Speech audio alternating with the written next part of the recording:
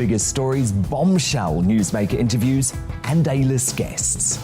And I guarantee you, no spin, no bias, no censorship, and no reason to go to bed. That's Dan Wootton Tonight, Monday to Thursdays from 9 on GB News.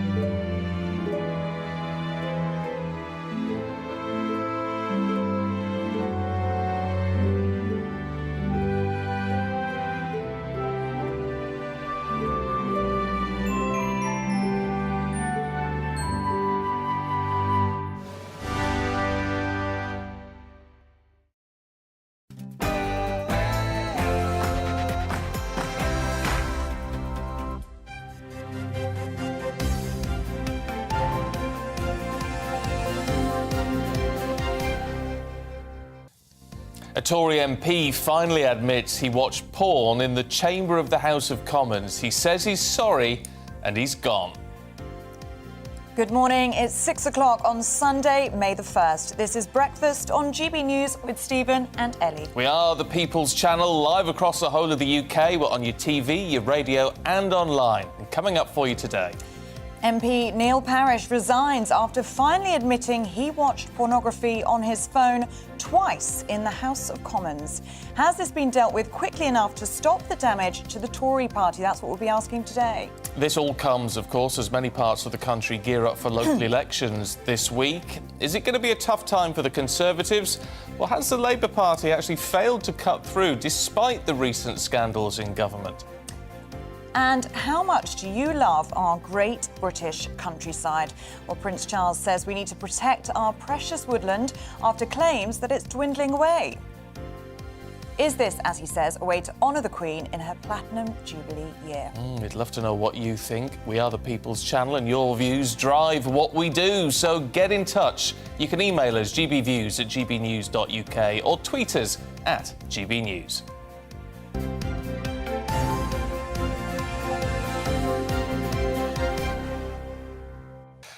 So our top story this morning, and the Tory MP Neil Parish, who's admitted twice watching pornography in the House of Commons, has resigned. Yes, his resignation will trigger a by-election in his Tiverton and Honiton seat in East Devon. Parish's departure was welcomed by the Conservative Party, following calls by many female Tory MPs for him to go. Well, let's talk to the UK lead at Young Voices, political commentator Jason Reed, who's here. Good to see you this morning. Good morning. Look, he claims he once, clicked on the wrong link, and the second time he just made a sort of fatally flawed mistake. Is it right that he has just decided now to sort of hold his hands up and go? I think it is right. He didn't really have any choice. His colleagues didn't leave him with much choice. I mean, once is one thing, but twice, and claiming that the first time was an accident, he was trying to look at a site about tractors. That, I think, is up there with the I was driving to Durham to test my eyesight excuse that Dominic Cummings pulled out during lockdown. It's hard to see how his position would have been tenable. He did try, I think, at first to get away with it and to say, I'm going to wait for the outcome of the investigation that's going on. But when he's already admitted to doing it and he's already discussed the fact that at least one of those occasions was intentional, it wasn't an accident, it does seem like resignation was the only option. And what was your reaction to this story? Because, it was the talk of the office this morning. We were saying it's most men do watch porn, but it's the fact that it was in work, not only in work, it was in the House of Commons. It's absolutely incredible behaviour for so many reasons. It's his workplace, he's surrounded by other people. It wasn't like it was a private office.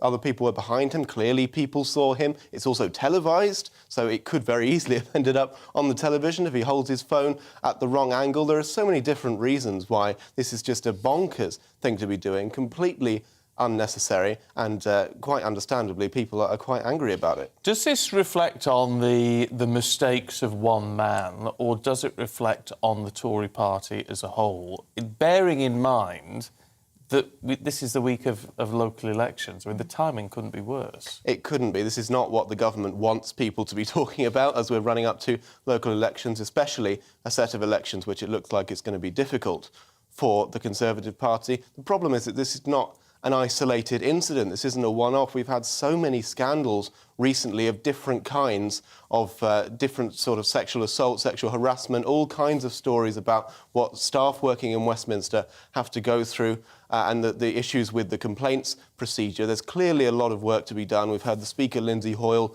talking about reforms. We've heard Andrea Leadsom talking about whether the independent complaints and grievance system is up to scratch. Clearly, there is some quite fundamental work that needs to be done. It's interesting, though, isn't it, in terms of the focus on all of this, because the government always gets it in the neck more. I mean, the party in power, I suppose, has to hold a bit more responsibility. I mean, Liam Byrne was suspended from the House for 2 days, wasn't he, after it was found, and he admitted, bullying a member of staff, which I know has been a big concern in the House of Commons.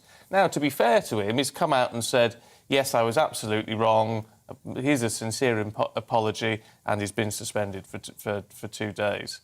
But it's almost been brushed under the carpet. We've forgotten about that. Yeah, I think it might just be a consequence of the fact that we have so many scandals and we can't give all of them the airtime that they deserve. But it's definitely true that the government tends to get a harder time of it than whatever party is in opposition. But this is not a party political issue. It's not like one party has sexual harassers in it and the other one doesn't. This is a cultural issue about politics in general. And so the issue dives a lot deeper than just one party versus another. Lindsay Hoyle talking about radical reform there of working practices in Westminster. Is this needed, do you think? And if so, what's that going to look like? Well, it's hard to say what it'll look like. It does seem like an impossible task for whoever the Speaker or whoever it is has to implement these changes, but it does seem like some change is needed because what they're doing at the moment just isn't working. There are so many cases like this, and the way that individual MPs' offices work, where the MP effectively is the boss of the office, and you've got lots of lack of checks and balances. There was the case where the Member of Parliament, David Warburton, who was accused of sexual harassment, his wife was in charge of HR in the office, and so there's been discussion of having some kind of central human resources body in Parliament. Maybe that's one way out of it. It seems like something needs to happen, but at the moment it does seem like a lot of talk and not very much actual action. I mean, have MPs had it too good for too long, in the sense that, as you say, they're sort of technically not employees? They're the boss. There is no central HR department. You know, so if a member of staff has a complaint, where on earth do they go to?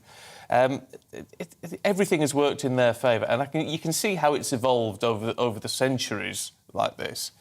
But I mean, in one sense, actually making it more like a sort of office environment and having some more central sort of groups to look after the welfare of the wider staff seems a sensible option.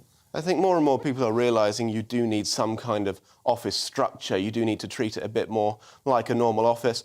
On the other hand, MPs haven't necessarily had it so easy. A lot of these problems are budgetary. Their staff budgets are on a shoestring. If you compare the number of staff that MPs employ with, for example, the number of staff that congresspeople in the US are able to employ, there's a huge difference.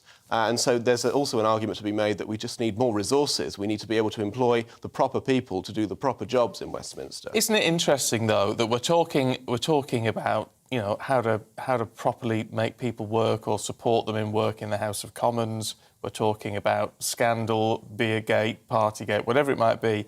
Everyone out there is thinking, they're concerned about Ukraine, and they're thinking, how on earth are we going to pay the bills and buy the food? I mean, it's like the focus has shifted completely in the wrong direction. Exactly, yeah. There's so much going on in the kind of Westminster bubble that it's easy to lose sight of the actual issues that, as you say, people care about. I'm sure people are much more concerned about putting food on the table than they are about Partygate or about which MP has had to resign this week because of a scandal. As important as those things are within Westminster, there is a very clear need for politicians to refocus on the issues. And I think these by-elections that are coming up because of MPs resigning and, of course, the local elections might be a kick up the backside for some parts of government to realise that actually people are not happy with the way things are going and people have real concerns about the money in their pockets. And so a bit more attention needs to be paid to that and less looking inwards. OK. Jason Reid, good to talk to you this morning. Thank you. Well, lots of people have opinions on that story. It is pretty bonkers, isn't it, as we were just saying there, Jason. Neil Parish, watching porn twice in the House of Commons. Do let us know what you think. Was he right to resign, or do you think apology would have sufficed? It's GBviews at gbnews.uk. But at 9 minutes past 6, let's just bring you up to date with all the other headlines. And as we were just talking about, actually, the Commons Speaker, Sir Lindsay Hoyle, is now calling for radical reform to working practices in the Commons after a series of bullying and sexual misconduct offences involving MPs in Parliament. He's written in The Observer today. He says he wants to make the House a safe and inclusive place to work. It's after the MP accused of watching pornography in the Commons says he had a moment of madness. Neil Parish resigned after admitting watching adult content twice in Parliament. The man charged with the murder of Katie Kenyon will stand trial in November. It's after police investigating the disappearance of the mother of two found a body in the Forest of Bowland. Workers need help to tackle the cost of living crisis, that's according to unions. The TUC say they need stronger wage bargaining rights and want the government to do more to help.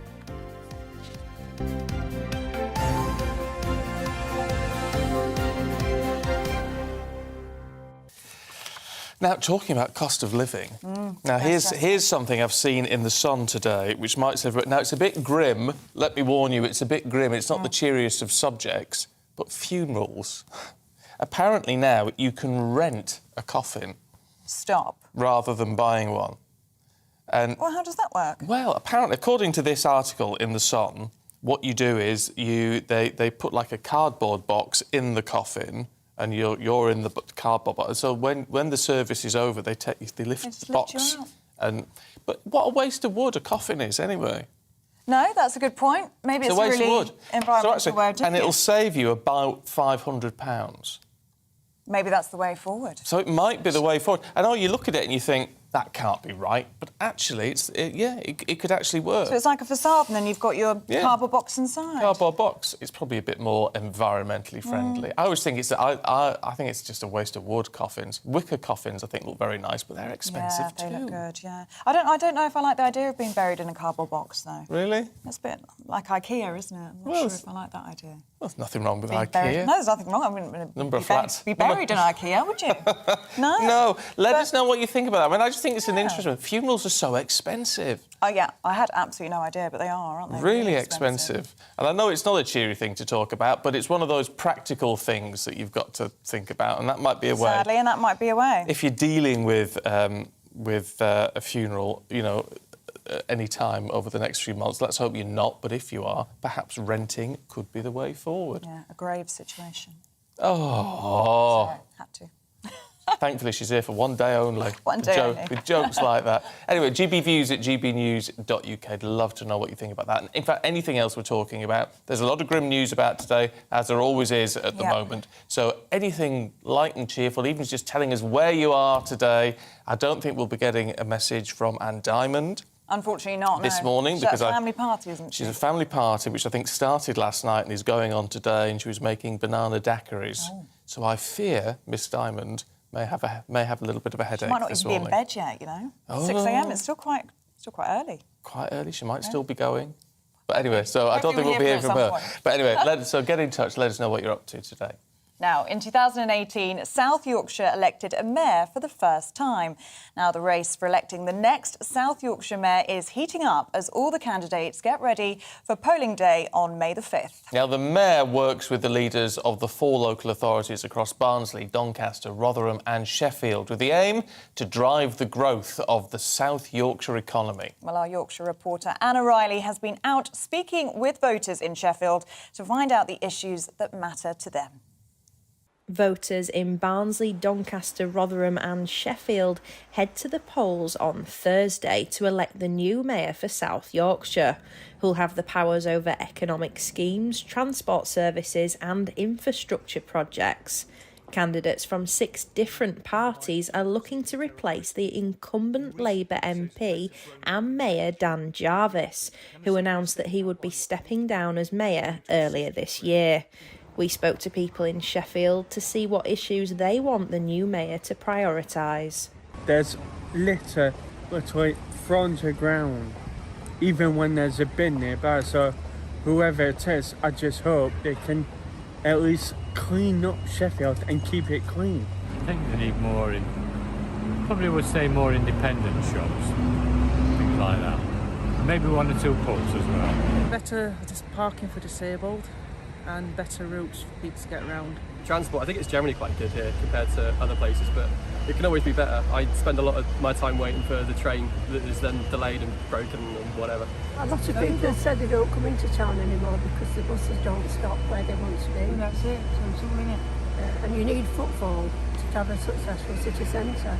So public transport, so for example like reliability of the buses. So you're waiting for the bus and it just doesn't turn up and then you end up being late to something because it doesn't come. I know that sounds petty, we used to get good Christmas decorations up, but I'm getting out a few little bits here and there and a Christmas tree and that's it. Rubbish. So, the 3 issues important to people in Sheffield and South Yorkshire are cleaning up the streets, better transport links and improved retail facilities. And on shopping also, people said that they want to get rid of these boarded up shops. They want more investment put into the high street to increase that footfall and improve the local economy. So let's see what happens in these local elections. Anna Riley, GB News, Sheffield. It's going to be one to watch. Look, I've never voted for a local mayor. No. Not where I live. We don't have one. No. So interesting, isn't it? I don't know what sort of effect they have. I should just tell you actually of the candidates, just in case you're in that area. David Bettany, who's Social Democratic Party, Simon Biltcliffe from the Yorkshire Party, Oliver Coppard from Labour, Joe Otten for the Liberal Democrats, Clive Watson for the Conservatives, and Bex Wyman for the Green Party. So there you go. Plenty to choose from if you're involved in that this coming Thursday. OK, stay with us because we will have plenty more to come, including the latest on Ukraine.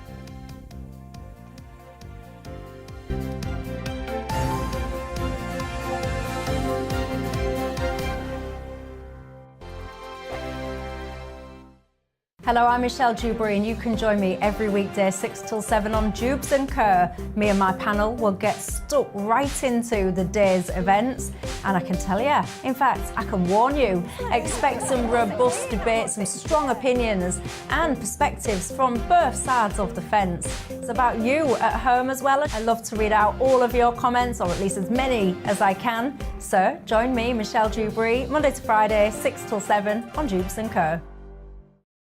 On radio, they call it the drive time slot, 4 p.m. until 6 p.m.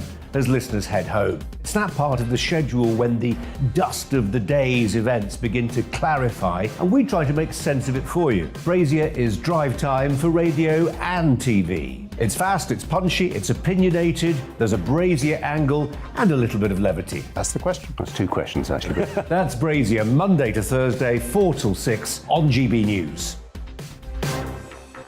Hello, I'm Patrick Christie's. And I'm Mercy Moroki. Make sure that you join us Monday to Thursday, 10 a.m. until midday, right here on GB News for To The Point. We're not afraid to talk about the topics that matter to you or the big topics that always matter. We cover absolutely everything, from the breaking political stories of the day to law and order, what's going on in the channel. We're not afraid to hold people to account. We always make sure we include your views on our show. Indeed, if you're thinking it, you can guarantee that we're saying it. So make sure you join the conversation with us, 10 a.m. until midday, Monday to Thursday for To The Point on GB News. I'm Dan Wootton. Join me Monday to Thursday from 9 to 11 for the feistiest and most fun news debate on TV, where free speech reigns. I'll bring you a sharp take on the day's biggest stories, bombshell newsmaker interviews, and A-list guests. And I guarantee you, no spin, no bias, no censorship, and no reason to go to bed. That's Dan Wootton tonight, Monday to Thursdays from 9 on GB News.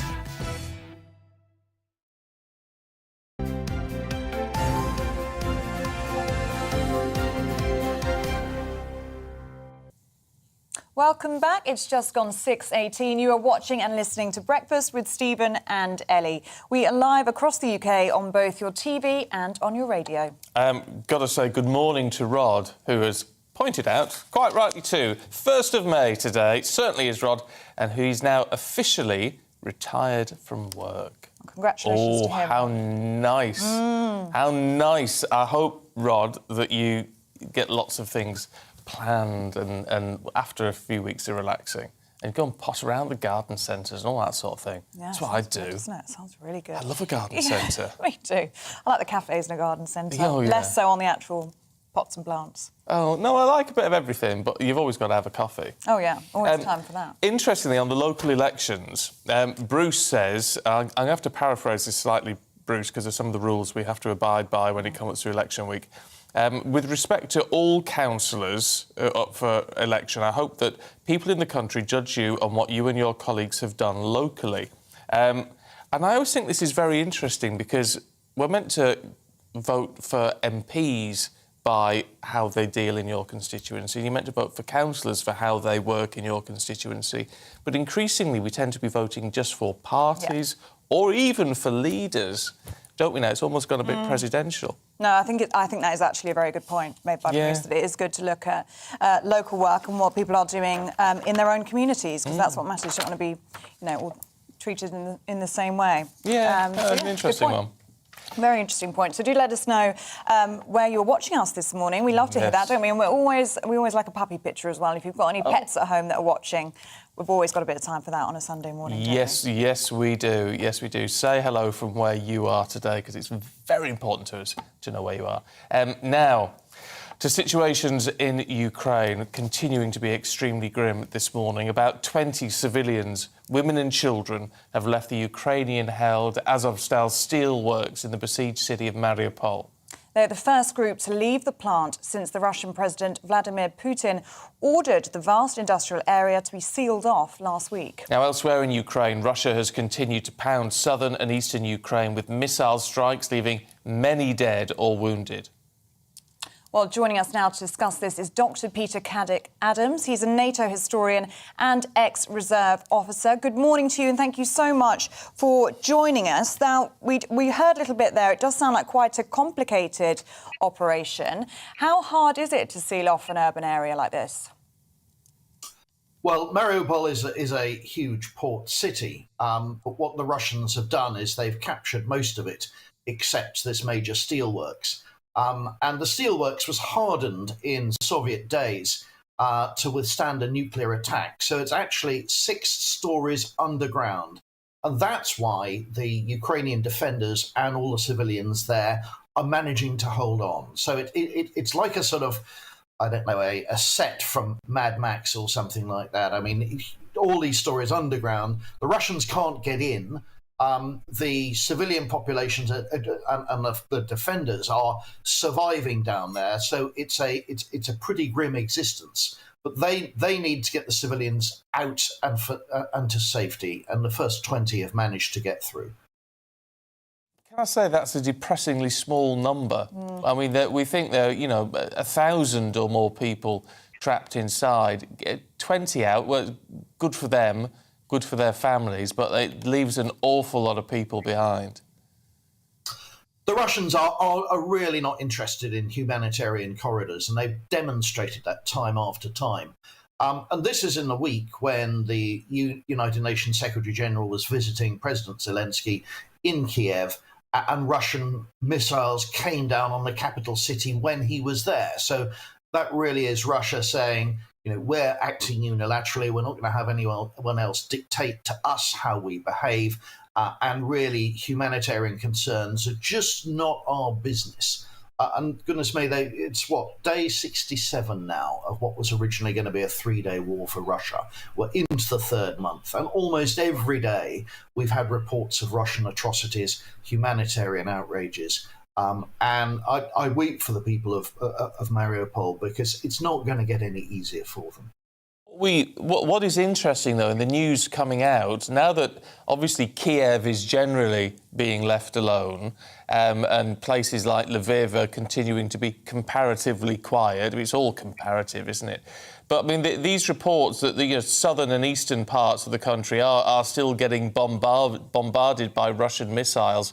In a way, we're not getting a lot of detail. It almost seems like it's an isolated situation, when, of course, the reality is they're still holding a pretty big swathe of land. Well, the thing about Mariupol and why the Ukrainians carry on to resist there is it's pinning down huge numbers of Russian forces. And they would be fighting elsewhere and advancing on some of the objectives. So that's why the Ukrainians are carrying on fighting, and that's the ultimate aim. What Ukraine has managed to do in the last 10 days of this new phase of the Russian attack is hold the Russians and actually start to push them back. And that means the long-range Russian artillery just can't get at places like Kharkiv and some of the frontline positions. And so the Ukrainians are actually managing to shield their civilian population more and more. And the news stories we hear about these rocket attacks, they're almost the only way the Russians can get now at the civilian populations. It sounds grim, but it's more positive from a Ukrainian point of view. The Russians are being held back, and their artillery, which can fire 20 kilometers or more, is just being held back. So slowly the tide is turning. And with all these Western weapons pouring into Ukraine, things are beginning to look up, I have to say. And what's the morale like for Russian troops right now, Peter? Because, as you say, this was a special operation, they were told, were only going to last 2 or 3 days. We're now on day 66 into this war, and they've had to pull back from the northeast of the country, heading more towards the eastern side instead. They must be feeling pretty depleted, right? Well, I mean, there are two stories here. One is the equipment with which they were provided, even from day one, was lamentable. They were short of food. They were given either out-of-date rations or no rations at all, and that probably explains why they started to plunder and loot. And their medical packs that you find on each Russian soldier who's captured are absolutely pathetic. A couple of Band-Aids, and that's pretty much it.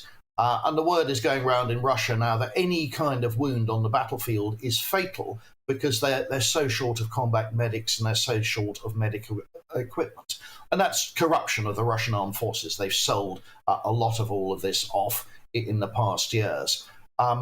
So their morale is low from that point of view. And so many units have taken massive casualties, and they're now being merged. And that's never good for morale if your friends around you are killed, and your particular unit, your band, your battalion, your company has to be merged with another one. So, and you can't hold this secret amongst the troops at the front.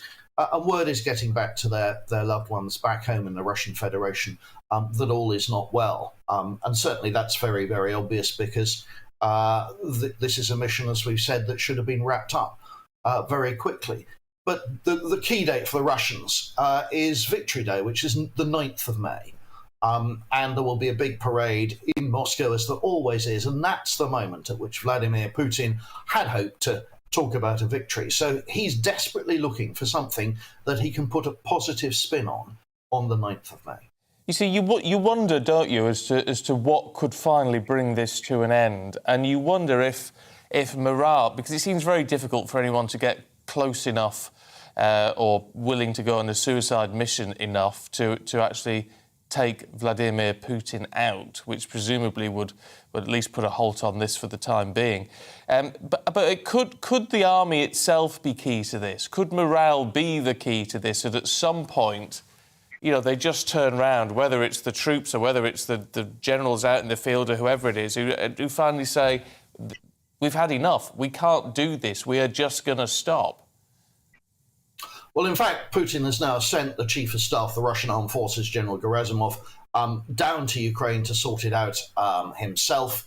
And so he's put the top man in place to try and achieve a victory. That's quite clever of Putin because, of course, if it all goes wrong, he's now got a number one scapegoat. and Putin can say it's nothing to do with me, it's not my fault. But we do know there's a power struggle going on in Moscow between all the uniformed security officials, the FSB, their secret service, the border police, the riot police, all the people who do internal security in Russia, and the army. And at the moment, the internal security people are the ones who advise that Ukraine would fall, that they would love Putin to bits, and it would all go swimmingly well. But that's the stable from which Putin himself comes from. And they're discredited, and at the moment it's the army who have the upper hand. So they've been given a chance to try and put some kind of positive spin out of this invasion.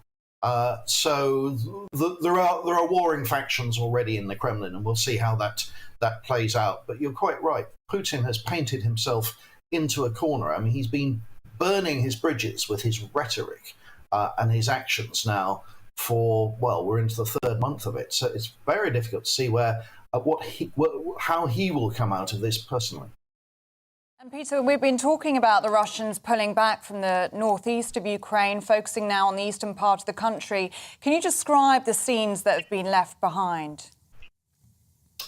Yeah, I mean, the Russians have never really got into the major cities. And of course, around the cities are all the little sort of satellite villages. To us, they are really the suburbs from which people commute into major places of work, 20, 30 miles, in exactly the way people commute into the big cities in the United Kingdom.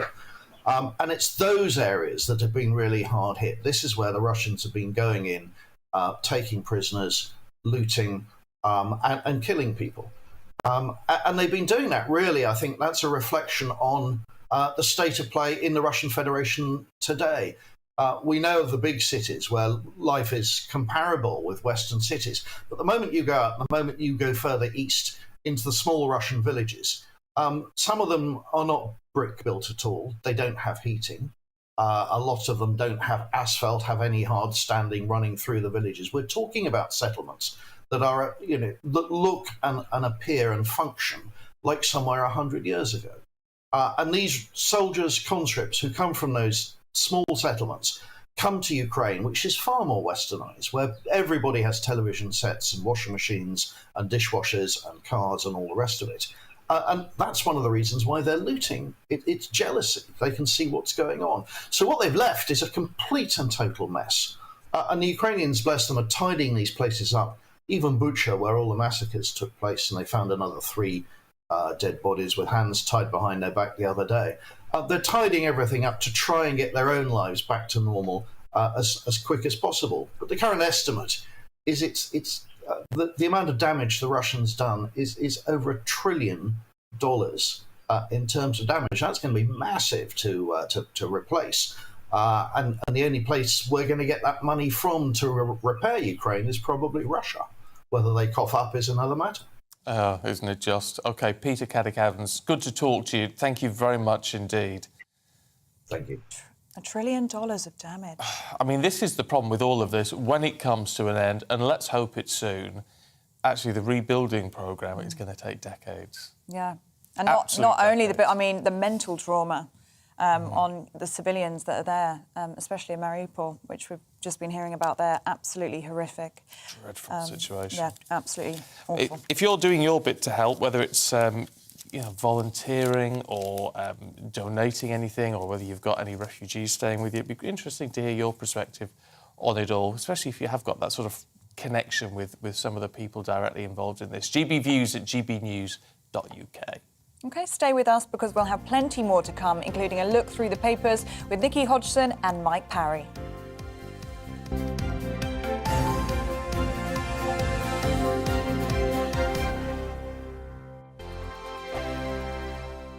Hello, I'm Michelle Dewberry, and you can join me every weekday 6 till 7 on Jubes and Kerr. Me and my panel will get stuck right into the day's events, and I can tell you, in fact, I can warn you, expect some robust debate, some strong opinions and perspectives from both sides of the fence. It's about you at home as well. I love to read out all of your comments, or at least as many as I can. So join me, Michelle Dewberry, Monday to Friday, 6 till 7 on Jubes and Kerr.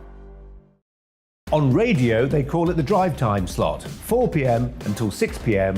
as listeners head home. It's that part of the schedule when the dust of the day's events begin to clarify, and we try to make sense of it for you. Brazier is drive time for radio and TV. It's fast, it's punchy, it's opinionated, there's a Brazier angle and a little bit of levity. That's the question. That's two questions, actually. That's Brazier, Monday to Thursday, 4 till 6 on GB News. Hello, I'm Patrick Christie's. And I'm Mercy Moroki. Make sure that you join us Monday to Thursday, 10 a.m. until midday, right here on GB News for To The Point. We're not afraid to talk about the topics that matter to you or the big topics that always matter. We cover absolutely everything, from the breaking political stories of the day to law and order, what's going on in the channel. We're not afraid to hold people to account. We always make sure we include your views on our show. Indeed, if you're thinking it, you can guarantee that we're saying it. So make sure you join the conversation with us, 10 a.m. until midday, Monday to Thursday, for To The Point on GB News.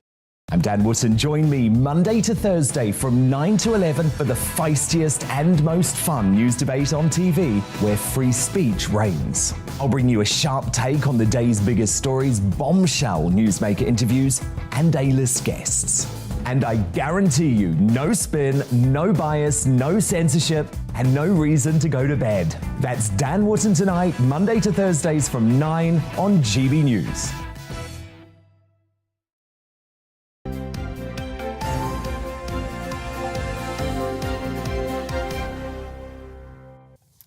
"6:34, morning to you." She's very cheeky, this one. Ellie Costello, who'd have thought it? This is Breakfast with Stephen and Ellie, live across the UK on your TV and on your radio and online. I was asking you earlier on what you thought about renting a coffin. I know it's a bit of a depressing subject in a way. But no, it's true. Because apparently it's a thing, and it saves you about 500 quid. They put you in a cardboard box and put that in the coffin and then lift it all out. A few people getting in touch. Elaine in Swindon says, it makes perfect sense to rent a coffin. Why haven't we thought of it before? Especially for cremations. I've always wondered if the coffin gets cremated as well as the deceased. Yes, they do. Please put me in a cardboard box and burn me when I die. Elaine. But I like the practical approach to it because we've all got to deal with it. Michael in Gloucester and Joan have also been in touch on this about relatives who've had cardboard coffins. I think it's a pretty sensible idea, to be honest. I don't like the idea of being buried in a cardboard box. I just don't know if that's it to me. Do you like it? Doesn't bother me. Doesn't bother you? I think all the worms would get him pretty quickly. Well, they're going to get in anyway. They're going to get in anyway. I think that's what, yeah. At least, you know, you'll have rotted away by the time you get through the wood, but with a cardboard box, bloody, it'd be mush, wouldn't it, by the time it's in the ground? Well, it doesn't matter. So much better for the environment, Mike, though. Exactly. Sorry? So much better for the environment. Well, it might be better for the environment below ground, but we're only worried about the environment above ground, aren't we? No. Oh, it's all an ecosystem. As you can tell, Mike Parry and Nikki Hodgson are here. They're going to take us through the papers in a couple of minutes. But before you two properly kick off, let's have a look at the front pages, should we? We'll start with the Sunday Telegraph. Focuses on the Porngate scandal as Neil Parish resigned as an MP yesterday. It also says the Conservative Party has pledged that half of its MPs at the next election will be women. The Sunday Mirror leads with the headline, "I had Monster Belfield's secret son." It reports that the killer of Millie Dowler fathered a son weeks before committing the murder. Sunday Express has Putin's army of saboteurs targeting Britain. Sources tell the paper MI5 has been tasked to increase the monitoring of people arriving in the UK. The Mail on Sunday claims that Labour has made a secret agreement with the Lib Dems to sway the local election results. The mother of James Bolger, who was killed by two teenagers in 1993, has spoken to the Sunday People, saying she only has 2 weeks to keep her son's killer behind bars. It's time to go through the papers now, and joining us this morning is Nikki Hodgson and Mike Parry. Nikki, let's start with you. Obviously, the Neil Parish story all over the front of the newspapers today. And the Tories are saying half of all MPs will be women. They're hoping. What do you think about half this? of their candidates, at least, I guess. Yes. Yeah. So, obviously, Partygate has turned into Porngate. I mean, could it have got any worse for Boris Johnson? Don't know. Probably could have done, actually. considering that, wasn't there an inquiry done into the House of Commons computers that found actually a large swathe of them had pornographic images on? This was a couple of years ago. So, anyway, back to this... I sort of think if they did that in any office... I think they would too, actually. I think they would too. I suppose, so what they're saying is that, Oliver Dowden's saying, oh, well, the Tory party doesn't reflect the makeup of Britain. We only have a quarter of our MPs that are female. It should be half. With Labour, it's more than half of all MPs are actually female. So, why has it taken so much for them to catch up? The problem with that is that he's effectively saying that he needs women to be the moral arbiters of the men in the Tory party. Is he? Well, it sounds like it, because if he thinks that just by virtue of having women, people's behaviour will improve, I mean, that's a very Victorian idea that we need women around us to behave better. I thought it was... But can't be arguing it's all about equality? Well, he is, but he's trying to give people reassurance that if there are more women around, then things will be better for women. I think it's total inequality. Discrimination of the very worst kind, because what this suggests, and I'm a male, OK, I'm a male gentleman of a certain age, half of our MPs will be women's age. Does that mean that men can't be trusted now in Parliament? Therefore, we've got to reduce their numbers. I mean, the behaviour of this man who's now resigned, the Tiverton guy, what's his name, Neil Parish, it was absolutely disgusting. But I've never watched pornography on a machine or anywhere else. I have never, in a working career within the media, in busy offices and newsrooms and studios, I've never had a problem with misogyny from myself or anybody else. And I think the idea now that, well, the only way you can balance up a workplace is to make sure there's 50% men and 50% women. I'm sorry, you give people jobs on the merit of their ability to do the job. But, Mike, don't you think it's peculiar that the Labour Party has more than half of its MPs women and the Tory party only has a quarter? Don't you think that's... that's peculiar, and we should unpack that. Especially when women are making up half the population. Why aren't they half the workforce? I tell you what strikes me with that, and it's only because I was thinking about it the other day, and you think, there was a big intake of female Labour MPs under Tony in Blair. 1997. Blair's babes, Blair's babes? Yes. If that's not a misogynistic term, what is? Well, we don't use it anymore, but the idea behind it was that it was unequal and we needed to encourage more women into Parliament. I mean, at the minute, MP Stella Creasy is making the point that she wants mums in Parliament because there are too many working mums that don't have access to childcare that have got amazing skills and could make fantastic MPs. So what we need to do is take away some of the barriers that stop women from entering politics. But what the story is really about is that there is a culture of blokishness in Parliament. I've been to loads of meetings there, I've worked there loads of times. It is extremely male feeling when you go in there, and it needs to be more welcoming to women. But then shouldn't the selection process be more rigorous for those who are chosen to represent their constituencies? I agree with everything you've said. There is a blokish attitude to the Commons. I go there occasionally still, and you can still feel it in the air and all that. But what I'm saying is they've got to be educated at constituency level to appoint people, man or women, to go up there and act like normal human beings, not take any prejudices. I suppose there'd be an argument to say, wouldn't there, Mike, that if the Commons was more open to women in terms of things like childcare and all that, then more women who would be good candidates would put themselves forward. I totally agree. And also, women enter politics later because they've established their family situation and then they feel able, when their children are young, to get in. Men can start getting ready to get into politics, in local politics or working as a special advisor in Westminster from the age of about 21 when they leave university. So they've got an already standing start, if you see what I mean, on getting into Parliament. So that should be addressed. I totally agree with that. Absolutely. The opportunity to get into Parliament should be addressed, but not on the character of the individual to say, just because you're a woman, we're going to give you favourable treatment. But that's not what Oliver Dowden is saying at all. He's not going to say that we're going to prefer women candidates. He says we need to encourage more women candidates and shift the numbers. That's very different. There'd be a problem for a women-only shortlist, which is what the Labour Party... which the Labour Party has done, and he's not suggesting that at all. So I think it's perfectly reasonable what he's saying, but I don't like the idea that he thinks by virtue of having more women around, behaviour will change. Do we over-egg all of this? Only that Linda's been in touch. Morning to you, Linda, who says, personally, this is about Neil Parish, I don't think he should have resigned. What he did was wrong. He should have apologised and been given a warning. But in the great scheme of things, it just wasn't that bad. Mobile phones should be banned in the chamber anyway. What do you think? I just think, gosh, can you not control yourself? I mean, I don't know. I just think it's a very, very odd thing to do, given what we know about people's attitudes to porn. It's actually not about the rights and the wrongs of watching porn in general. It's about the context in which he did it. Anybody watching porn at work when they're meant to be doing the job should be in trouble. But I think there's that's just arrogance quite about easy it, to isn't understand. There's a shocking arrogance about it. Yeah, there is. But people kept saying, oh, well, they shouldn't have been looking over his shoulder and all that. Don't you understand? The Commons are levelled, seats exactly. that go back like a football terrace, and any woman sitting behind him would have got a better view of what was going on his phone than he did himself. Absolutely. It was an outrageous thing to do. Or any man as well. You know, it's not just women that are offended by porn. People are, you know, and equally consenting adults like to watch it. So, you know, it's the context that's the issue. Yeah. No, interesting, isn't it? It's an interesting issue, and it's good that we're talking about it, at least. Mike, let's have a look at Ukraine, should we, in the Sunday Express? That's right.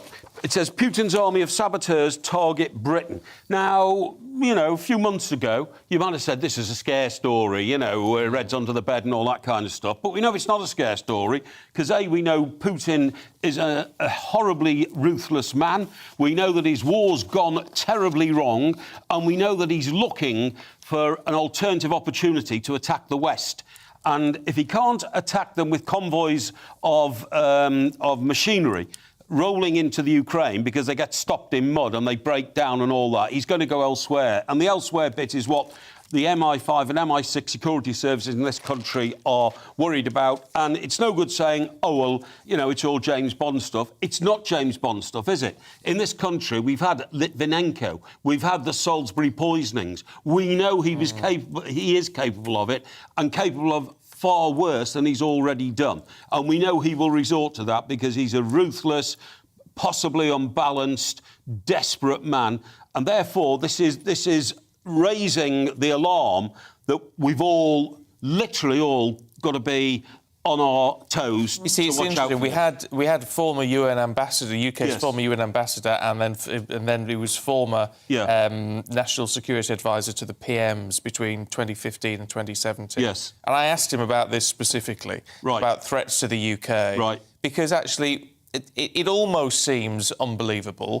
But then when you say you look at Novichok in Salisbury and Polonium-210 with Litvinenko, and you think you can absolutely understand someone coming and just do it, and actually a proper terror attack in that sense. Without a shadow of a doubt. Also, what this report says is in the Sunday Express, it might not necessarily be attack to kill and to cause damage. Humiliation is often a weapon in war. So, for instance, they cyber-attack us and all of a sudden Heathrow Airport is closed down. Do you see what I mean? It makes the country look weak. And remember also that this story is very serious because Boris Johnson, our Prime Minister, has been identified by the Russian authorities as enemy number one to the Kremlin and to Putin. Therefore, we're probably top of the list. Yeah. What do you think, Nikki? Yeah, I mean, we have to be really careful. I mean, I think one of the things that really worries me is kind of cyber espionage and the amount of misinformation. You know, there's already so much about what happened during Brexit, and prior to that, I don't need to go on about all, you know, the idea of Russians infiltrating Facebook and giving us mixed messages about what's actually going on. But what I am also very conscious of is us getting fearful of any Russians that are living in Britain right now and any kind of prejudice that might occur as a result of that. You know, it isn't everyday Russians. It's a very certain subset of people. And you probably will never encounter them, but it is good to be alert, And that's a really interesting point. I'll tell you what infuriated me over the COVID situation was when people started attacking Chinese people, which is just disgusting. And so you've got to bear in mind that, you know, that we've all... I mean, I know one or two Russian people. I've come across Russian people throughout the course of my life. It's not them. No, of course it's not. It's nothing to do with them. So we've got to be really careful. You've got to temper your views with that. But I think that has been made clear, Stephen. I mean, I've been to Russia about a dozen times. And I love it as a country, the culture, the buildings, the golden domes on the top of the Kremlin. And I love the Russian people for the way they have readjusted to, quotes, a free country, or it's not that free. I don't think anybody's blaming the Russian people themselves. I think they're as much a victim of Putin, aren't they, as everybody else. Yeah, but do you know what? It's easy to start having this anti-Russian feeling. There are some parts of society that do just want to have a go. Absolutely, and they're easy targets in many ways, the Russians in Britain. And that's totally unfair. It's totally unfair. Now, Nikki, in the Mail on Sunday, I thought I'd never say this again. We always used to talk about this donkeys years ago, the Lib Lab Pact. Yes, that's right. Back in the 70s. OK, so apparently this exclusive from the Mail tells us that Labour and the Lib Dems are in cahoots to try and stop Boris Johnson at the next election by standing down MPs in constituencies where the other party might have a stronger hold. So this is according again to Oliver Dowden, who's been very busy this week. Yeah, it's been busy. And he's written this open letter to Keir Starmer and said, look, you're standing down MPs where you think there's more chance of Lib Dems winning, and Ed Davey's doing the same with his party, and it's to try and bring the Tories down. Well, I don't know if this is against the rules. I mean, he's criticising it as a strategy. It's not against the rules. So what's the problem? I mean, isn't that just very good politics? Isn't that just good tactics if you're the opposition? I kind of don't know how I feel about it. Doesn't it show utter desperation from both Labour and the Liberals? To me, it's just utter desperation. Also, doesn't history tell us that once you start trying to gerrymander the vote anywhere, all started in Northern Ireland years ago, once you start trying to gerrymander, it usually goes horribly wrong and usually end up with something nobody anticipated or expected.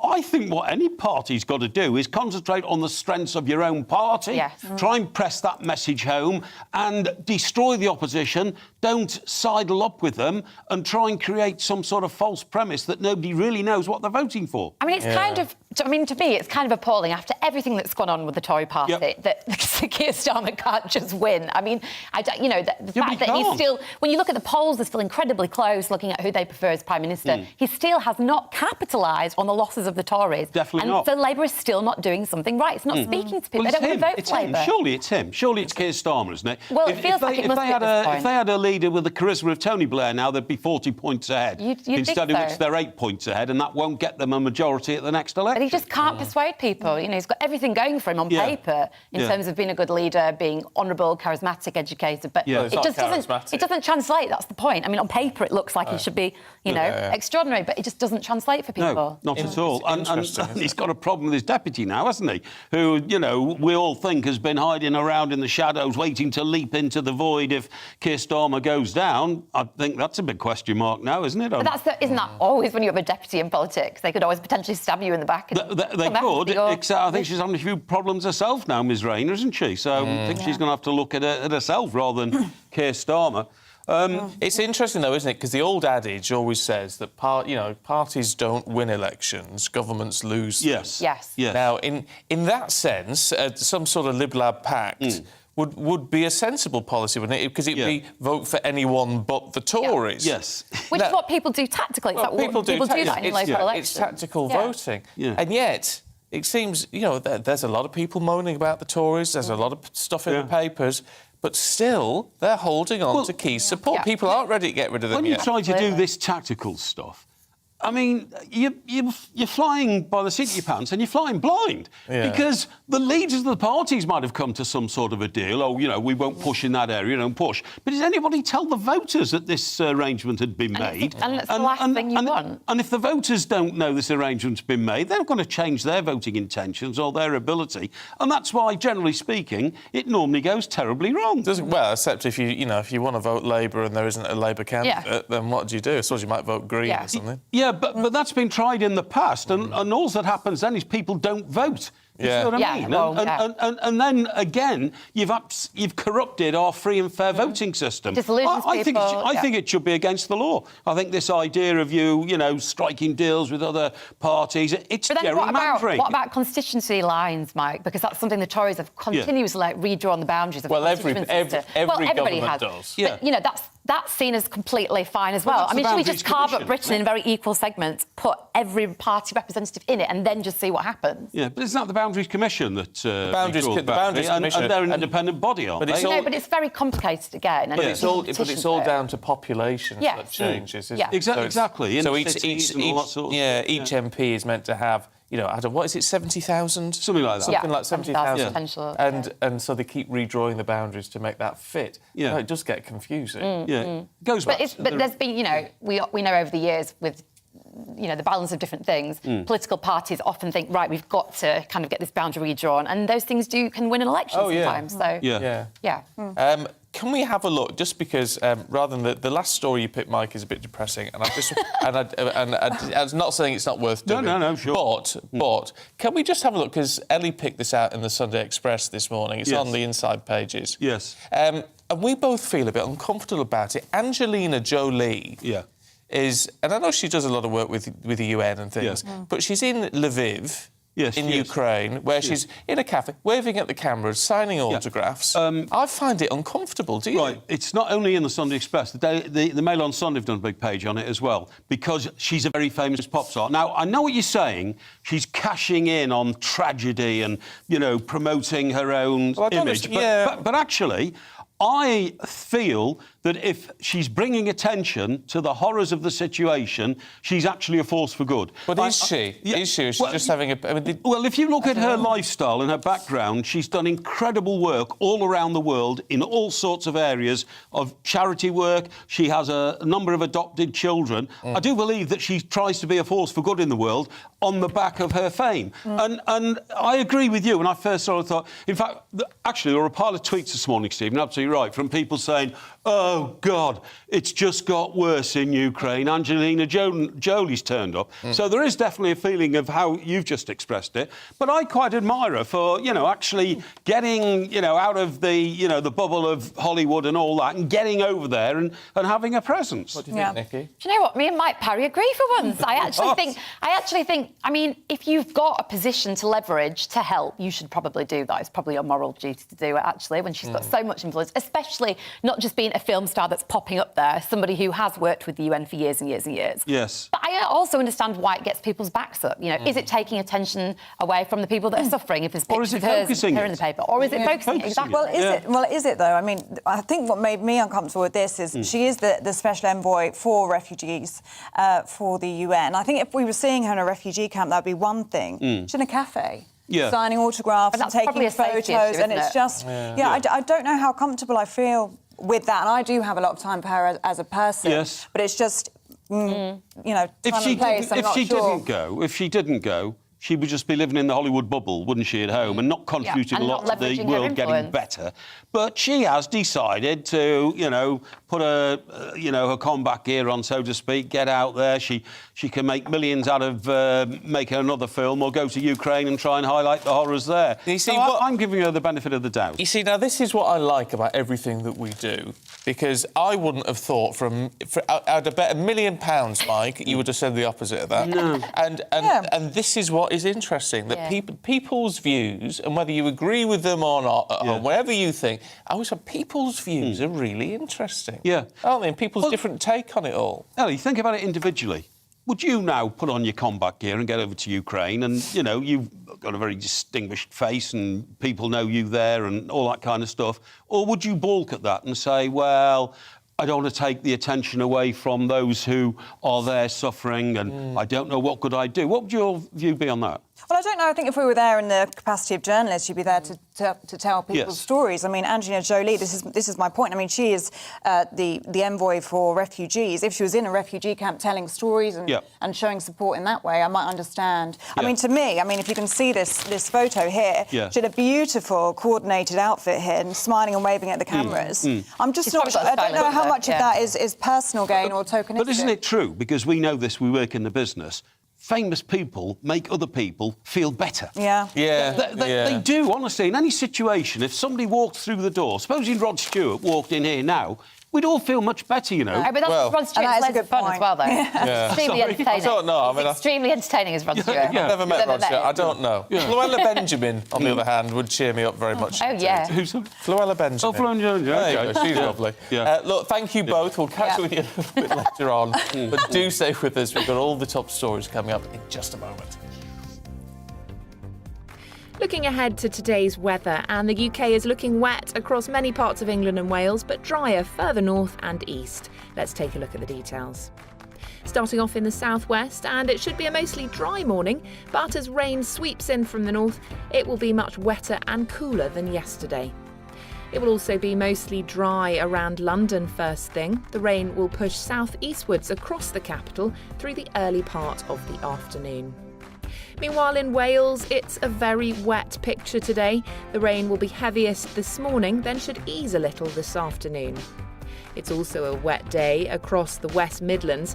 Whilst the rain is not going to be particularly heavy, it is going to last through the morning and into this afternoon. Most of the early rain in the northeast will mostly die out this morning. As a result, it should be drier here than elsewhere, although still largely cloudy with temperatures on the low side. It will also be a mostly dry but largely cloudy lunchtime across Scotland today. Sunshine will be limited and there may be the odd shower around, most likely towards the west. Meanwhile, in Northern Ireland, it's not looking as wet as yesterday, but we still have quite a damp day ahead with plenty of cloud and some outbreaks of rain. The rain will continue to push south-eastwards later with some lingering outbreaks, particularly for England and Wales. And that's how the weather is shaping up for the rest of the day.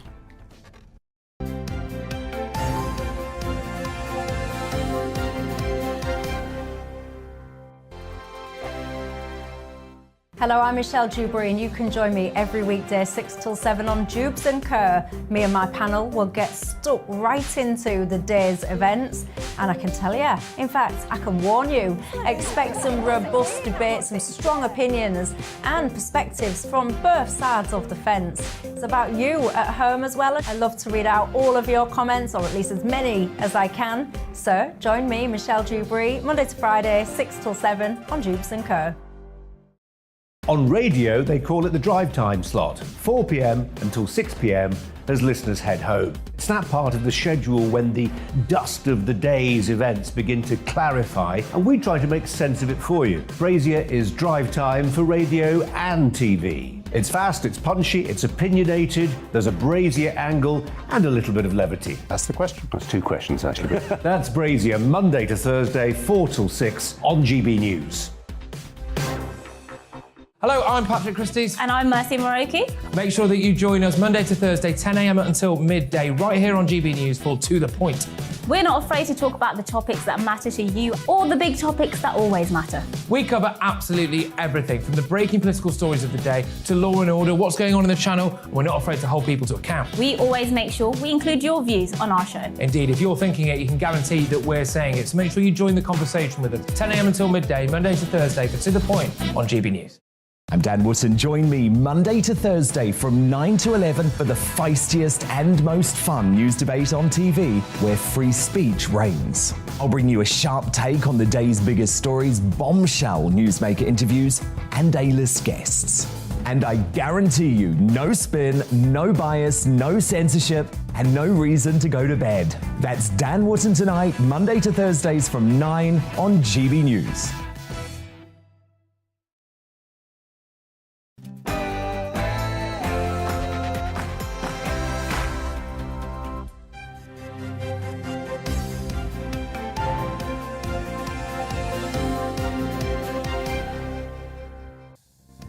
A Tory MP finally admits he watched porn in the chamber of the House of Commons. He says he's sorry, and now he's gone.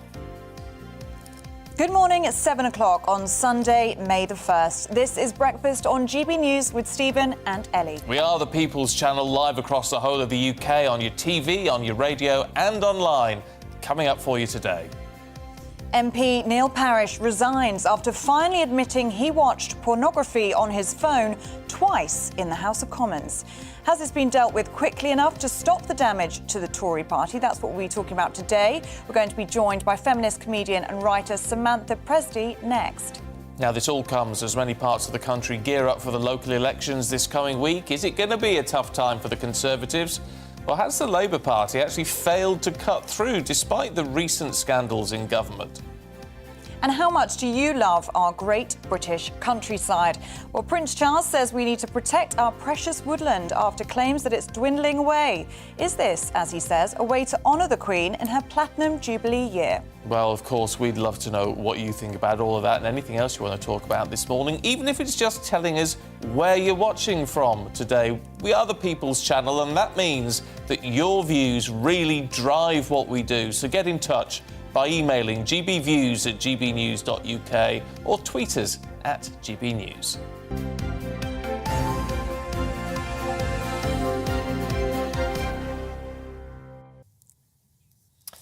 Now, there's loads of you getting in touch already this morning, but what we want to ask you for a little bit is about trains. Britain's largest rail union is gearing up for disruption, and this could be, we're told, a summer of chaos. The last thing we need, isn't it? Well, a senior RMT figure said the body was preparing for civil disobedience. So we're asking this morning, how have your recent rail journeys been? And have you been taking advantage of the Great British Rail Sale? You can get some really cheap tickets out there at the moment. You can. There's a lot that are sort of half price and things. It does beg the question. I mean, we do allow protest in this country, and that is generally a good thing. I think it's good that people can have their say.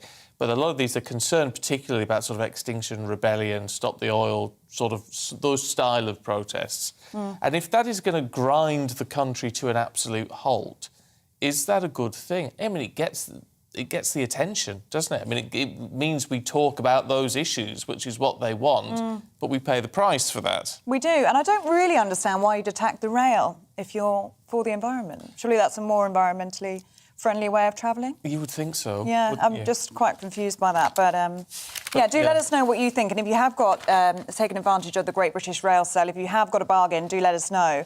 I did see some tickets to Newcastle, £5. Really? From London, yeah. Wow. So that was pretty good. But some people saying they went on and absolutely nothing to be had. So do let us know if you had any success with that. GBViews at gbnews.uk. But no fun on the West Coast Main Line this week, bank holiday weekend again. Travel chaos. It's travel chaos, shut down. Euston's closed down. I mean, it's still absolute madness.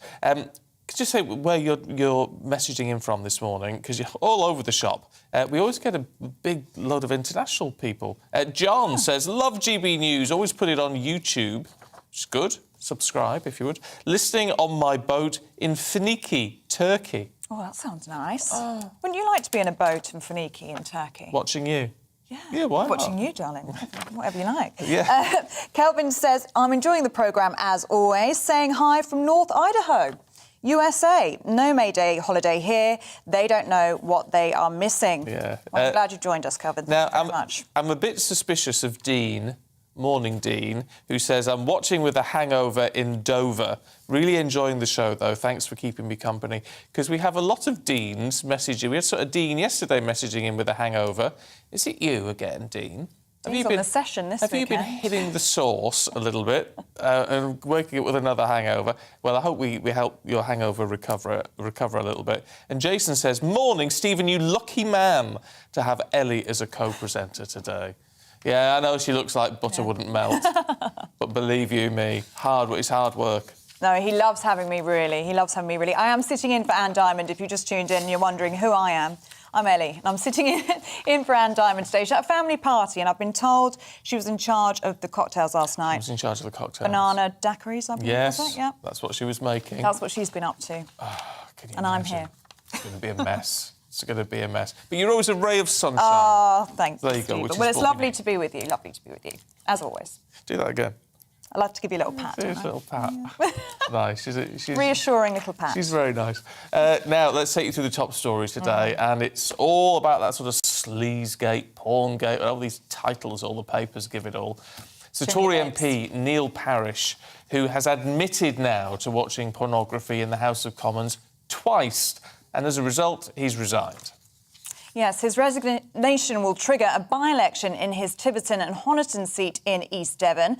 Parish's departure was welcomed by the Conservative Party, following calls by many female Tory MPs for him to go. Well, let's talk to feminist comedian and writer Samantha Presti. Good morning to you. It's good to see you. Is it right? I sort of wonder, is it right? You're a comedian. Is it right that we call you a feminist comedian? Is that something which is sort of a key part of what you do? I guess kind of. I don't mind if you want to call me a feminist comedian. I talk a lot about female empowerment in my work, so I don't mind. so with that perspective then, what is your view of all of this? Is this something which is sort of symptomatic of what we see in society and sort of misogynistic behaviour, if you like? Or is this just an incident? He said he made a mistake, lapse of judgment. I think it's absolutely bonkers. When I heard about it, I thought he must be a sex addict. And then I saw him do the interview where he admitted it, and I thought, well, he doesn't look like a sex addict. Maybe he's never seen porn before and he just couldn't take his eyes away. It's just absolutely bonkers to do a thing like that. In public is one thing, but at work is even worse. Like, who does that? Who in their right mind would open pornography publicly on their phone? It's like showing someone your personal diary. It's a very private thing. So, yeah, it's just mind-boggling why he would choose to do that with other people sitting around him at work when he's been elected by the public as a leader to set a good example for our citizens. But also, you know, the reputation of our country is I think it's embarrassing for the country. It's just so weird. It's just a weird thing to do. I think your reaction is probably the reaction of many, many people watching, that it seems an extraordinary thing to do in the workplace and in the House of Commons chamber, of all places. But there does seem to be this argument building that says what he's done is an affront to women, and it was women who apparently saw it on his phone, other female MPs who then made the complaints. Is this an affront to women, or is it just simply this, you know, very, very strange lapse of judgment? Well, we don't have sort of all the facts yet. We know that he's been caught watching porn at work around other people, some of whom are women.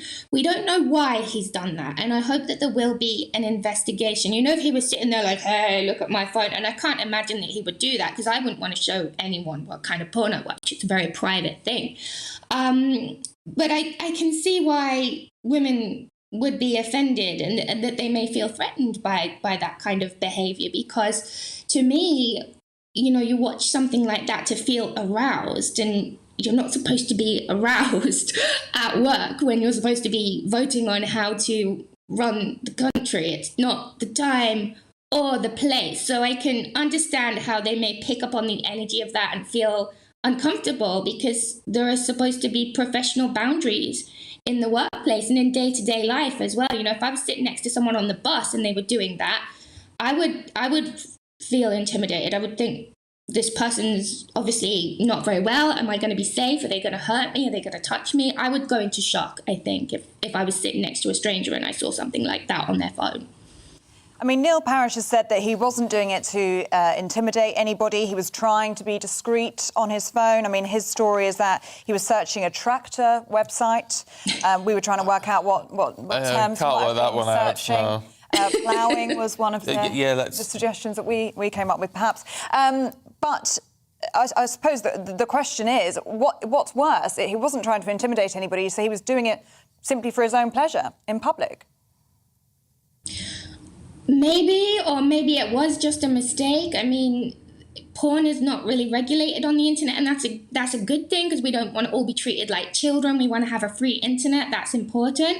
And it can happen. It doesn't happen a lot, but it can happen where you make a spelling mistake and bam, it's on your screen, hardcore. It can happen. So at this point, you know, prior to an investigation, I'd be willing to give him the benefit of the doubt, and maybe he was just so shocked by what he was seeing. He's not the kind of man that's ever seen anything like that before, or possibly, you know, he could be an addict, and that's an illness. So I would have compassion for that, but still, you know, he has to take time off work. This is a problem. It's not okay. And Samantha, I just wanted to bring this to you. This is from Linda, who has emailed us in. She says, personally, I don't think he should have resigned. What he did was wrong. He should have apologised and been given a warning. But in the scheme of things, it wasn't that bad. So what do you make of that? Do you think he was right to resign, or do you think an apology would have sufficed? I feel like we would need more facts. You know, we don't know if it... Yeah, we'd need an investigation. I feel if he resigned because of public pressure, and he's voted by the public, then maybe it's the right thing to do. I'm not too sure. I think he made a mistake. He doesn't seem to have actively, intentionally tried to cause harm to anyone. I feel like if that was to happen in an ordinary workplace, and, you know, that's someone's bread and butter, and they get caught doing a thing like that, I don't think that they should have to quit their job, because, you know, an ordinary person could be left without money to pay their bills, but there should definitely be time off to investigate, and, you know, maybe that person person needs support. Maybe they have some sort of addiction or mental health issue. So I feel it's important to keep an open mind and have compassion until we have all of the facts and an investigation has been completed. Yeah, that's a really interesting perspective, actually. Samantha Presti, it's good to talk to you this morning. Thanks very much indeed. You too. You're welcome. I do find that very interesting that, clearly, she's not happy, people aren't happy with what's going on, but there is that sense of compassion. I do think, though, in terms of resignation, when you're a politician, and because you are a public figure and it's going to be in the papers and it's going to be on the TV and the radio, then actually what else can you do but resign? Because it is just not going to go away while you stay in position. Yeah, and it's his family, actually, that I feel really sorry for in this. I mean, his wife is standing by him, but very, very embarrassing for her, of course, that her husband has been caught watching porn twice in the House of Commons, no less. So I'm sure lots of you have opinions on what we've just been talking about there. gbviews@gbnews.uk. Do let us know what you think. Was he right to resign, or was an apology enough?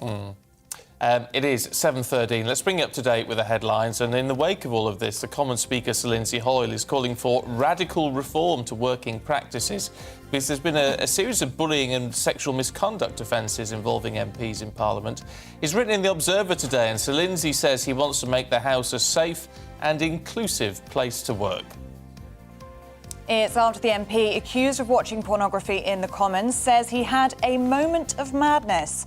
Neil Parish resigned after admitting watching adult content twice in Parliament.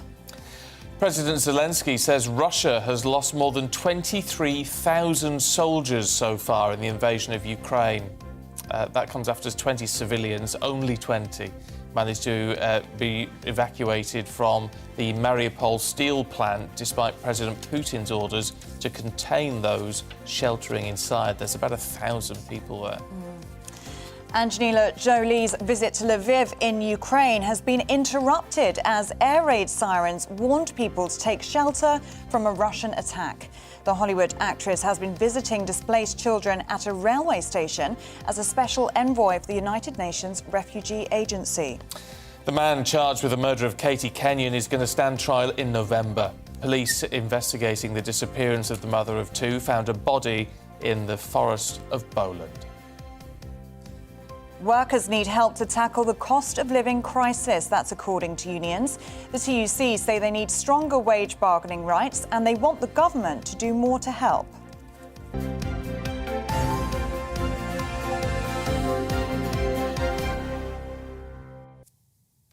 Well, around 20 civilians, women and children have left the Ukrainian-held Azovstal steelworks in the besieged city of Mariupol. Well, they're the first group to leave the plant since Vladimir Putin ordered the vast industrial area completely sealed off. Well, Russia has continued to pound southern and eastern Ukraine with missile strikes, leaving many dead or wounded.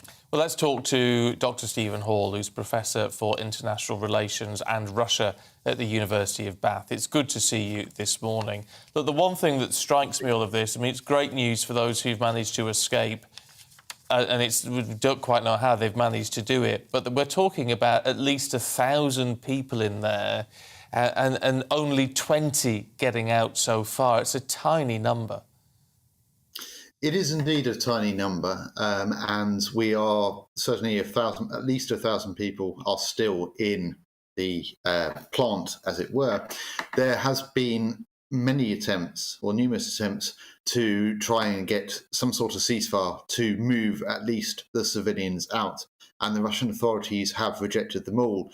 I saw yesterday that Pope Francis asked 3 times directly to Vladimir Putin to get the civilians out, and these were rejected. So at the moment, 20 civilians have managed to get out, and that's wonderful, but there are still many, many more behind.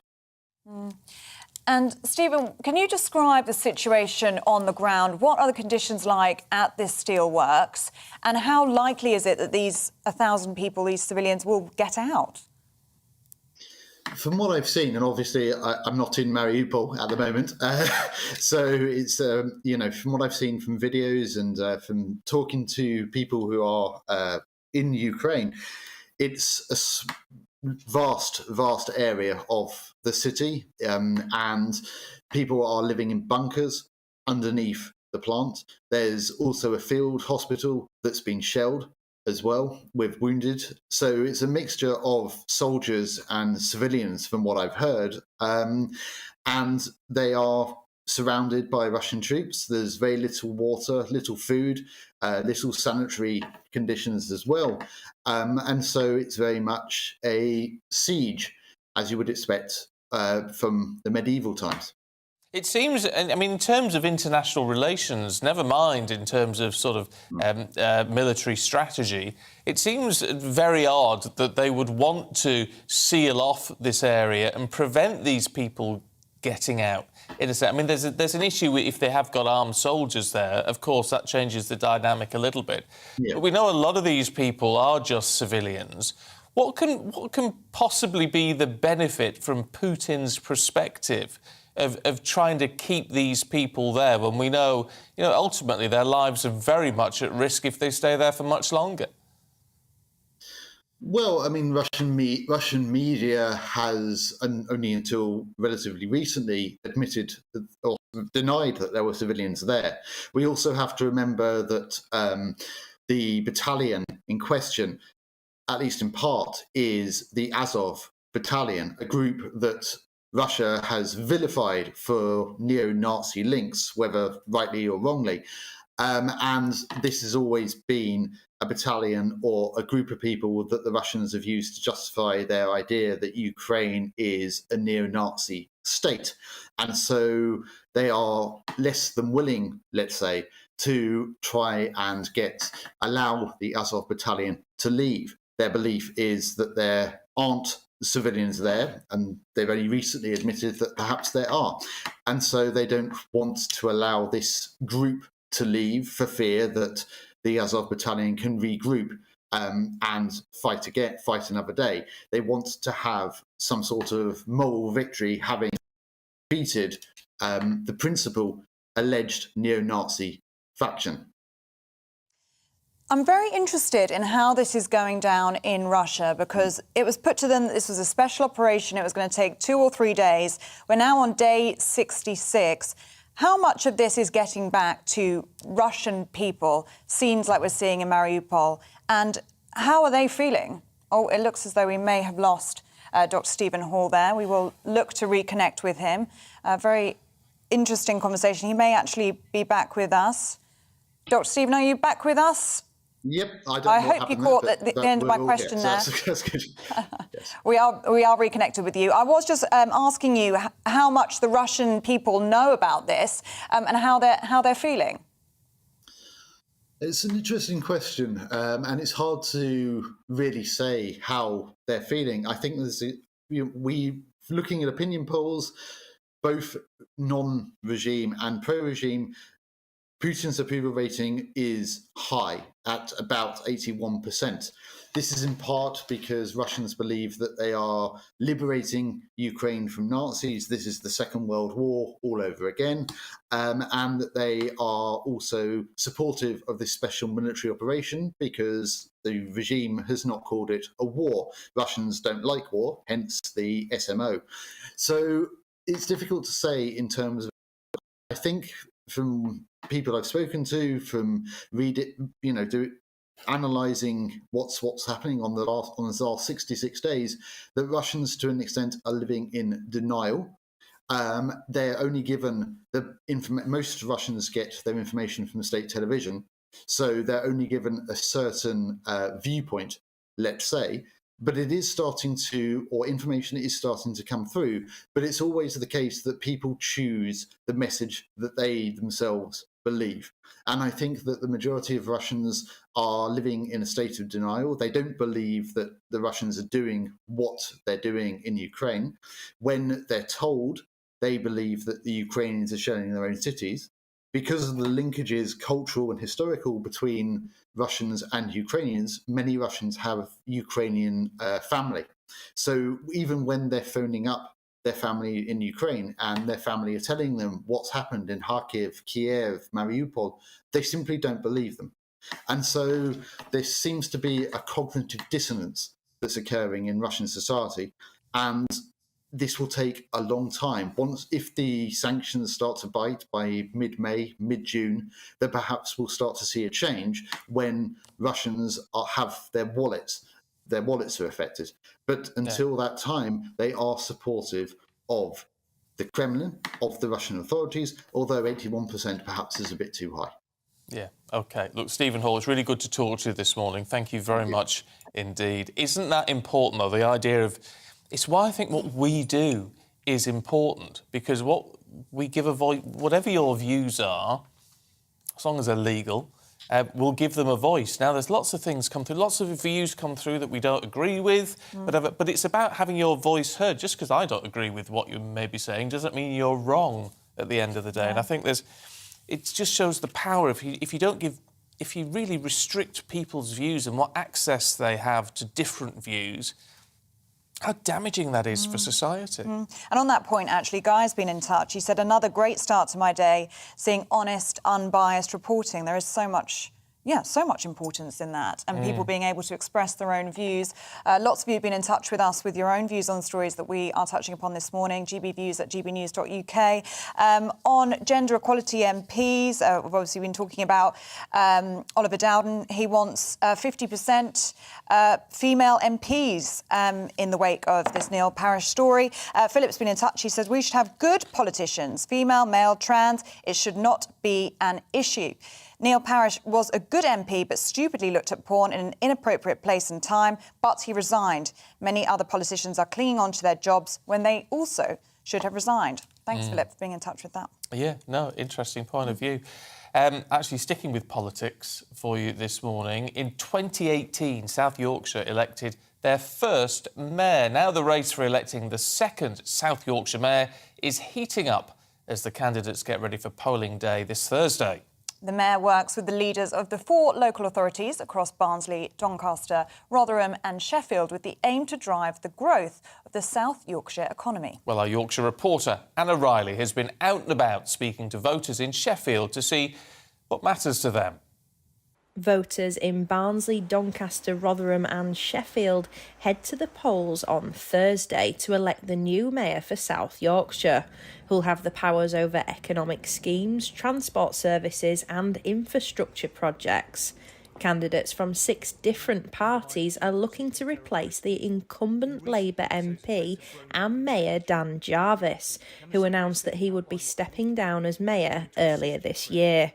We spoke to people in Sheffield to see what issues they want the new mayor to prioritise. There's litter thrown to the ground, even when there's a bin nearby, so whoever it is, I just hope they can at least clean up Sheffield and keep it clean.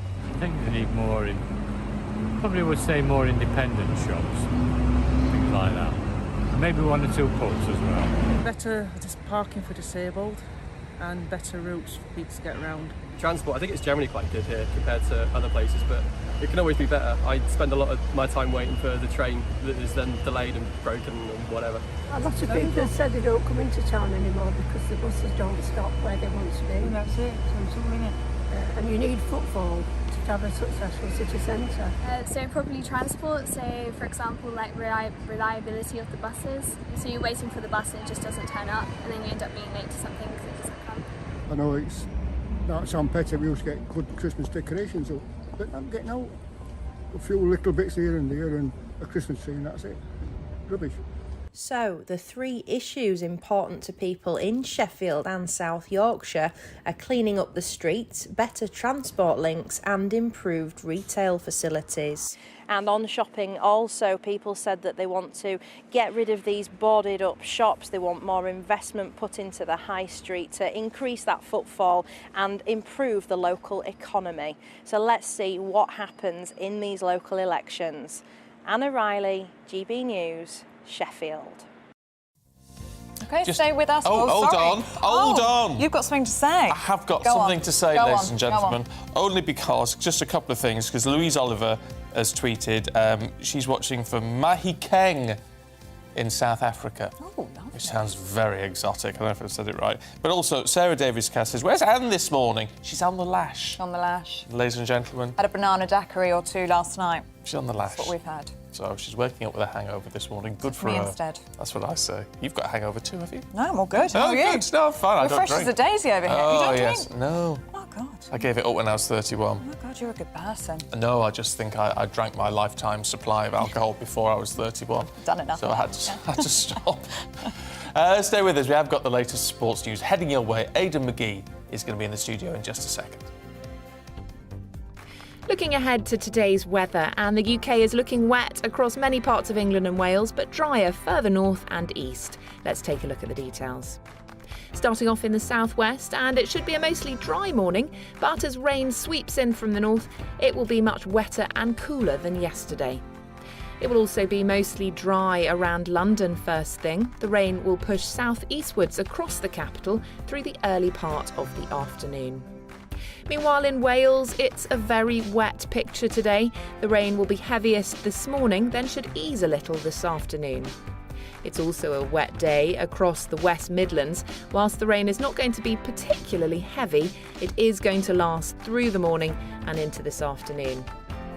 Most of the early rain in the northeast will mostly die out this morning. As a result, it should be drier here than elsewhere, although still largely cloudy with temperatures on the low side. It will also be a mostly dry but largely cloudy lunchtime across Scotland today. Sunshine will be limited and there may be the odd shower around, most likely towards the west. Meanwhile, in Northern Ireland, it's not looking as wet as yesterday, but we still have quite a damp day ahead with plenty of cloud and some outbreaks of rain. The rain will continue to push south-eastwards later with some lingering outbreaks, particularly for England and Wales. And that's how the weather is shaping up for the rest of the day.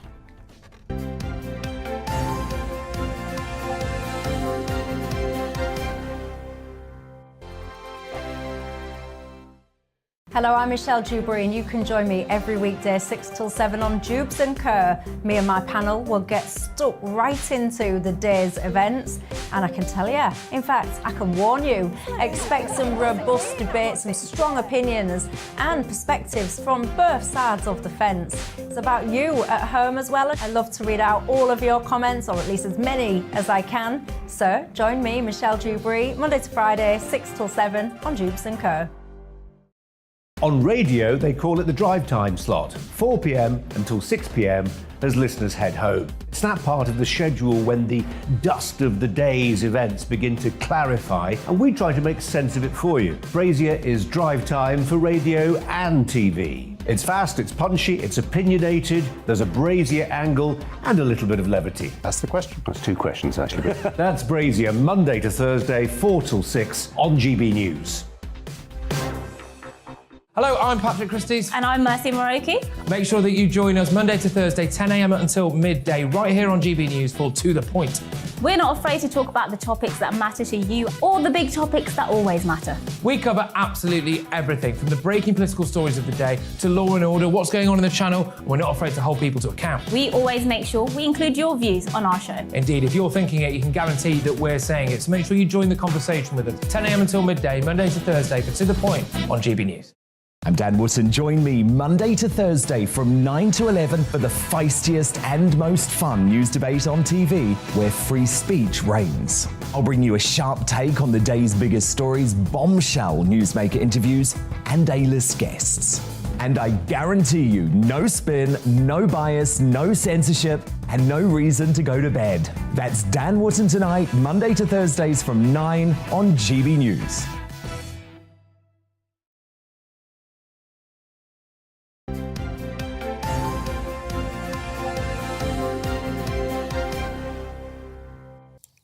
This is Breakfast with Stephen and Ellie on your TV, on radio and online. We keep saying to it, it's our new thing that we're the People's Channel. And I'll tell you why it's important, because it is all about you, and this says it all for me. Lee has been in touch. I love dads looking after their kids. I think it's really lovely. He's in Findon in Northamptonshire. Says, you guys keep me company as my toddler gets up at 6 and spends the next few hours trashing the house. Rather than following about tidying, I relax and listen to you guys. Then we do a last-minute panic tidy at 8:59 before Mummy comes down. Magic mornings, I bet they are. Love being part of the wider GB News family. And that is what it's all about. It's all about family. Lovely, lovely email. I feel like we're in the lounge with you, Lee. Yeah. Really lovely. That's part of it, isn't it? Yeah, that is what it's all about. And part of the GB News family, part of our breakfast family at the weekends is Aidan McGee. Morning to you. Morning, how you doing? Yeah, I'm good, actually. And I've got that nice family glow now after Lee's email there. It's really nice. Mind you, what's going on in the title race? Because nobody's blinking at the moment. Not at the top, certainly not. I mean, they're almost like flawless, aren't they? I mean, Liverpool had a tough trip to Newcastle early in the day. Newcastle are in great form, especially since Christmas. They spent £83 million in the transfer window to get themselves out of trouble and readiness for next season. Bit of a banana skin for Liverpool going there, but they did the job 1-0. And then Manchester City, it's always tough when the team is setting the pace, has gone ahead of you, and then the TV eyes are on you at 5:30 and you're set up to fail, and you go to Leeds, you never know what you're going to get at Leeds. You're certainly going to get a raucous crowd. They got that all right, but they won 4-0. And again, they're right at the top, right at the summit, far ahead of everyone else. I could see both teams not just not losing, but I think they could win all their games, and that would leave Manchester City as champions. They've also got they had big Champions League games in the week, so that's why Manchester City made some changes. They've got big Champions League games on Tuesday and Wednesday as well. Liverpool in good position against Villarreal, 2-0 up. They go there on Tuesday. Manchester City, a mammoth game at Real Madrid on Wednesday, 4-3 up from the first leg. So that's how difficult. It just gives you an idea of the schedule. This is what they call the business end of the season, squeaky bum time. And, that's what Sir Alex Ferguson called it. I didn't call him that phrase. So they've got so much on their plate, and yet they're managing and they're getting results. And it says they're the two best teams in Europe now, no question. We're lucky to have them in this country. Yeah, I tell you what, though, you're desperate for Manchester City to win the title, aren't you? Am I? Yeah, because isn't that what you predicted? Isn't that what you predicted at the end of last year? Yeah, I did. It was pretty easy. They were 14 points clear and they blew the lead. Everyone keeps reminding me every week, oh, yeah, you said they were going to win. Yeah, I think it would help me establish credibility as a sports reporter on this channel, I imagine. Sports guru. Exactly, yeah, exactly. But Norwich got relegated as well, we should say. All right. Yeah, I did predict that, but again, they were 20 points adrift at Christmas, something ridiculous like that. But they keep going up and down. So Norwich and Fulham haven't played each other for about 4 or 5 years because they keep swapping places in the Premier League. Going up and down. Doesn't reflect well on the Premier League. That looks like the club goes up, takes the money, comes back down. To be fair to Norwich, they do things like build training grounds, invest in their community and stuff, so it's not all bad. No. What about Mino Raiola? Mino Raiola.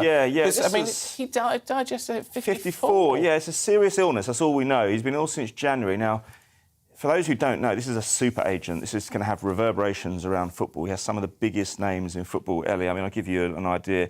Erling Haaland, I mean, probably the top player in the world at the moment. He was meant to be going to Manchester City this summer. Release clause of £63 million. That's very, very cheap. That's actually cheap for him. He's probably worth about 200. But he's negotiated that deal. Now, with the death of his agent, don't forget he looks after Paul Pogba, Zlatan Ibrahimovic, Matthias de Ligt, Mario Balotelli. Do you remember him? Couldn't put his bib on properly at Man City that time.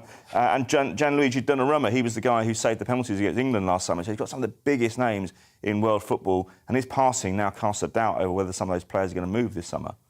So it's absolutely enormous, and so I'm amazed it didn't get higher in the BBC's website, because I mean I know he's not necessarily a name that would be familiar with lots of fans, but very sad nonetheless. 54 years old, and a huge loss to those players as well. Of course. Yeah, I mean, what do you do? I mean, some of them have been with him since probably they were 16. They don't know any different. Suddenly they're thinking they've got their heart set on a move this summer, but if their representative isn't there, suddenly other agents come sharking in and seizing on an emotional situation. That's the reality of what will happen, sadly.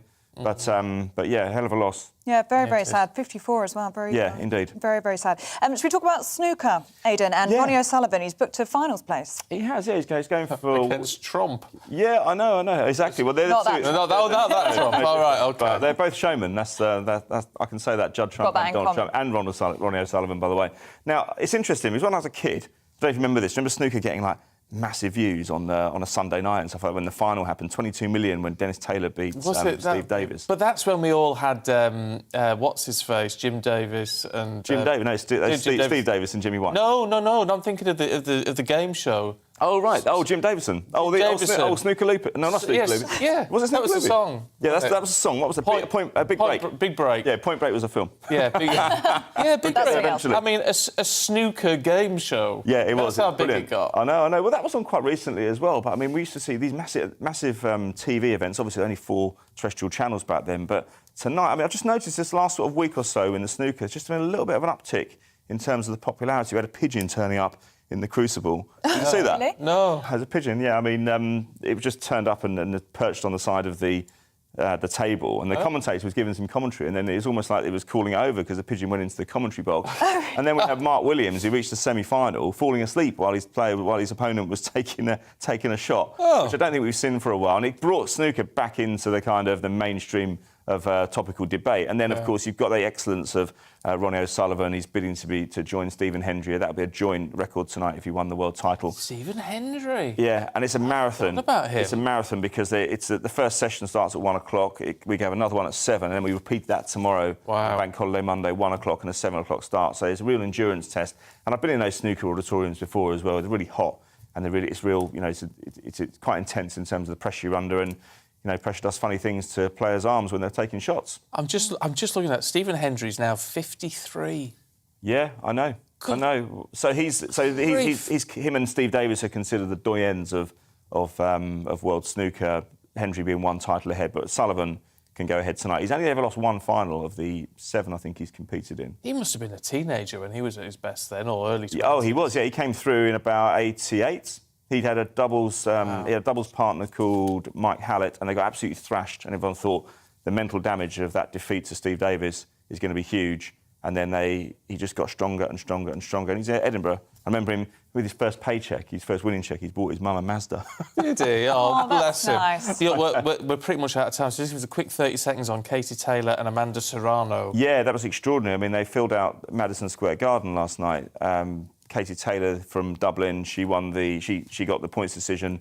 Not unanimous, it was a split decision, 2 to 3 judges, but they're looking about doing it again at Croke Park in Dublin, but it just shows the accession and the rise of women's boxing. It was a hell of a night last night. Oh, brilliant stuff. Ada, we'll catch up with you a little bit later on. Cheers. Thanking you.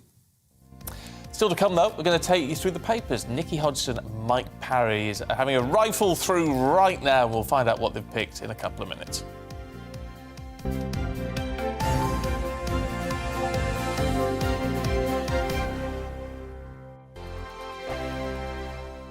Hello, I'm Michelle Dewberry, and you can join me every weekday 6 till 7 on Jubes and Kerr. Me and my panel will get stuck right into the day's events, and I can tell you, in fact, I can warn you, expect some robust debates, some strong opinions and perspectives from both sides of the fence. It's about you at home as well. I love to read out all of your comments, or at least as many as I can. So join me, Michelle Dewberry, Monday to Friday, 6 till 7 on Jubes and Kerr. On radio, they call it the drive time slot, 4 p.m. until 6 p.m. as listeners head home. It's that part of the schedule when the dust of the day's events begin to clarify, and we try to make sense of it for you. Brazier is drive time for radio and TV. It's fast, it's punchy, it's opinionated, there's a Brazier angle and a little bit of levity. That's the question. That's 2 questions, actually. That's Brazier, Monday to Thursday, 4 till 6 on GB News. Hello, I'm Patrick Christie's. And I'm Mercy Moroki. Make sure that you join us Monday to Thursday, 10 a.m. until midday, right here on GB News for To The Point. We're not afraid to talk about the topics that matter to you or the big topics that always matter. We cover absolutely everything, from the breaking political stories of the day to law and order, what's going on in the channel. We're not afraid to hold people to account. We always make sure we include your views on our show. Indeed, if you're thinking it, you can guarantee that we're saying it. So make sure you join the conversation with us, 10 a.m. until midday, Monday to Thursday for To The Point on GB News. I'm Dan Wootton. Join me Monday to Thursday from 9 to 11 for the feistiest and most fun news debate on TV, where free speech reigns. I'll bring you a sharp take on the day's biggest stories, bombshell newsmaker interviews, and A-list guests. And I guarantee you, no spin, no bias, no censorship, and no reason to go to bed. That's Dan Wootton tonight, Monday to Thursdays from 9 on GB News.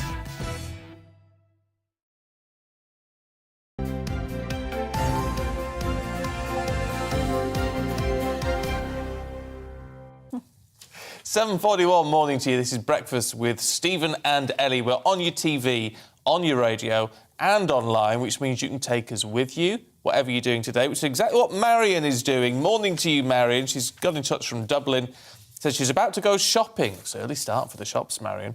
So I have to take you with me on my phone. Sorry to squeeze you two onto a smaller screen. That's all right. That's commitment. We don't mind, We've got do we? time for that, Marion. Yeah, Yes. fantastic. So you Love that. you There's no squeeze us excuse. away. We can be found everywhere now, can't we? We can, so keep going. Oh, I should say a quick hello to Julie, who's she's enjoying a drizzly Sunday at Carnforth in our caravan. Carnforth, I know Carnforth well, in Lancashire. Very nice it is too. I'm sorry it's a drizzly day. Hopefully it's going to pick up a little bit later on. Yeah, do let us know what you're doing with your bank holiday. So Julie's in her caravan. I'd love to know where you're watching the show today. GBViews at gbnews.uk. We like to feel like we're with you at home, don't we? We do, actually. Alan and Val, on that note, are in New Zealand, having dinner, watching your very interesting news programme with your lovely presentation. I'll kind take words. that, you two. Thank you very much. Hope New Zealand's lovely. I like all these international viewers. It's good, isn't it? It's nice to feel like we're a big family. I've got a cousin and her fiancé who are in New Zealand. They've been there a couple of years now, coming back to get married next year. But, I mean, the pictures they put on Instagram, oh, it's amazing. Are they living the life? It's beautiful. So beautiful out there. I've never been. One day I'll get out there. You will. There you go. Front pages for you now, then, and we'll start with the Sunday Times. It has the call from senior MPs that the cosy culture of debauchery must be ended to save the reputation of Parliament. The Sunday Telegraph focuses on the Porngate scandal as Neil Parish resigned as an MP yesterday. It also reports that the Conservative Party has pledged that half of its MPs at the next election will be women. Sunday Express leads with Putin's army of saboteurs target Britain. Sources telling the paper MI5 is now going to increase monitoring of people arriving in the UK. The Independent reports that Whitehall insiders say the Treasury has withheld financial support and believes households can rely on their own savings to get over the cost of living crisis. The Mail on Sunday says Labour has made a secret agreement with the Lib Dems to sway the local election results. A former star of Allo Allo has told the Daily Star that French people have no sense of humour when it comes to the comedy show. Sue Hodge, who played Mimi LeBlanc, tells the paper the French don't quite get the programme. I bet they don't. Mimi LeBlanc. Is that before your time, hello, hello? It did, yeah, completely before my time, I'll be honest. That went over my head. Oh, Renee. Brilliant. I mean, Catch me up on the break, maybe on that one. Fabulous. It probably looks really dated now. But Sue Hodge, she goes by yeah, Swodge. She calls herself Swodge. I've got the pictures here on the Daily Star. Here Sue Hodge is a little one. Oh, this one here. Yeah. There you go. There you go. Absolutely. Learn something new every day. Fabulous. Let's have a look at those papers there with Nikki Hodgson and Mike Parry. Morning, you two. Hello, hello. Gosh, I used to love it when I was a child. It's a great show. I mean, it is dated if you watch it now, but it's a bit, you know, it doesn't really sit well, some of the jokes, but... It's not very PC. No, but I found it extremely funny as a child. Oh, yeah. Oh, I did as well. I fell in love with the other waitress, not the one we've just been talking about. What was she Yes. called? I can't remember her name now. And she well, Michelle's the actress. Yeah, Michelle's the actress. Yeah, Vicky Michelle. Vicky Michelle. Vicky Michelle. And I met her once at a do, and I actually went up and asked her for an autograph on a picture that she had. I've still got it. You know, to me, she was my dream woman, honestly. Oh, dream. Yeah. Brilliant, brilliant show. Mail on Sunday, Nikki. We were talking about this yesterday as well, this HRT shortage. Yeah, so, I mean, gosh, would this happen with any other medication is kind of the question that we're having. So about 1 million women in the UK need some kind of HRT, and it takes different forms. And at the minute, there's a shortage of one particular gel. So the problem, apparently, according to the Mail and campaigners, is that local NHS trusts can't sign off quick enough the prescriptions because there's been a great increase in the number of people that are requesting it, which is obviously to the good, but it's not to the good if then lots of people are starting the treatment and then having a disruption to their treatment at some point. We know that the Tory party has just appointed HRT czar, a bit like what happened with COVID. the COVID task force to try and, push this issue forward. And Caroline Noakes, the Tory MP, has done a lot of campaigning about HRT. She even came out and said that she couldn't get some herself and had borrowed some off one of her colleagues. She was explaining the issue that lots of women have been trying to kind of beg, borrow, steal somebody else's because they are suffering. And it's important to remind people how serious the consequences are of not having HRT if you need it. Brain fog, depression. It's not just things like weight gain and moods, which is what people think. It has there's a greater chance of being suicidal in the age bracket of women that need HRT, if they have disruption to their supply or if they're not able to get it. So it's really serious and we have to sort it out right now. I've been reading this story the last 2 or 3 days because I've had no experience of this whatsoever in my life. I've never been married, right? I had lots of relationships when I was a younger man, but I don't think I've ever had a relationship with a lady who's got to menopausal age. So I am completely ignorant of this and have had to read up very, very carefully on it to find out what's going on. Look, I'm the problem, because I'm a male who simply doesn't understand what the fuss is all about until I get into the subject and try and find out, you know what I mean? And yet it affects half of the population of the world, and I don't get it. I noticed, by the way, in this Mail story that Nicky's pointed out, is once again, it says that it's shambolic arrangements inside the NHS which have led to a lot of these problems. And I've been banging the drum now ever since COVID. Look, the NHS is brilliant, we all love it, but doesn't it need a wholesale review of resources and how we use them, how much money we waste, and we don't get priorities like this, into perspective against other things the NHS does, which aren't as important. And just one more observation, the same paper, a few pages further on, Alexandra Shulman, very famous magazine editor of Money Times, she's actually putting the brake on it a bit. She's saying, my message of hope to women living without HRT, and during a piece of this in her column today, she says, I believe panic breeds panic. And he's actually trying to tell women, I think some of you are getting a bit excessive in your fears about what could happen. There's a point to that, isn't there? Well, there is, but it's all very individual. Some people have a terrible reaction to not having it and some people cope, and we don't know who those people are going to be. One of the issues is that the government is going to put a restriction on how many months' supply you can get at a time, so no more than 3 months, because that's apparently going to help with the supply chain issues. But I don't think it's very helpful for one woman who manages without it to tell everyone else, don't worry if you can't get it. No, I think that's a fair point. I'm with you, Mike, on this one. Yes. I think as men in general, almost need to keep our trap shut on this one, because we just don't go through it, do we? Not only that, I don't want to talk about it, to be honest. I know that sounds terrible. I'm not ignoring the plight of women who clearly suffer terribly badly, but it's something I feel a bit uneasy about, you know what I mean? So... But the point is we need more acceptance, that it's easy to talk about so we can deal with the issues. Davina McCall has got a programme on TV this week. She talks about menopause a lot. And she says, the headline in the Mail is, it's time for husbands, brothers and sons to join us. That's exactly the point I'm making. Exactly the point I'm making. No, that's an interesting point. Look, we've only got time for one more, Mike. So I tell you, because you mentioned marriage, in fact, you've not been married. What's this in the Sunday Times? Right. You're married and poor. Yeah, this story in the Sunday Times, which I'm going to find now because, of course, I'm right on top of the game. Here we go.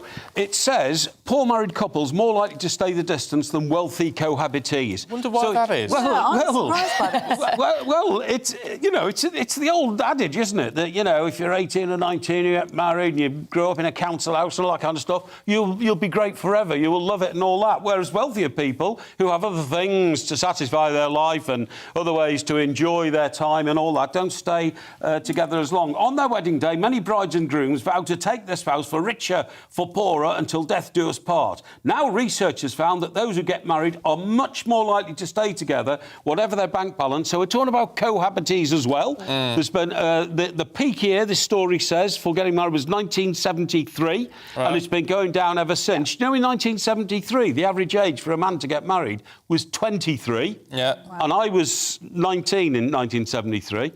The average age now for a man to get married, 32. And the rest in between are lots of cohabitees, and they're the ones who don't stay together. Yeah, interesting, that. Divorce is a luxury. You've got to be able to afford it. Yeah, well, that's true. That's absolutely married true. to the right person, that's what I say. Well, I'll tell you what, Boris Becker has found that out because that was one of the biggest problems that hit him. Yeah. A massive divorce. Yeah, no, true. Look, we've got to leave it there, but thank you both. We'll catch up with you a little bit later on, Mike and Nikki. Let's just bring you up to date. If we just bring you up to date with a couple of headlines this morning, if we can wangle that. And the Commons Speaker, Sir Lindsay Hoyle, is calling for radical reform to working practices after a series of bullying and sexual misconduct offences involving MPs in Parliament. Writing in The Observer, Sir Lindsay says he wants to make the House a safe and inclusive place to work.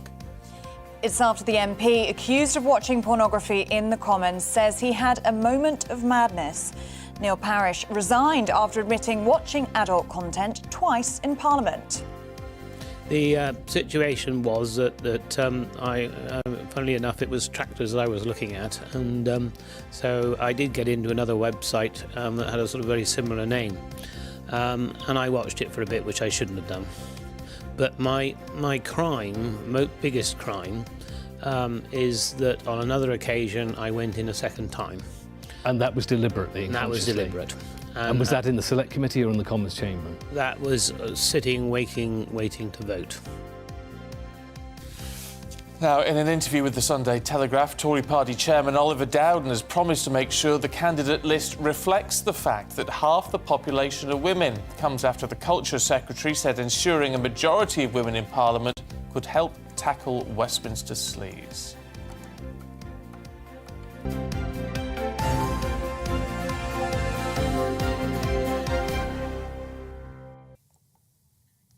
Now, just as the government's food strategy white paper is due to be revealed this month, there are concerns about how we can ensure fair prices for farmers while keeping costs low for consumers. It is a very delicate balancing act which is being found across the agricultural sector, as you can imagine. Let's talk to our Wales reporter Lily Hewitson, who's at a farm in St Bride's Major for us today. Morning to you, Lily. I mean, it is very difficult, isn't it? We need affordability in the shops, but we also need to make sure that farmers are really getting paid fairly.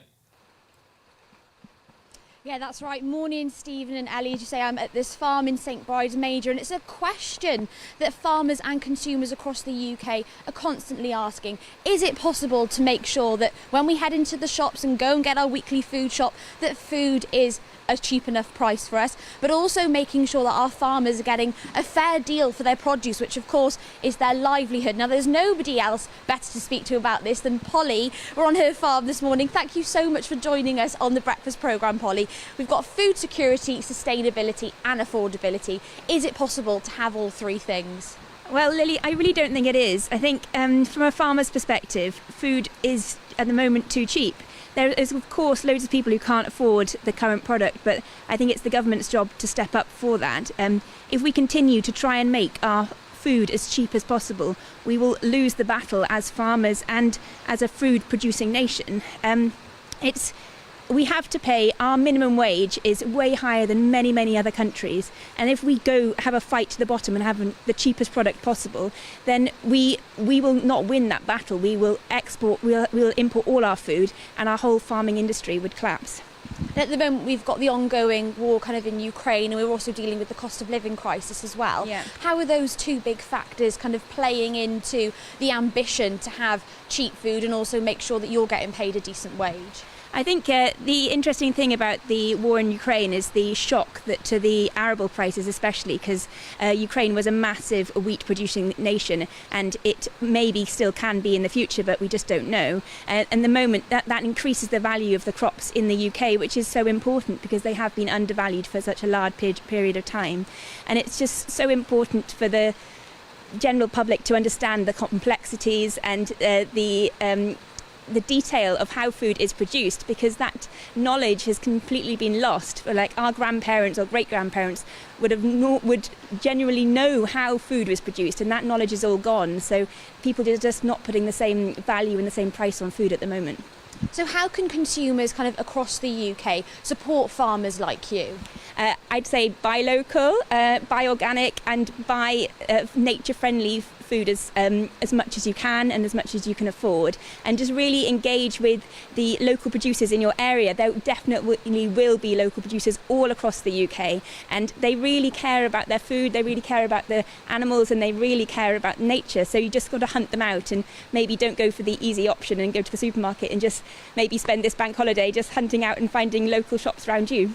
Lovely stuff. Well, thank you so much for having us on your farm this morning, Polly. When it comes to food sustainability, security and affordability, it's very, very complicated, but it seems like it has to be a team effort to have any chance at having all three. But for now, back to you.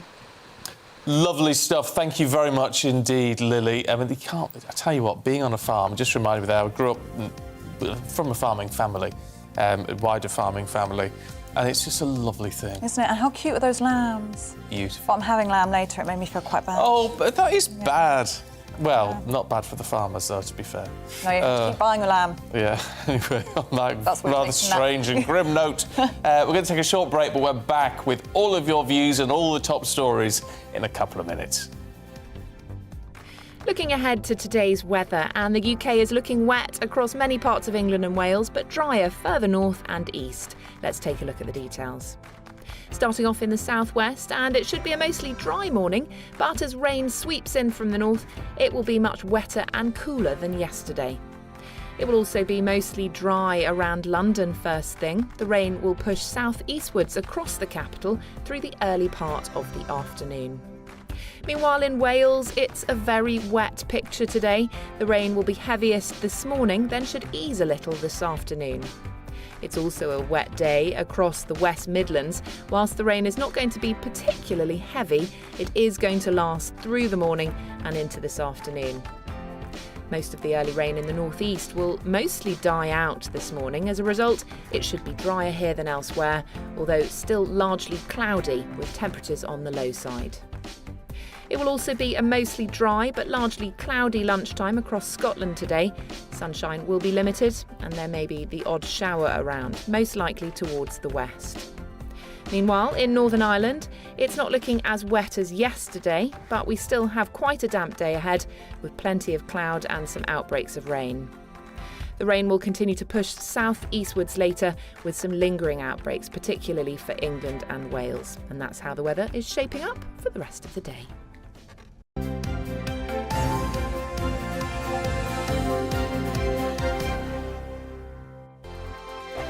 Hello, I'm Michelle Dewberry and you can join me every weekday 6 till 7 on Jubes and Kerr. Me and my panel will get stuck right into the day's events, and I can tell you, in fact, I can warn you, expect some robust debates, some strong opinions and perspectives from both sides of the fence. It's about you at home as well. I love to read out all of your comments, or at least as many as I can. So join me, Michelle Dewberry, Monday to Friday, 6 till 7 on Jubes and Kerr.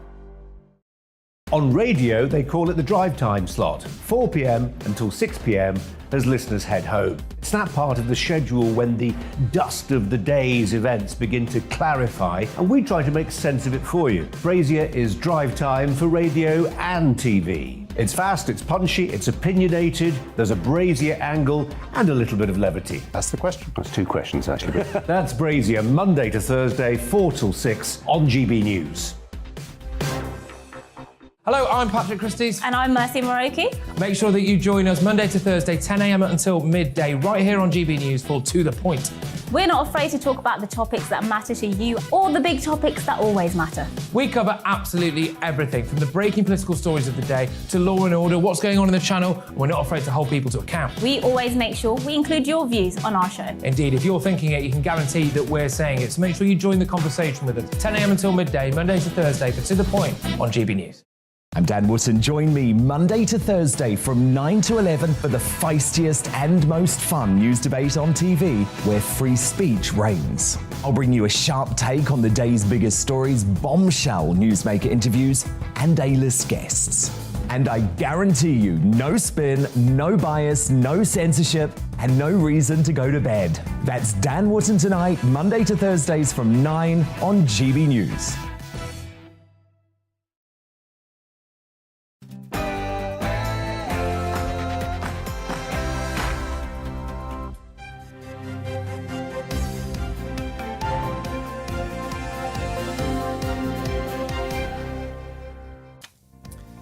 A Tory MP finally admits he watched porn in the chamber of the House of Commons. He says he's sorry, and now he's gone. Good morning, it's 8 o'clock on Sunday, May the 1st. This is Breakfast on GB News with Stephen and Ellie. We are the People's Channel, live across the whole of the UK. We're on your TV, your radio and online. And coming up for you today... MP Neil Parish resigns after finally admitting he watched pornography on his phone twice in the House of Commons. Now, has this been dealt with quickly enough to stop the damage to the Tory party? That's what we're asking this morning. The UK's ambassador to Ukraine says she feels comfortable after returning to Kiev. Melinda Simmons says it's the right place to be after going back to the capital, despite Russian threats against diplomats there. This all comes as many parts of the country gear up for local elections this coming week. Is it going to be a tough time for the Conservative Party, or has the Labour Party failed to cut through? Well, of course, we want to know what you think about everything today. We are the People's Channel, and that means your views drive what we do. Get in touch, gbviews@gbnews.uk. I'm going to tell you, or the rest of you, where some of you are in just a couple of seconds. Stay there. Don't move anywhere.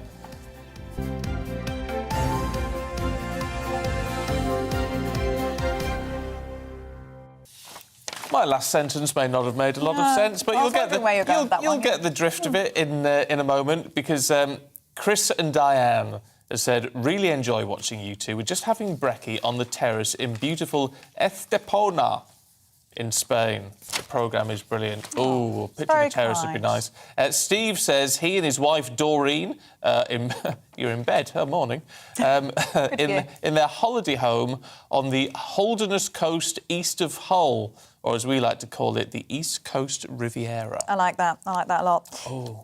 Robert, Christine, Carol and Steve, they're all on holiday. Oh, they're in Chinon. Yeah.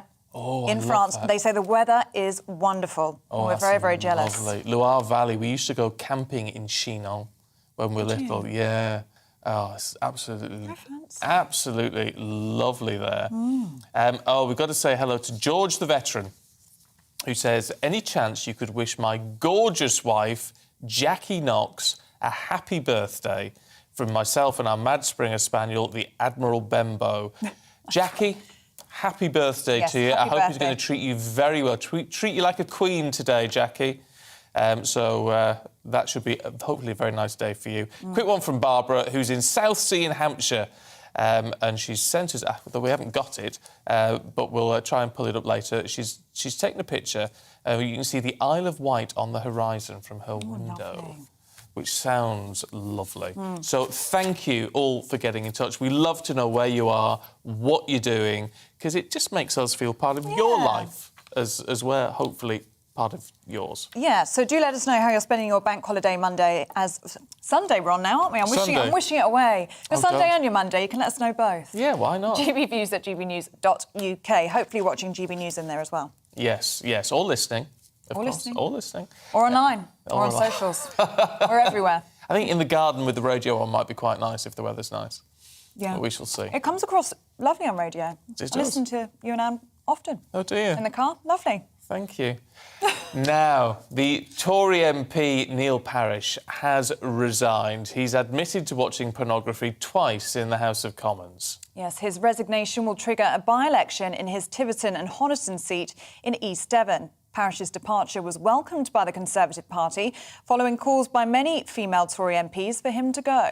Well, let's talk to political commentator and co-founder of Conservatives Against Racism, Albie Amankona. Good to see you this morning. Good morning. You're becoming quite a regular. We're talking about scandals every time, aren't we, at the moment, which is a shame. Look, what do you make of this? He's finally come clean, and he's admitted that, certainly on one occasion, he was deliberately watching porn in an inappropriate place. Is it right that he's gone? It's absolutely the right thing that Neil Parish has resigned. I think the fact that he was given the dignity of a resignation is generous. But I think actually what we need to be thinking about is why things like this happen in the House of Commons. In any other workplace, you'd be fired for watching porn at work. not once, but twice. Another thing on my mind is, why is there not some sort of adult material block on the Wi-Fi in Parliament that is in workplaces across the country as well? So it seems that we need to find ways to bring the Houses of Parliament into the 21st century. Yes, I mean, I guess a lot of they may not be on Wi-Fi. They might even, there's a pretty good signal in the house, isn't there? So an adult block wouldn't necessarily work. But I see what you mean. A lot of offices do it. Precisely. I would imagine this office has one. I know my office probably has one. I've never actually tried it myself. I don't know. So I don't know. But the point is, it's something which is quite common, and you think that this kind of thing would be in a workplace, especially somewhere like the House of Commons. The story is pretty bonkers. That is the word that people are using when they're describing it today, and obviously spoken about yesterday as well. What do you make of his version of events, the fact that he was searching for tractors online and accidentally stumbled upon this and then watched it properly for the second time? He admitted to that. What do you make of this story? I think the fact that he was initially searching for tractors adds some complexity to the story, given that he is very diplomatic. Given that he's a farming man himself, and then he stumbled across a tractor site that perhaps had some different kinds of tractors on it. So I think it's an interesting, turn of events. It's like alternative facts. Is it like alternative facts? Different kind of tractors on it. Well, it's the morning, isn't it, on a Sunday? So we can't get too explicit. Yeah, dear me. But is this because now a lot of this is being addressed? Oliver Dowden's talking about all of this sort of thing. Is it indicative of a problem within the House of Commons? I think it's clear that there is a problem within the House of Commons when it comes to sexual misconduct. I think there are 56 MPs across the House at the moment who are under investigation for sexual misconduct. We're going to have 2 by-elections in the Conservative Party for Imran Ahmed Khan, who, of course, was charged with sexually assaulting a teenager, and now, because of Neil Parish watching porn in the House of Commons on 2 occasions. I think that would point to me that there is a problem within the House of Parliament with sexual misconduct, and we need to do something about that urgently. How do you go about tackling all of that? In a way, we were talking to... it was John Coulter, Dr John Coulter, who we were talking to yesterday, who's based in Belfast, and he was saying, he said he knew it would be controversial, but what about something like a licence system? In effect, having to pass an exam in order to then stand as a politician, whether local or national. I do know that the selection process within the Conservative Party is very rigorous, and there are some exam elements to that, and it's quite a rigorous process. So I think some of that already exists, at least within the Conservative Party. Actually, what I think we need to have in the House of Commons are just modern features of a workplace, like a HR service. The House of Commons does not have a HR service. Researchers are employed directly by their MPs. There's no centralised HR system for people to make complaints to. So just these little cogs and mechanisms that are in businesses like GBNews or other companies across the country stops this kind of thing from happening, because it means people can complain, people are held accountable. There are sort of disciplinary processes when people do bad things. Those processes don't exist in the House of Commons. Albie, what do you make of Oliver Dowden saying 50% of Conservative MPs by the next election should be women? That was a conversation we were having with our newspaper reviewers earlier. I'm not sure if you caught it.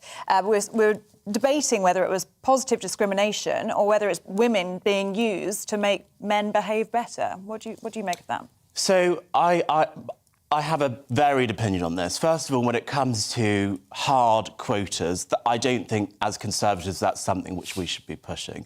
However, when it comes to simply encouraging women to stand as MPs and helping them along that process and removing the barriers that stop women from standing, we should absolutely be doing that, because I do think, in an ideal world, we would have a parliament which represented the diversity of the United Kingdom, and 51% of the United Kingdom are women, and that's not reflected in the House. I always think it's quite funny, though, isn't it, that, I mean, obviously the Labour Party has got more than 50% of its MPs are women. I don't know what the Lib Dems are like, and all the SNP on those sort of figures.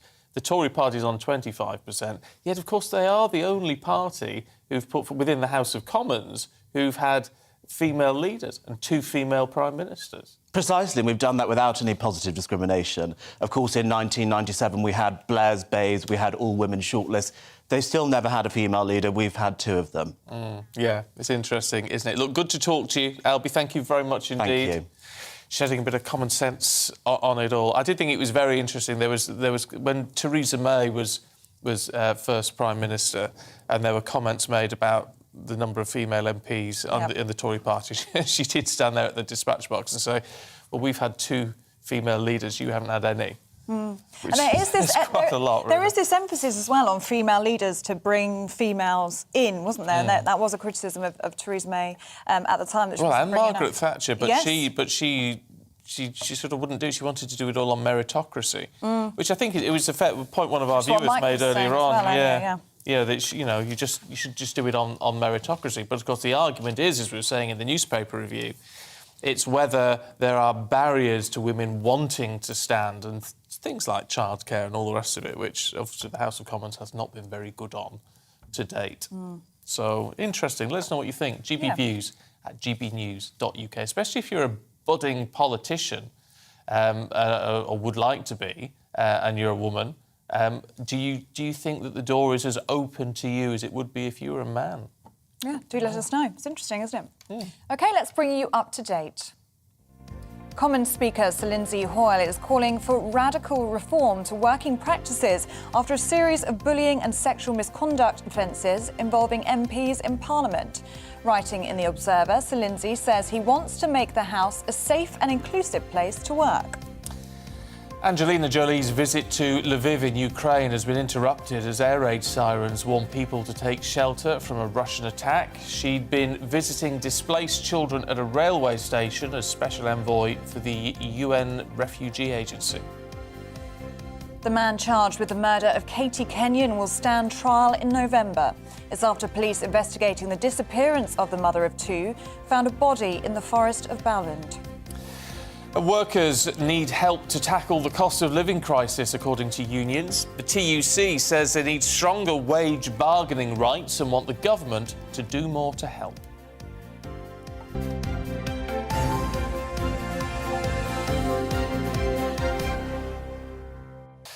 Now, about 20 civilians, women and children, have now left the Ukrainian-held Azovstal steelworks in the besieged city of Mariupol. Yes, this is the first group to leave the plant since Russian President Vladimir Putin ordered the vast industrial area to be sealed off last week. Now, Russia has continued to pound southern and eastern Ukraine with missile strikes, leaving many wounded and, sadly, many dead. It's a desperate situation, and joining us in the studio now is military historian and defence analyst Chris Newton. Good morning to you, Chris. Thank you so much for joining us in the studio.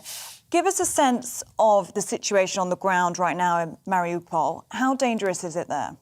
Oh, it's extremely dangerous. I mean, what's happening is that the Russians have pretty much captured the city, and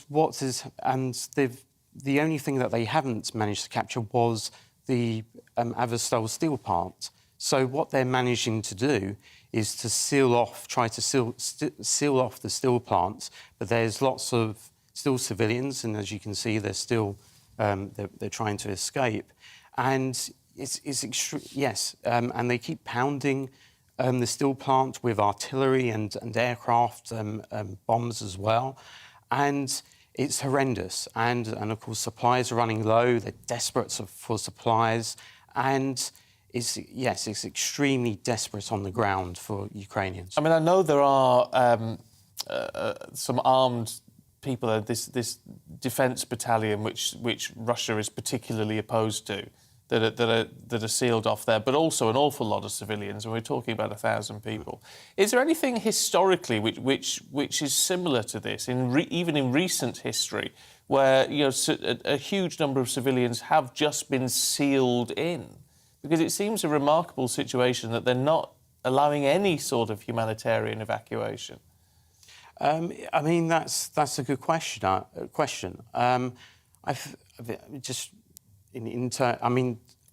This siege has been compared to the Stalingrad of this war, and so in some respects it's been compared to a mini sort of Stalingrad. But there's been sieges. I'm thinking of Grozny, where Russians have used kind of similar tactics.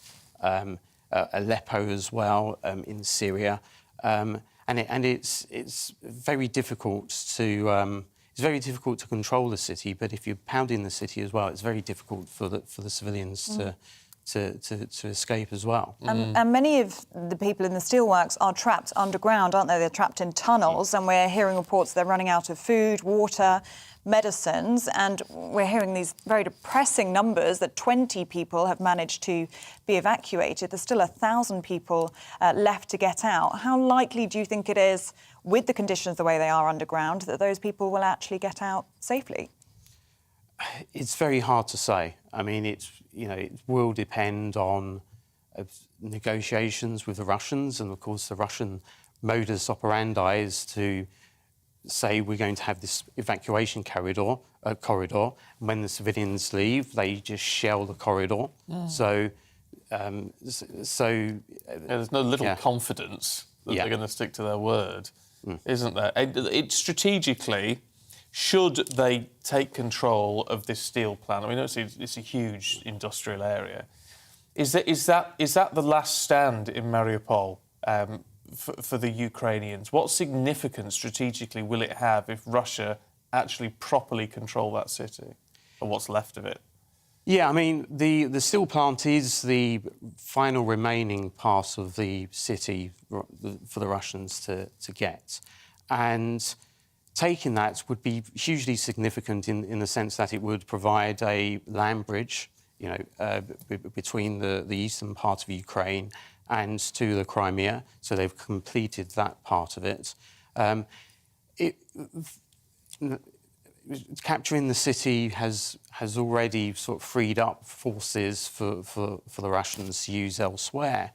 And it would also be somewhat of a psychological victory as well for the Russians as well. They've managed to take this important city, and it would offset some of the problems that they're facing. Just very very briefly, would it be enough to give Putin what he wanted for May the 9th and their victory day, that we know is an important deadline for him?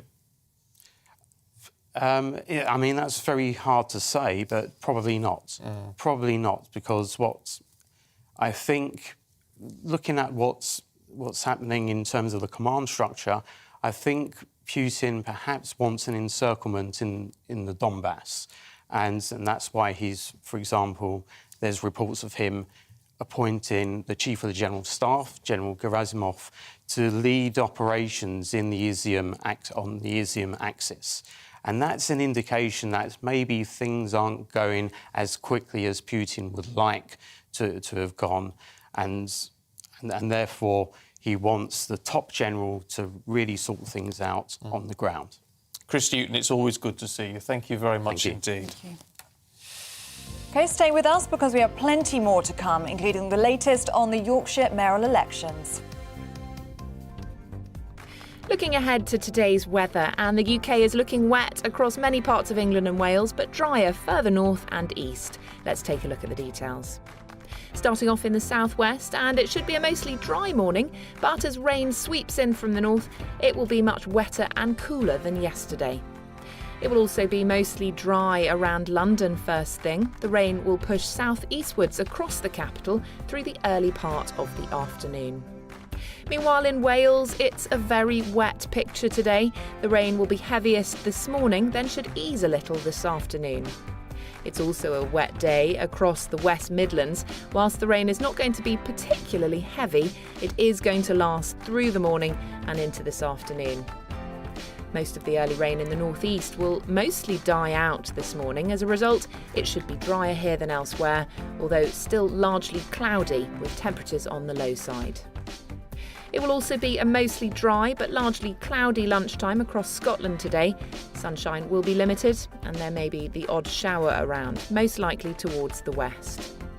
Meanwhile, in Northern Ireland, it's not looking as wet as yesterday, but we still have quite a damp day ahead with plenty of cloud and some outbreaks of rain. The rain will continue to push south-eastwards later with some lingering outbreaks, particularly for England and Wales. And that's how the weather is shaping up for the rest of the day.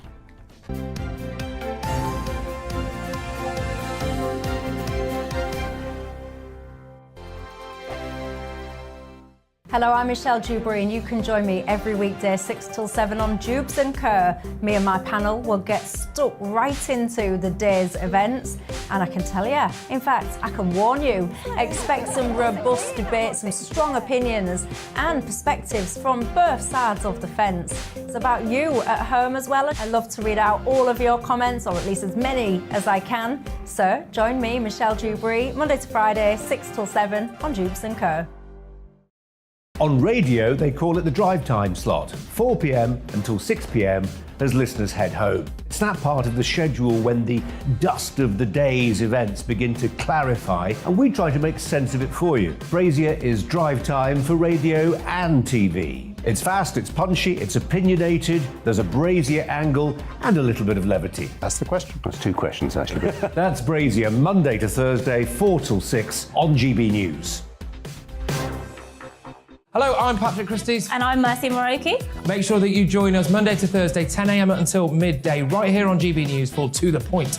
We're not afraid to talk about the topics that matter to you or the big topics that always matter. We cover absolutely everything, from the breaking political stories of the day to law and order, what's going on in the channel. We're not afraid to hold people to account. We always make sure we include your views on our show. Indeed, if you're thinking it, you can guarantee that we're saying it. So make sure you join the conversation with us, 10 a.m. until midday, Monday to Thursday for To The Point on GB News. I'm Dan Wootton. Join me Monday to Thursday from 9 to 11 for the feistiest and most fun news debate on TV, where free speech reigns. I'll bring you a sharp take on the day's biggest stories, bombshell newsmaker interviews, and A-list guests. And I guarantee you, no spin, no bias, no censorship, and no reason to go to bed. That's Dan Wootton tonight, Monday to Thursdays from 9 on GB News.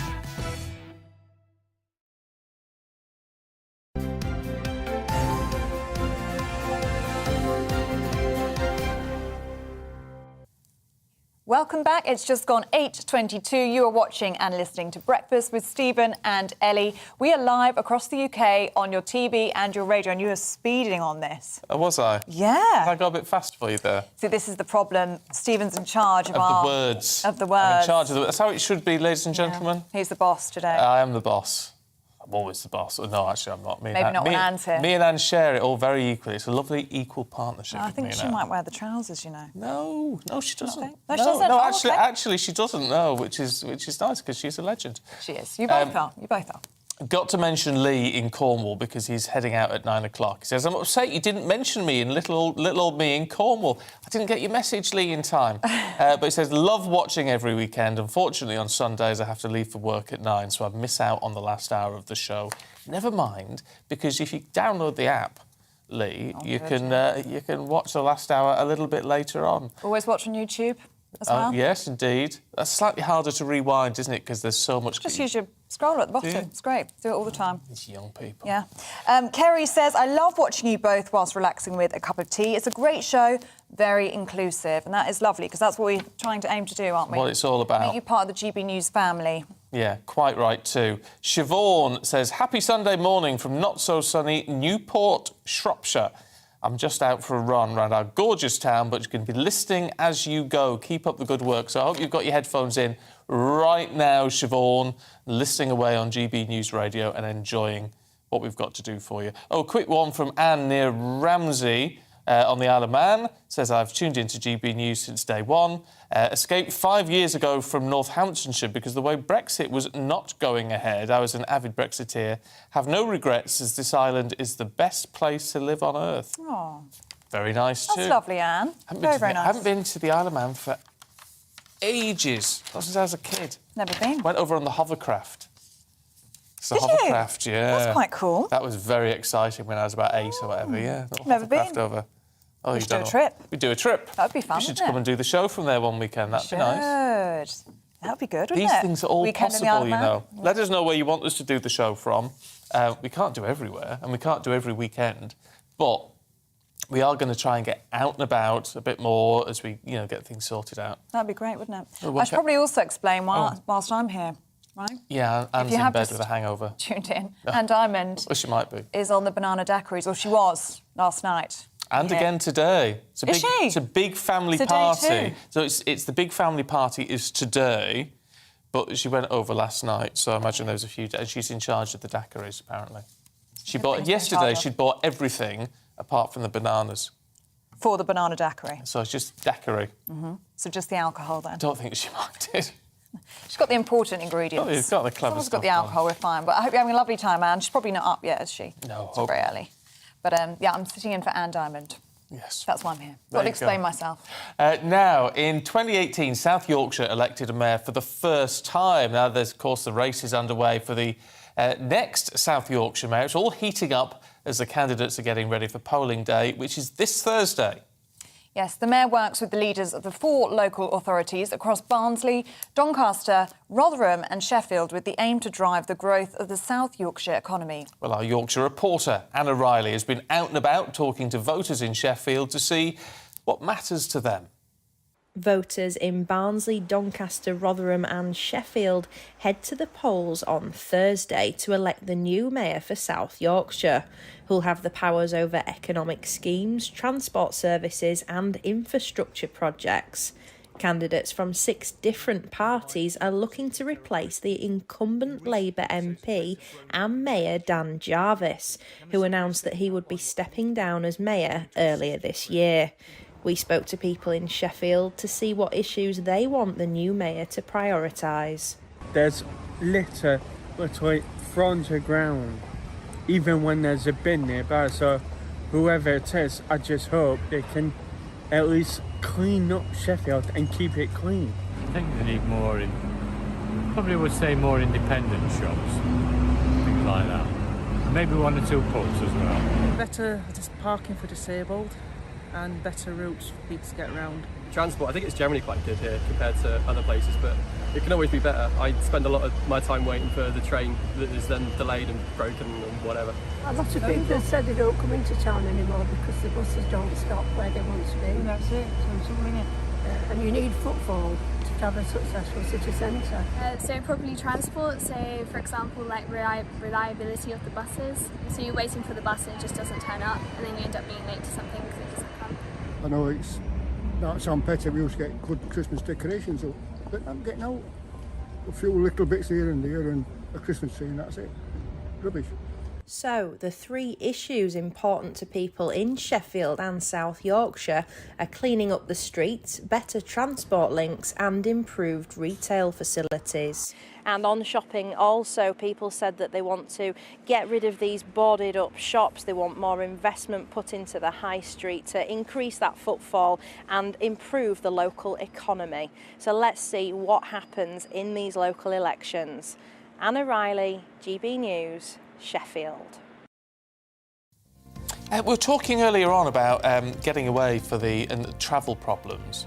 Obviously, with the bank holiday weekend, I was saying get you say about the train and cheap tickets on the train because it's this Great British Rail sale or whatever they're calling it. Yeah, that's it. Yeah. Jan and Nigel, so they're going next Tuesday to Carlisle to settle for £1.90 return. That is a bargain. Was that actually? So get in touch, you two. Get back. Is that the actual Carlisle to settle line? It must be. Which is, and are you going on a steam train for £1.90? That's impressive if so. That is a bargain. Carlisle to settle. I've never done it, but it's meant to be one of the most beautiful lines ever. Fabulous. And I've got to say hello as well because Claire's been in touch. She's watching in Melbourne, Australia. I miss England, she says, but not the weather. Well, we're doing all right at the minute. She says, though, could I have a shout-out for my lovely son, Hayden, who lives in England and is working hard as a teacher?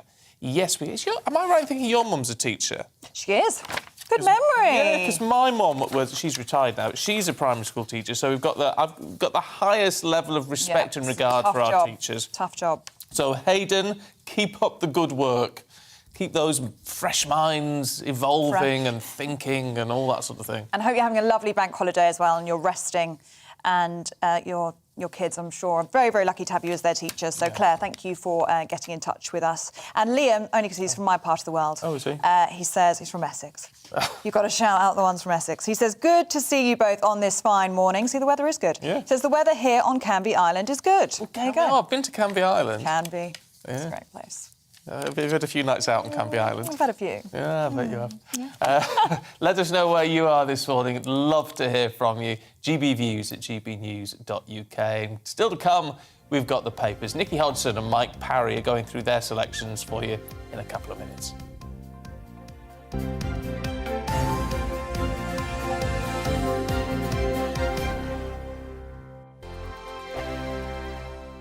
Hello, I'm Michelle Dewberry, and you can join me every weekday 6 till 7 on Jubes and Kerr. Me and my panel will get stuck right into the day's events, and I can tell you, in fact, I can warn you, expect some robust debates, some strong opinions and perspectives from both sides of the fence. It's about you at home as well. I love to read out all of your comments, or at least as many as I can. So join me, Michelle Dewberry, Monday to Friday, 6 till 7 on Jubes and Kerr. On radio, they call it the drive time slot, 4 p.m. until 6 p.m. as listeners head home. It's that part of the schedule when the dust of the day's events begin to clarify, and we try to make sense of it for you. Brazier is drive time for radio and TV. It's fast, it's punchy, it's opinionated, there's a Brazier angle and a little bit of levity. That's the question. That's two questions, actually. That's Brazier, Monday to Thursday, 4 till 6 on GB News. Hello, I'm Patrick Christie's. And I'm Mercy Moroki. Make sure that you join us Monday to Thursday, 10 a.m. until midday, right here on GB News for To The Point. We're not afraid to talk about the topics that matter to you or the big topics that always matter. We cover absolutely everything, from the breaking political stories of the day to law and order, what's going on in the channel. We're not afraid to hold people to account. We always make sure we include your views on our show. Indeed, if you're thinking it, you can guarantee that we're saying it. So make sure you join the conversation with us, 10 a.m. until midday, Monday to Thursday for To The Point on GB News. I'm Dan Wootton. Join me Monday to Thursday from 9 to 11 for the feistiest and most fun news debate on TV, where free speech reigns. I'll bring you a sharp take on the day's biggest stories, bombshell newsmaker interviews, and A-list guests. And I guarantee you, no spin, no bias, no censorship, and no reason to go to bed. That's Dan Wootton tonight, Monday to Thursdays from 9 on GB News.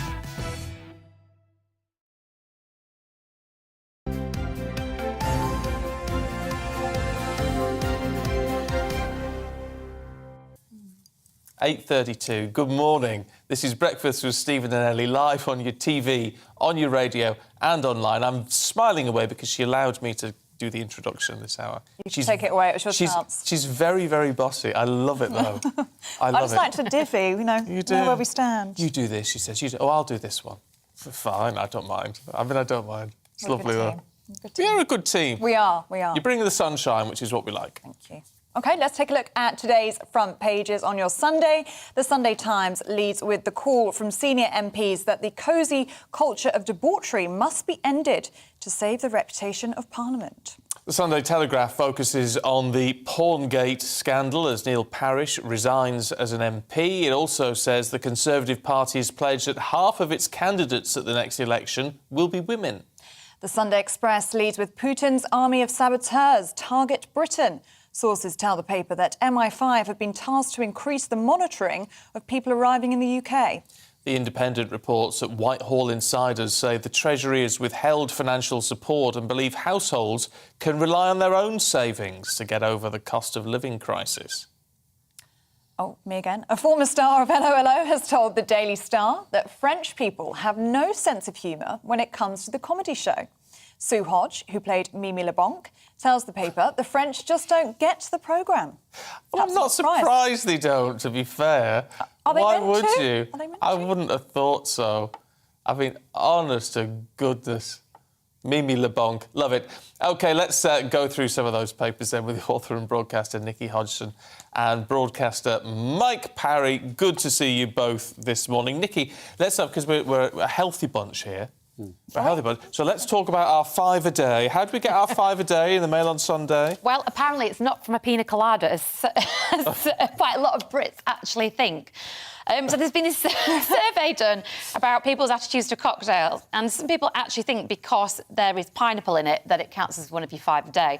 Other cocktails people think are healthy are porn star martinis, which have lime in, and very healthy lime. Bloody Mary. Now that is a classic one. Have you ever been to a brunch with someone and they say, "Oh, I'll have a Bloody Mary because that'll sort me out and it's good for me"? Well, actually, it's not. Sorry. Well, the tomato juice element must be all right for you. But it doesn't count as one of your 5 a day. No. The alcohol cancels it out.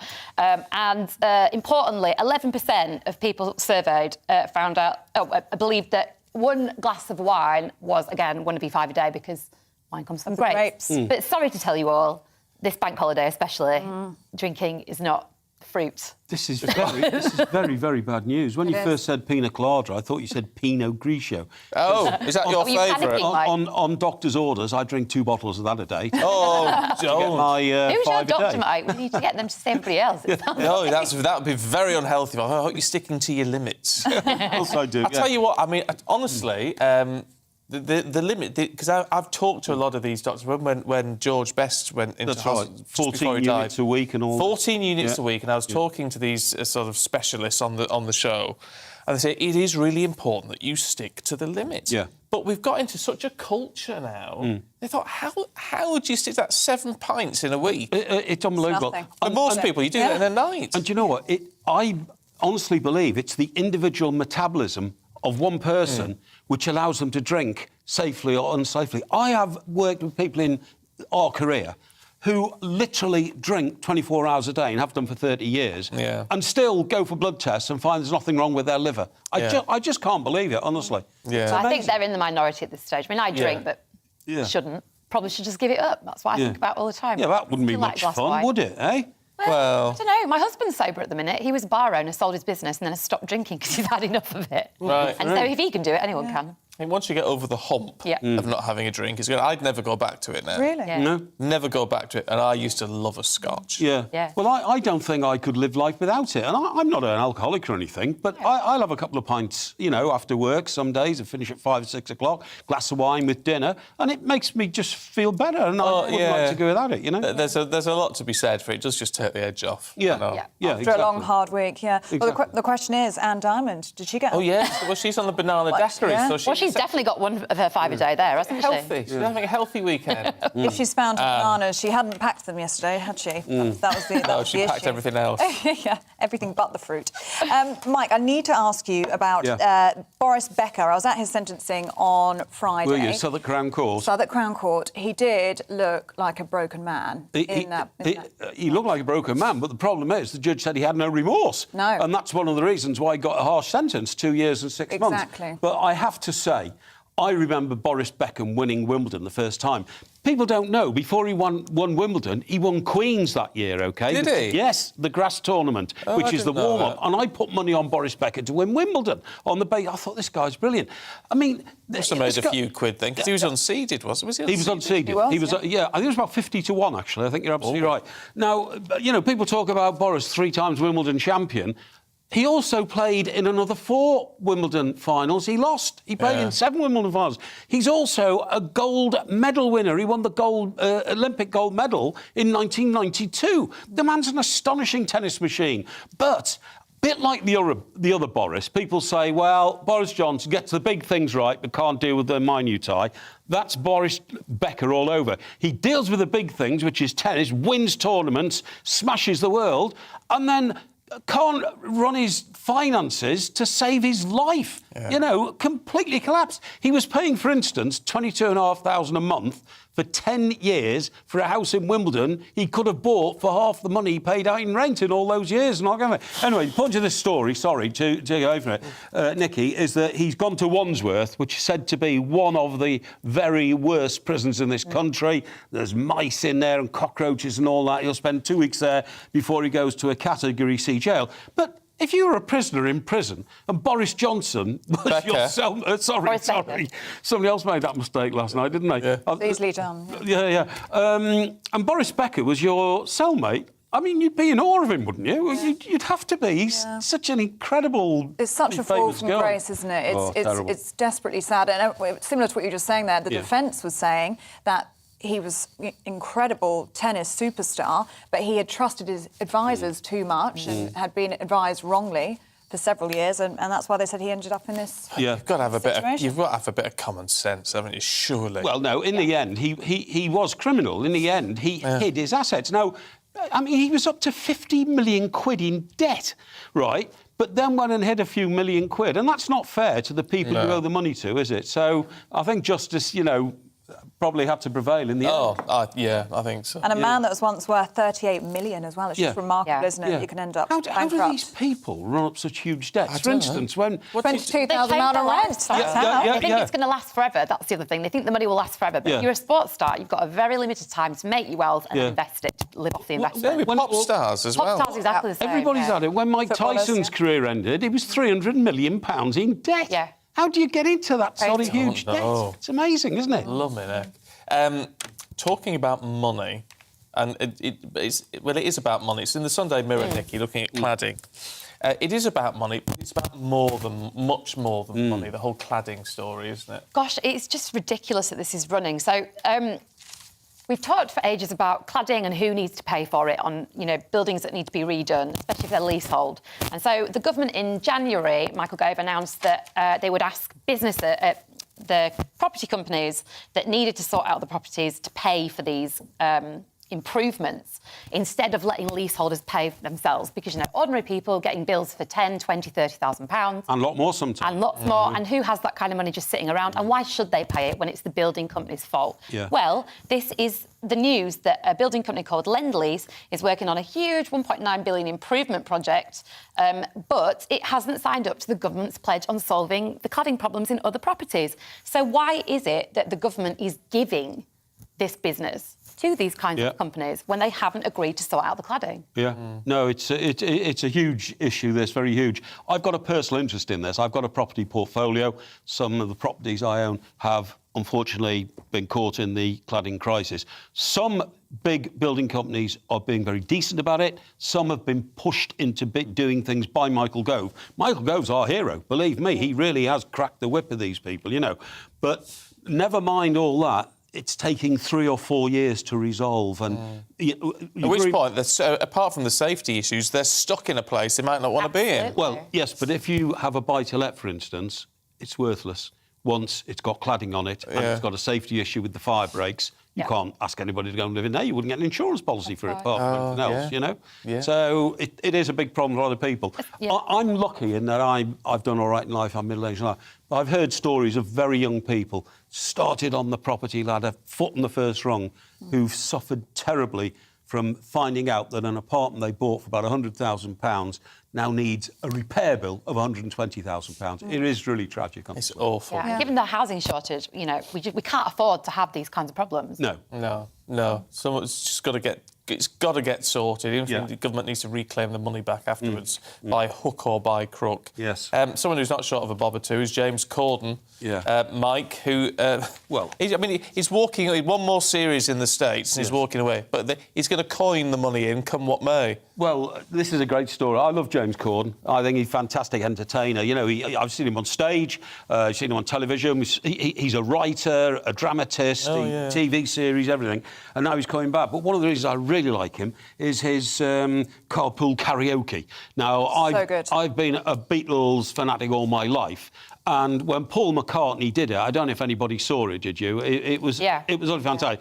It ended with Paul McCartney on stage in his local boozer in Liverpool, unannounced, and the curtains came back, and people started running in down the street when they heard Paul McCartney was there, and James Corden was behind the bar serving the drinks. Really? It was so moving, wasn't it? It was really touching. It was absolutely fabulous. So the point of this story is that although James Corden's coming back from the Late Late Show that he does in America, it looks like he will still own the rights for carpool karaoke, and those rights could be worth up to £60 million if somebody else takes it on and wants to do it. So he's not only great at what he does, he's quite clever as well, isn't he? See, that's the thing, isn't it? And it is a viral sensation, isn't it? It gets millions of views on YouTube every time it happens. If you are watching at home, the Adele carpool karaoke, I think it's my favourite one ever. And they're singing together. It's just... fantastic. Highly recommend that one. Not seen that. The only one I've ever seen, and I think he did it for Comic Relief or something, was the George Michael one. Oh, yeah. And that was... I mean, that's got to be... Stevie Wonder is really good as well. That's really, really fun. Was that a Stevie good one? Wonder did it. Yeah. I mean, he has got And some Elton very John, good I think. Very was famous. good. Great names he's got on, isn't he? Everybody. Everybody. He got in the end, the biggest stars in the world were knocking on his door trying to get into the passenger seat. Isn't it funny? I always find James Corden a little bit irritating. Really? I knew you were going to say that. I knew you Do you know what it is? It's only because he's so good at everything. Exactly. And has got everywhere. Yeah. You know, he's a host, he's a writer, he's an actor, and you just sometimes think, oh, please, not another James Corden. You've got to be bad at something, James. But you do think, well, good on him. I mean, he's clearly a clever man, and he clearly works very hard. Oh, incredibly odd. Manchester United once used him as a motivator for their players. Did they? Because that's what he is. You know, he G's people up and gets them going and all that kind of thing. I thought you were going to say as a goalie or something. No, not as a goalie. He does that as well. Does that as well. Yeah, there you go. There you go. Good luck to him, what I say. Lend us a bob or two. Yeah.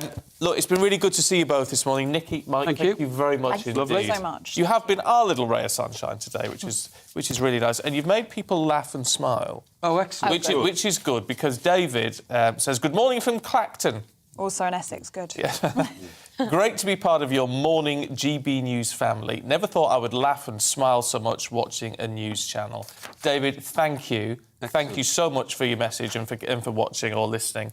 And it's nice to have a smile, isn't it? That is such a lovely email. I think that might be one of my favourite emails of the day. Yeah. It's a good one. You know, it's all a bit depressing at times, but there's no reason why we can't have a smile on some of the stuff. And it's a Sunday, after all, isn't it? And it is a bank holiday. There's lots to be cheery about. Well, Neil's in Aylesbury, in Buckinghamshire, sitting on the sofa with a bowl of porridge and a large mug of black coffee. Porridge, I do like porridge with a bit of salt in. Weather is fine, hoping to get the washing out. GB News has become part of my daily diet. Excellent. Good. Oh, along with the porridge. No. Porridge, that's the point. Porridge, you pile it full of stuff and sort of syrups and honeys and sugars. All that means just put a little bit of salt in. And very savoury. It's lovely. I might need to try that. I've it's never really tried salt in my nice. porridge, but no, very nice. Oh, there you go. Let's bring it up to date with the headlines. At 8:46, and the Commons Speaker, Sir Lindsay Hoyle, is calling for radical reform to working practices after a series of bullying and sexual misconduct offences involving MPs in Parliament. He's written in The Observer today, and Sir Lindsay says he wants to make the House a safe and inclusive place to work. It's after the MP accused of watching pornography in the Commons says he had a moment of madness. Neil Parish resigned after admitting watching adult content twice in Parliament.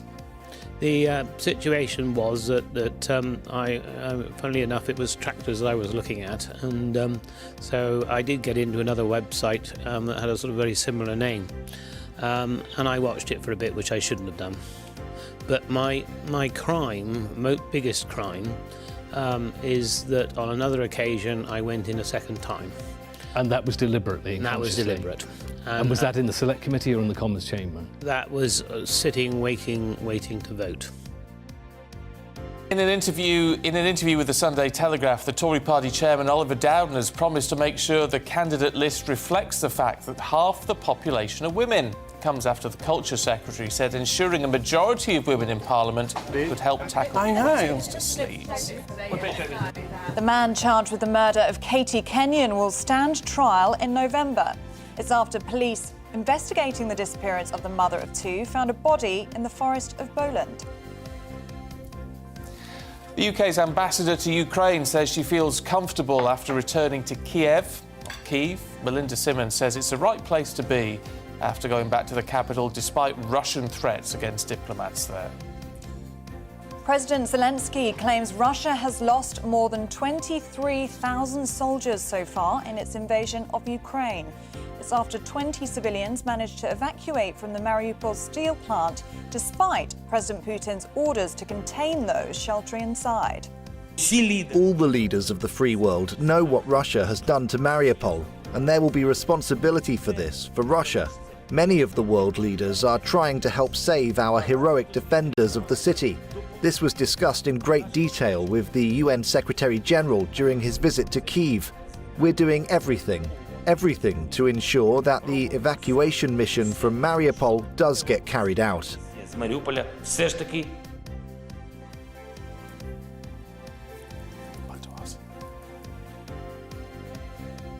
And obviously we're looking at the Jubilee there. Schools get involved in the Queen's Jubilee and the celebrations which are going to be taking place. Well, actually all the time now, but all that gearing up to the beginning of June.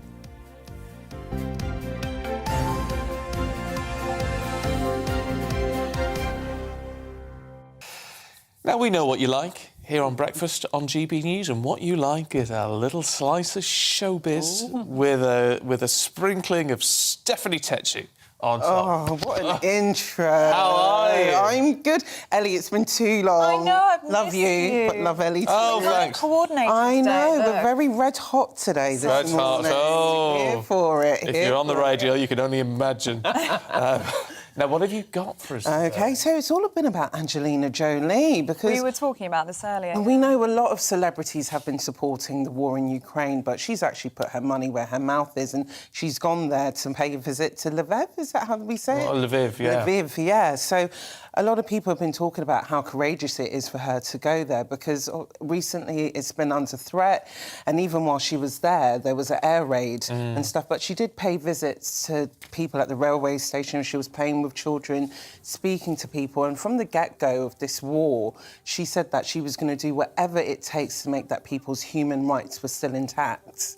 Yeah, it's interesting because we were saying maybe it's the way it's been presented in the papers that you see some of the pictures where she's looking sort of glamorous and things, and she's in a cafe, and you start thinking, oh, is that right? What's she doing there? But you see, it's when you see, and we've got some moving pictures now of her with the children. I mean, she's very passionate about kids. She is, and you know what? Anything that's going on wrong in the world, Angelina's always at the forefront. When it was Afghanistan, she was at the forefront of that as well, talking about protecting the girls there who were losing their education. And now this is another thing, another passion project for her, which I feel like it's important that she paid a visit there. But even putting her own safety at risk is always a risk. And, you know, as a celebrity, if you're going to go into those places, even though you're doing a good thing, people are always still going to be shocked. That is Angelina Jolie in a coffee shop. Is it right? Mike Parry was saying earlier on, he made a very good point, because I thought he'd be sort of against her being there. And it was the exact opposite. Yeah. And he said, even in the worst of situations, just seeing a celebrity, seeing someone you recognise can just lift your spirits. It can, and, you know, there was one girl Ukrainian, who was at a coffee shop, and she was like, I could not believe I'm seeing Angelina Jolie.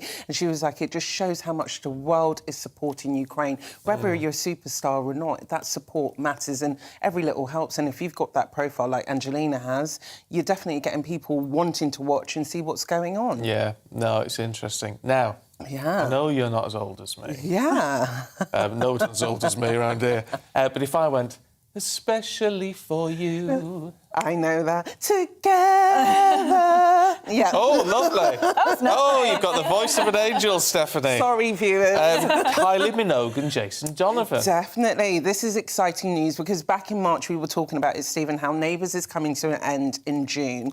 And it seems like they've managed to get some old faces back in. Jason and Kylie have filmed their farewell scenes for Neighbours. They? So they're going to revive their roles as Charlene and Scott Robinson. And people are saying it's going to be a fairy tale ending. So they've been spotted filming in Australia, in Melbourne. I haven't seen Neighbours since, you know, the sort of those days, and Mike and Plain Jane Superbrain and all that. It's going with that, like, 90s or late 80s or something. Yeah. But I'd watch it to see that. I want to see them both, actually, because they've both aged really well. And obviously from how they were, the last time Kylie was on Neighbours was in 1988. Is it that long ago? It's been ages. But I think every time Jason Donovan and Kylie Minogue get back together, they still have this chemistry. So I know they will do the soap justice. And, you know, Neighbours was the one that put Kylie out there into the forefront. So she's always thanked the show for making her and putting her on stage. So it's good that she's given back towards the end. And you know what? The viewership's going to go high. Oh, it'd be it's huge. A shame. They know what's going to pull in the viewers, don't they? Yeah. It is going to be... I exciting. mean, she was a mechanic, wasn't she, in the car? Kylie, a mechanic. She was a mechanic. Was. I bet she'll be wearing those gold shorts in the scene and she'll be doing mechanic stuff again. Oh, it'd be really interesting, though. I just sort of think that's the thing. And then sometimes we like a bit of retro, don't we? Yeah, we do, because those are the kind of for me, like shows like EastEnders, I'm always thinking of people like Grant Mitchell and all those. I'm always forever associating those old characters with the show, and that's what people like, and that's why sometimes soap lose their way when they get rid of those iconic characters that we love. I'm very sad it's coming to an end. Same, it's the end of an era, isn't it? Do you watch Neighbours? I used to watch it when I came home from school. I think it was on after news round. Yeah, so, I remember. Yeah, do you remember that? Yeah, so, no, I used to love Neighbours. Yeah. No, it's really sad. It's the end of an era, isn't it? Yeah. It's always when something's going that we're like, oh, don't go. But when it's there, it's like, oh... We didn't appreciate it when we had it. Yeah. This is the problem. Mind you, it's a good chance for a bit of music, isn't it? Yeah. Because we can get... Because Jason had a pop. I mean, it was a bit cheesy. Jason's stuff was a bit cheesy. But it'd be quite nice if it revived his pop career a little bit. He's done a lot on stage over the past few years. Well, he has, Joseph and stuff like that. So it'll be interesting to see. Rocky Horror, didn't he? So it'll be quite interesting to see if he does want to revive his pop career. But I don't think it will happen for him. But Kylie's still going on strong. Isn't she going strong? I mean, I think she's remarkable, she looks great. Yeah, because she had a big sort of dip in the 90s. Yeah. And then she came back with a bang with spinning around and all that sort of thing. Yeah. And she's been absolutely huge I've ever since. been at festivals and seen how Kylie's fans go on, and they are dedicated. If you try to get in front of a Kylie fan, oh my gosh, you're not going to get through. They are dedicated. They follow her all over the world. So it's always the fans that keep her going and relevant. She did Glastonbury a couple of years ago, didn't she? I was there, Were you there for that? Yes. Because I have to say, I tuned in for that, and what astounded me was that she started off the set with I Should Be So Lucky. And which is the whole crowd was crazy. Incredible. You know, those songs never die. It's all we Isn't want it to funny hear. how all that sort of stuff, you've either got longevity or you haven't, and she's just got it. Well, that's the thing. When you're a star, a music star, and you've had that kind of longevity, you know what works. Yeah. And she does have that X factor. Yeah. Oh, it is, yeah. Definitely. Big fans of Kylie over here. Yeah. What are her fan base? What do they call themselves? Minoguites? I think actually, I don't know if they've got a name. We need to work that out. Yeah, they probably do have. Let's a name. research. They do. Guys, how has the Boris Becker stuff been going for you guys? What have you thought about it so far? Well, I was actually at the sentencing on Friday, and he did look absolutely broken. I mean, the judge was saying, we were just speaking about it in the newspaper review there, but the judge said that he, didn't have any remorse, but I actually did think he looked completely broken. Yeah, it's a tough one. Look, Stephanie, we're out of time. Yes, so I'll be back. But you will be back. I will be we'll back. have a good long chat with you next hour. Thank you very much indeed. Don't go anywhere. We've got all the headlines coming up in just a moment. Looking ahead to today's weather, and the UK is looking wet across many parts of England and Wales, but drier further north and east. Let's take a look at the details. Starting off in the southwest, and it should be a mostly dry morning, but as rain sweeps in from the north, it will be much wetter and cooler than yesterday. It will also be mostly dry around London first thing. The rain will push south-eastwards across the capital through the early part of the afternoon. Meanwhile, in Wales, it's a very wet picture today. The rain will be heaviest this morning, then should ease a little this afternoon. It's also a wet day across the West Midlands. Whilst the rain is not going to be particularly heavy, it is going to last through the morning and into this afternoon. Most of the early rain in the northeast will mostly die out this morning. As a result, it should be drier here than elsewhere, although still largely cloudy with temperatures on the low side. It will also be a mostly dry but largely cloudy lunchtime across Scotland today. Sunshine will be limited and there may be the odd shower around, most likely towards the west. Meanwhile, in Northern Ireland, it's not looking as wet as yesterday, but we still have quite a damp day ahead, with plenty of cloud and some outbreaks of rain. The rain will continue to push south-eastwards later, with some lingering outbreaks, particularly for England and Wales. And that's how the weather is shaping up for the rest of the day.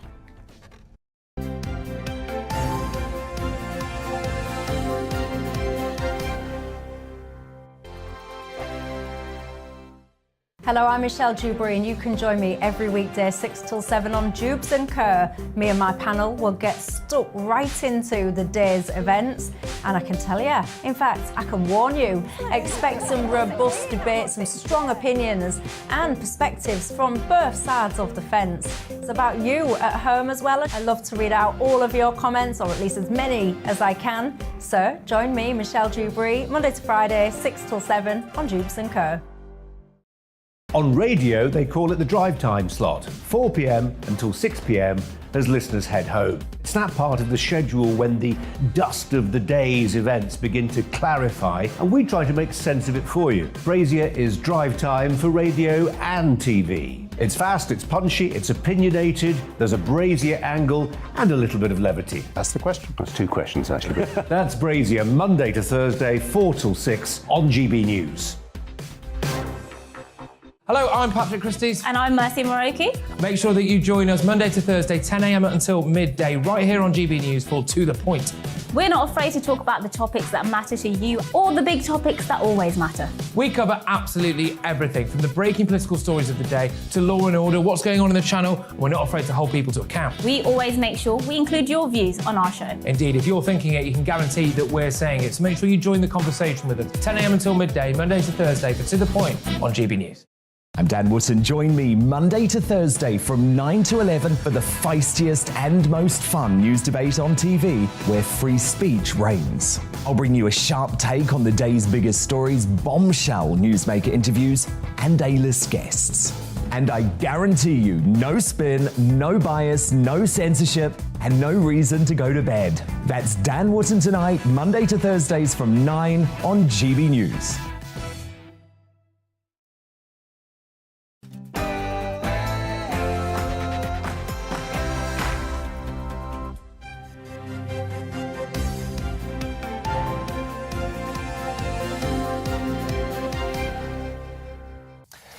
The Tory MP says sorry for watching porn in the chamber of the House of Commons, and now he's resigned. Good morning, it's 9 o'clock on Sunday, May the 1st. This is Breakfast on GB News with Stephen and Ellie. We are the People's Channel, live across the whole of the UK. We're on your TV, on your radio and online. Still to come for you today. MP Neil Parish has now gone after finally admitting he watched pornography on his phone twice in the House of Commons. Meanwhile, Speaker Sir Lindsay Hoyle has called for an overhaul of UK Parliament after a series of scandals. President Zelensky claims Russia has lost more than 23,000 soldiers so far in its invasion of Ukraine. It's after 20 civilians managed to evacuate from the Mariupol steel plant, despite President Putin's orders to contain those sheltering inside. Now, this coming week, many parts of the country are holding local elections. Is it going to be a tough time for the Tories, or has the Labour Party actually failed to cut through with all those scandals in the government? And what about all the other parties that are standing as well? Well, as always, we love to know what you think. We are the People's Channel, and your views drive what we do. So do get in touch by emailing us gbviews@gbnews.uk, or you can tweet us at gbnews.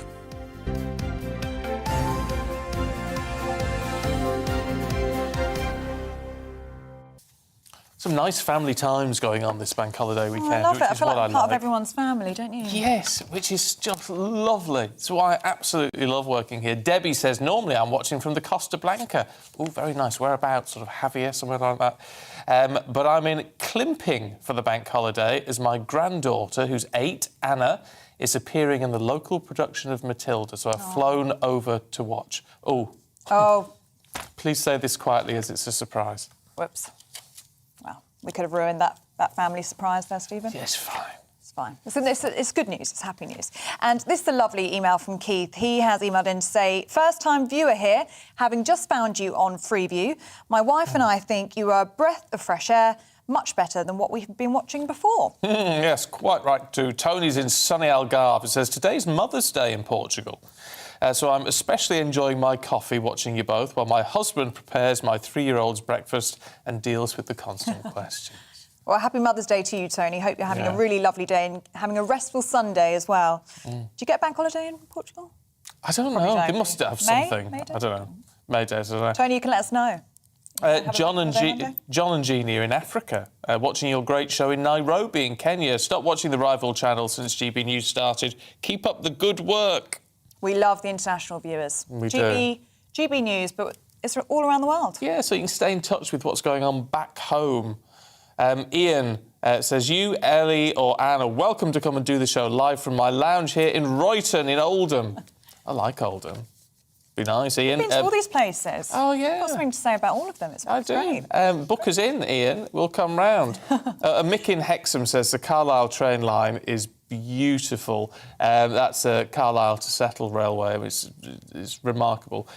Beautiful views. Took the train from Langworthby to Settle. I did a mountain bike route, the Settle Loop, and then back again. Fabulous. It is meant to be like one of those things that you should do in your lifetime, is to settle to Carlisle Railway. But do get in touch with any of the stories that we've been talking about today. We do love to hear from you. It is gbviews@gbnews.uk. I think hold on, my chair's And Stephen's broken his I've broken my chair this morning.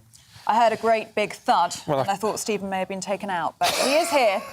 Just the chair. I'm just shrinking a little bit, never mind. It's old age. Now, as we've been discussing all this morning, the Tory MP, Neil Parish, has resigned, and he has admitted that he watched pornography twice in the House of Commons. The MP's resignation will trigger a by-election in his Tiverton and Honiton seat in East Devon. Parish's departure was welcomed by the Conservative Party, following calls by many female Tory MPs for him to go.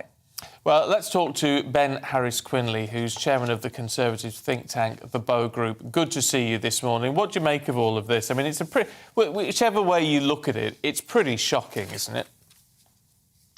Yeah, I mean, and it's set in the wider context. We are told of 56 MPs currently being investigated for some kind of sexual offence, which is, just under 10% of the whole, and about 50 times higher than the national average. So there is clearly something going on in Parliament that marks it apart from the average workplace and the average community. And I think that's been going on for quite some time. Parliament hasn't really moved in step with the rest of the country, and clearly something needs to be done to arrest that. And you can look at individual cases like Neil Parish and the fact that he's resigned, but I think there is a wider problem there that this is indicative of, rather than him being the centre of any problem. See, what we hear a lot, and not just about this, but about any topic, to be honest, is something must be done. Well, yeah, but what? Because that's the key point, is it? It seems very hard to know what action can be taken quickly to actually try to sort this out. Well, I think there are two things, and the Speaker of the House has indicated a keen willingness to actually take radical action to try and solve some of these problems. I was involved in exposing a scandal back in 2015 that was known as the Tatler Tory scandal.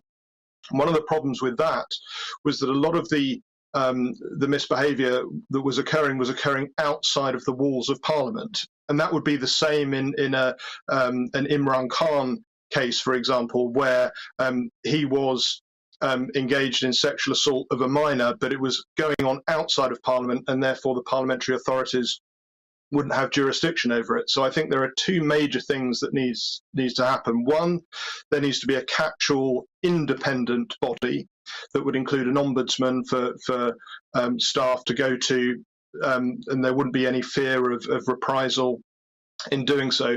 And two, it needs to cover political organisations like the Conservative Party, like the Labour Party, as well as MPs, so it can deal with issues that go on in politics but outside the building of Parliament itself. And I think, you could also have a system where a number of other organisations that are allied to the field of politics could sign up to that organisation. The problem is that at the moment MPs employ staff effectively as sealed units from the whole. So they're employing staff personally and they're accountable to their constituents. So there's not an overall body that can really rule on all of this and what's going on in MPs' constituencies as well. And I think that needs to happen. There needs to be a recognition that this is a political problem as much as it is a House of Commons problem. Ben, what do you make of Oliver Dowden's suggestion that half of MPs Conservative MPs should be women by the time of the next election, this in reaction to this porn scandal? Is that the answer, do you think? We were having a debate in our newspaper review earlier, questions of whether it's positive discrimination or whether it's women being used to make men behave better. What are your thoughts? Well, I don't think that is the answer, because I think what the public want to see, they want to see MPs held to account by the kind of independent body that is being discussed. But they also want a decision that they can make. If they feel an MP has behaved inappropriately, whether they've cleared the rules or whether they've acquitted themselves of any legal case, if the public feel an MP has behaved inappropriately, I think they need to be the ultimate and final arbiter of that behaviour. Now, we have right of recall that came in 2015, and I think that's good. But I don't think there needs to be an anti-democratic system of saying, well, we're going to have 50% women, 50% men, and a quota-based system. I think we need a primary system, so local people decide on the candidates they want, whether it be man, woman, or whomever, and the public therefore act as that ultimate and final arbiter of MPs' behaviour. I don't believe in quotas, and I don't think democracy is about quotas. Democracy is about the local people having the final decision. And I think a lot of people would probably agree with you on that. The difficulty is trying to persuade women or ethnic minorities or whoever it might be that they can get into part, that they're willing to throw their hat into the ring. And for that to happen, there does need to be some reform, doesn't there, in Westminster? Even on the women's side, I mean, at least better childcare would presumably make a big difference. It's got to be changed at the top before people are willing to stand up, doesn't it? Yeah, but when you say change at the top, I think certainly training schemes and things like that, but not a top-down imposition of a 50-50 quota. I mean, it is worth mentioning that in 1979, Britain had its first female prime minister, and in my opinion, that went rather well. So these barriers have been knocked down long in the past. I don't think there is a real impediment.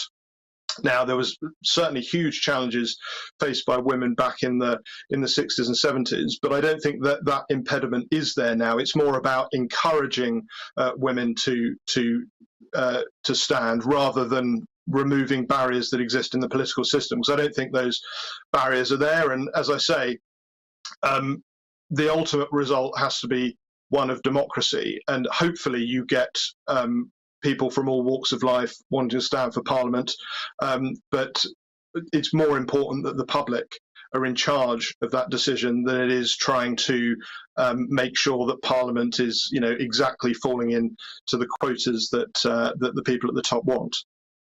Yeah, OK. Ben Harris-Quinley from the Bow Group, thank you very much indeed. Love your thoughts on that. GBviews at gbnews.uk. It's an interesting one. So I think quotas are generally unpopular, aren't they? No, exactly. Meritocracy. Well, we'd like to hear your thoughts on that. I'm sure many of you do have an opinion on that story. GBviews at gbnews.uk. And how best to react to it, of course. Is it that we have half of all MPs are women? Is it that we have blocks on porn sites in government, which was suggested earlier? What is the answer? Seems odd that that would need to be done, but perhaps it just does. I don't know.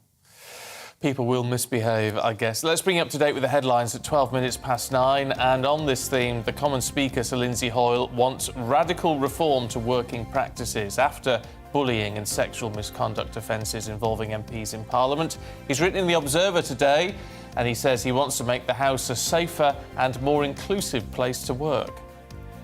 The UK's ambassador to Ukraine says she feels comfortable after returning to Kyiv. Melinda Simmons says it's the right place to be after going back to the capital, despite Russian threats against diplomats there.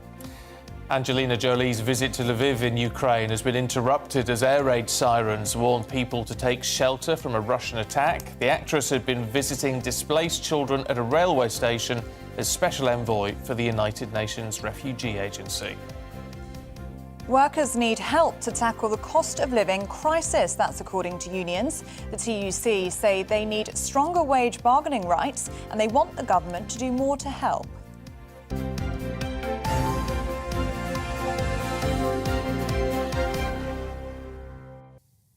Now, just 20 civilians, women and children, have reportedly left the Ukrainian-held Azovstal steelworks in the besieged city of Mariupol. This is the first group to leave the plant since Russian President Vladimir Putin ordered the vast industrial area to be sealed off last week. Russia has continued to pound southern and eastern Ukraine with missile strikes. That's left many wounded and many dead. It's a desperate situation. Well, joining us now is Colonel Richard Kemp, former British Army commander and chairman of the Cobra Intelligence Group. Good morning to you, Colonel. Thank you very much for joining us. Very depressing numbers coming out of this operation in Mariupol, trying to get those civilians out. Only 20 have managed to do so far. Try and describe what the situation is like on the ground for those that are still trapped inside. Well, it's obviously been a very tough period for them. They've probably in most cases, they've endured 2 months of shelling and assault by the Russians, and of course fighting back by the Ukrainian forces there. And I don't think it'll be long before even worse befalls them if they remain in Mariupol. And I think the Russians have spoken about, for example, those people who are remaining in the steel plant in Mariupol. The Russians have spoken about flooding the various cellars and chambers that they're located in to drown them or to force them out. So I think there's worse to come. Mariupol actually isn't of any great significance now. It's been effectively neutralised by the Russians, and it no longer serves as any form of impediment to the Russian land bridge that has been constructed between the Crimea and into the Donbass and to Russia. So it's the best thing I would say is for those people particularly the civilians who remain there, to get out as quickly as they possibly can, and for every effort to be made by both the Ukrainian authorities and by pressure from the international world to get them out quickly. But what's your assessment of the military strategy which Russia is using at the moment? I think Russia, as we know now, has switched from its original plan of hoping to launch an attack on Kiev, which would very quickly lead to the fall of the government in Ukraine and therefore Russian rapid victory. That didn't happen. We've seen the Russians withdraw from Ukraine, and they're now launching severe attacks into Donbass, into the regions in the eastern part of Ukraine. And those attacks are gaining in momentum. They're gaining in success as far as the Russians are concerned. They've destroyed a great deal of Ukrainian forces, and I think they will relentlessly carry on until they achieve their objectives there. The Ukrainians, as always in this campaign, have put on a staunch fight. But meanwhile, in the south, the Russians made great progress in taking so much of the southern coast of Ukraine, including, of course, Mariupol and over to Kherson in the west. I think once the Donbass has been conquered, if it is by Russia, then their next move will be, and it might not be for even a couple of years, will be to extend their progress in the south right across to Odessa to effectively take control of the whole of the coastline of Ukraine, as well as the eastern part of Ukraine, Donbass, and maybe even further.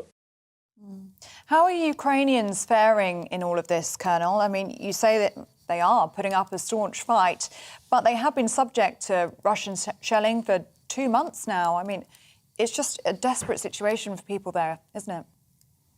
Yeah, it is absolutely. And I think, we can all applaud the Ukrainian armed forces for what they've done and the Ukrainian people for being behind them and volunteering and signing up to help the fight. We haven't seen anything like it really since the Second World War.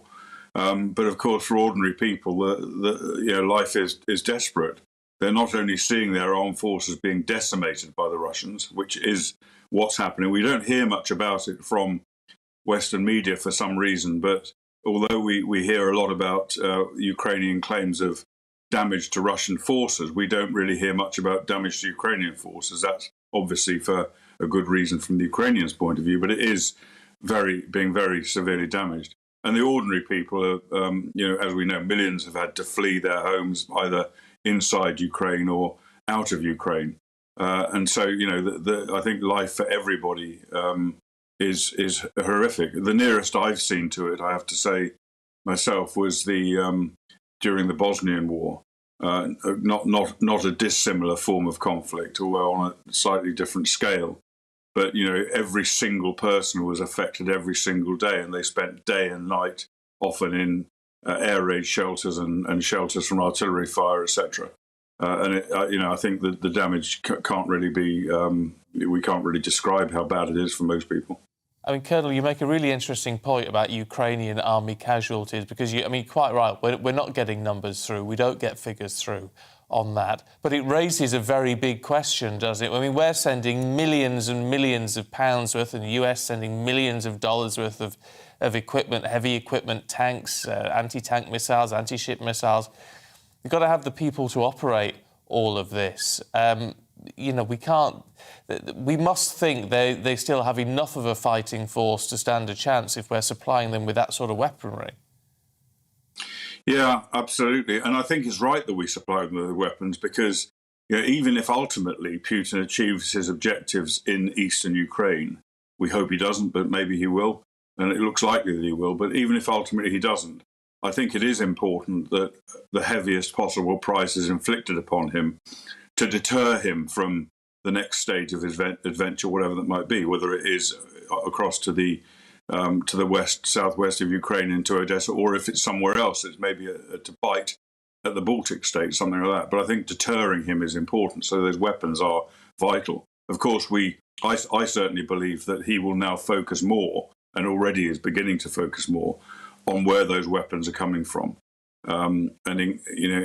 Particularly in carrying out attacks against and to interdict weapon supply routes coming out of Poland and elsewhere into Ukraine, because of course he recognises how damaging those Western weapons are for his forces.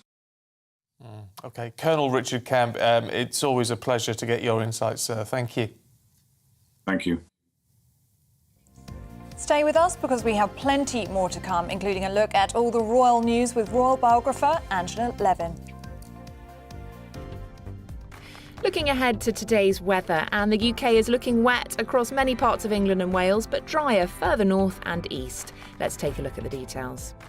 Starting off in the southwest, and it should be a mostly dry morning, but as rain sweeps in from the north, it will be much wetter and cooler than yesterday. It will also be mostly dry around London first thing. The rain will push southeastwards across the capital through the early part of the afternoon. Meanwhile, in Wales, it's a very wet picture today. The rain will be heaviest this morning, then should ease a little this afternoon. It's also a wet day across the West Midlands. Whilst the rain is not going to be particularly heavy, it is going to last through the morning and into this afternoon. Most of the early rain in the northeast will mostly die out this morning. As a result, it should be drier here than elsewhere, although still largely cloudy with temperatures on the low side. It will also be a mostly dry but largely cloudy lunchtime across Scotland today. Sunshine will be limited and there may be the odd shower around, most likely towards the west. Meanwhile, in Northern Ireland, it's not looking as wet as yesterday, but we still have quite a damp day ahead with plenty of cloud and some outbreaks of rain. The rain will continue to push south-eastwards later with some lingering outbreaks, particularly for England and Wales. And that's how the weather is shaping up for the rest of the day.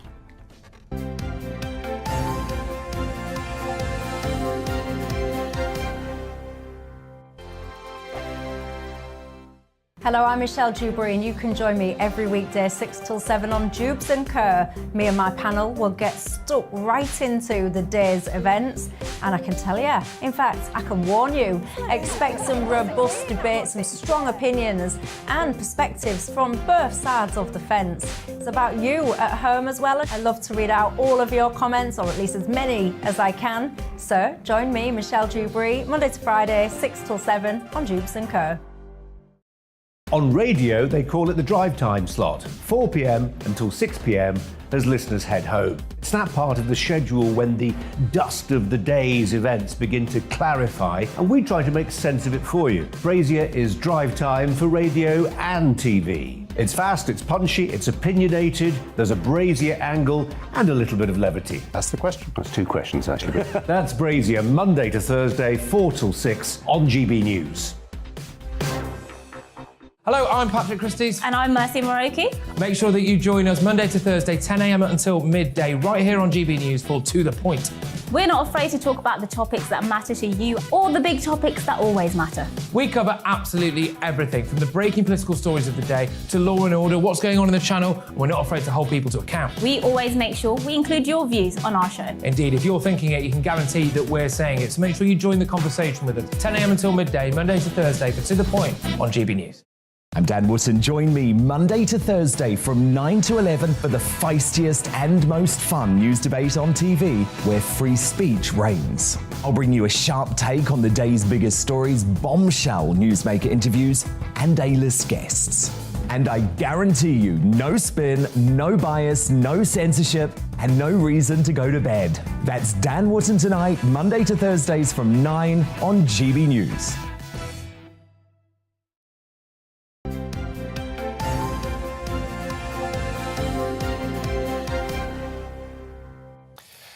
"9:24, good morning. You're watching and listening to Breakfast with Stephen and Ellie. We're all across your TV, on the radio and online and everywhere else. I just want to... so many. You know, we had 1,000 emails yesterday. I don't know what the number is today, but so many. And I want to say a special hello to Alison in Surrey, who said, I just wanted to concur with all the emails referring to the family feel of your channel. You filled a huge gap in relation to news. You inform me, entertain me, and make me laugh. And as we keep saying, that's what this is all about, family. Here at work, we call ourselves the GB News family. We do. And it's true, isn't it? It is true. It is true. And lots of people emailing in and saying they feel the same way. Seamus has said, with all that's happening in the world, it is so nice to turn on the television and feel like you are relaxing and having breakfast with friends. Yes. That's what we're aiming to do. It is. Some of our friends are far-flung, including Gareth, who says, I've just recently tuned in from Kangaroo Valley in Australia.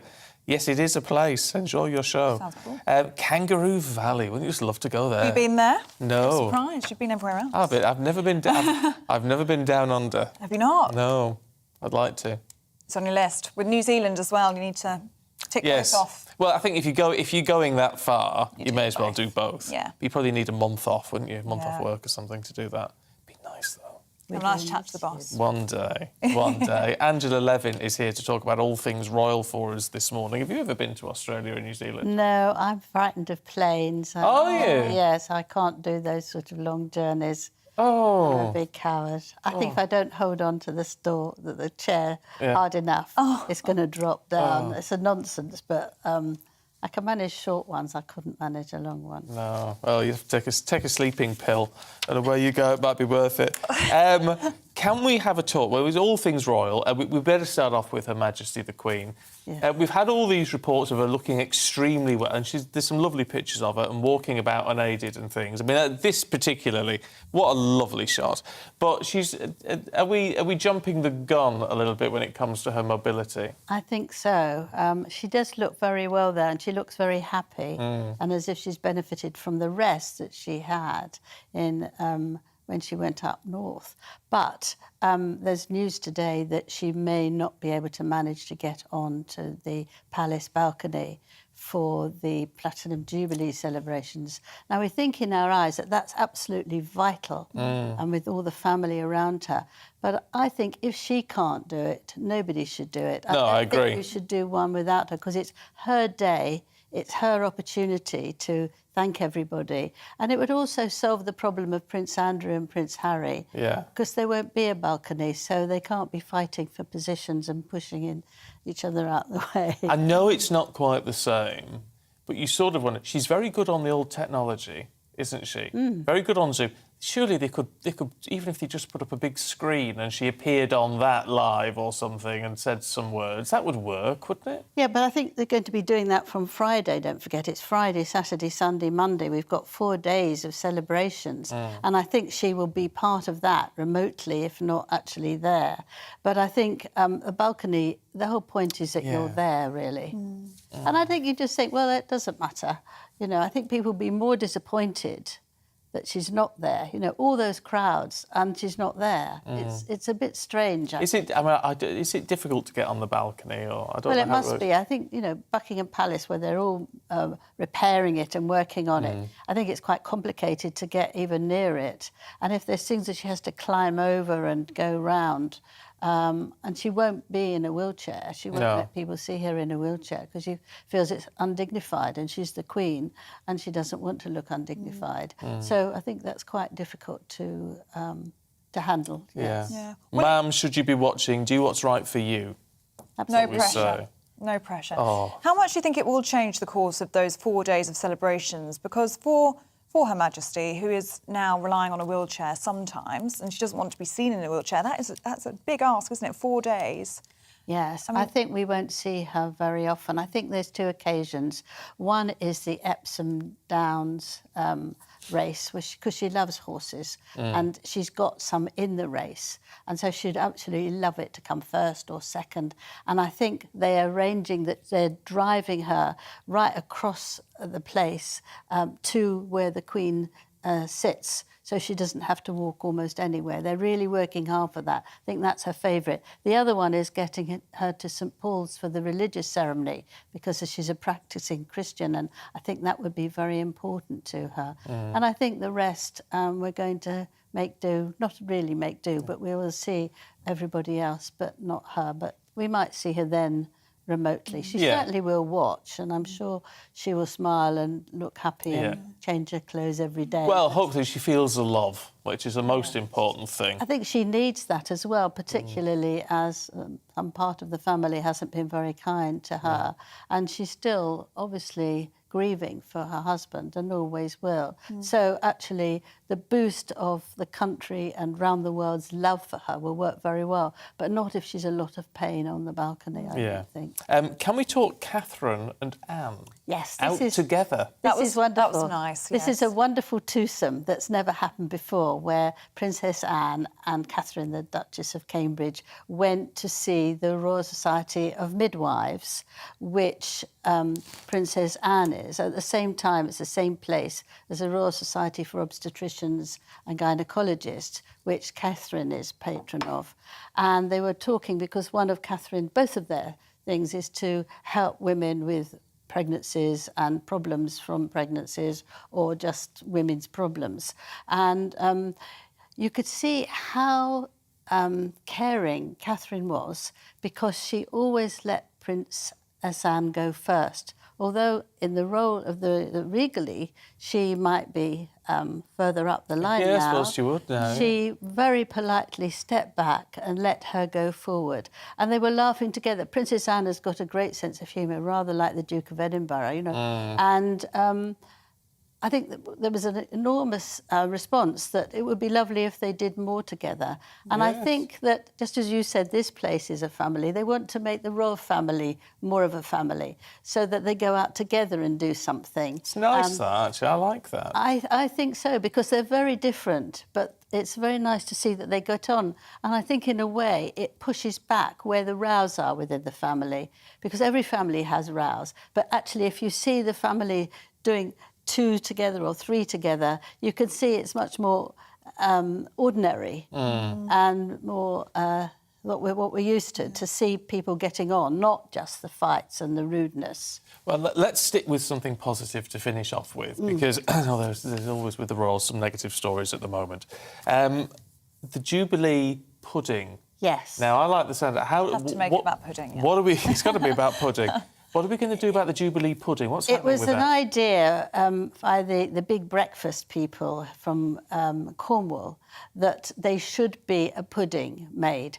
When the Queen had coronation, they made coronation chicken. When Queen Victoria became Queen, they made Victorian sponge cake. Is that where it comes from? Yes, so the man there, Peter Stewart, who's a wonderful man, he thought that it's a good idea to do a special pudding for Her Majesty. So there have been thousands and thousands of people suggesting the right pudding, but it needs to be one that's good for the Queen. So I reckon it's going to have some chocolate and some mint in it, which is her favourite. Right. And Camilla, the Duchess of Cornwall, along with Mary Berry, are going to help the Queen's head chef decide which it is, and we'll know what that is in a week. But it was announced today that Camilla and Mary Berry are also going to be involved. I think it's fantastic. Nice, that. Camilla is quite a good cake maker. She does cook. Yes. And Mary Berry, we know, is much loved. She's not bad. And the age group's quite right. So they're going to come up with an Elizabeth or a Queen, or I don't know how they're going to name it, but Yes. they're going Elizabeth to name pudding it. or something. Elizabeth pudding would be fine. That sounds good, doesn't it? Just sound quite nice. I shall be giving it. I don't care what it is. I'm going to be trying it. But Angela. it's going to be easy enough for everybody who's going to do these outdoor parties and joining together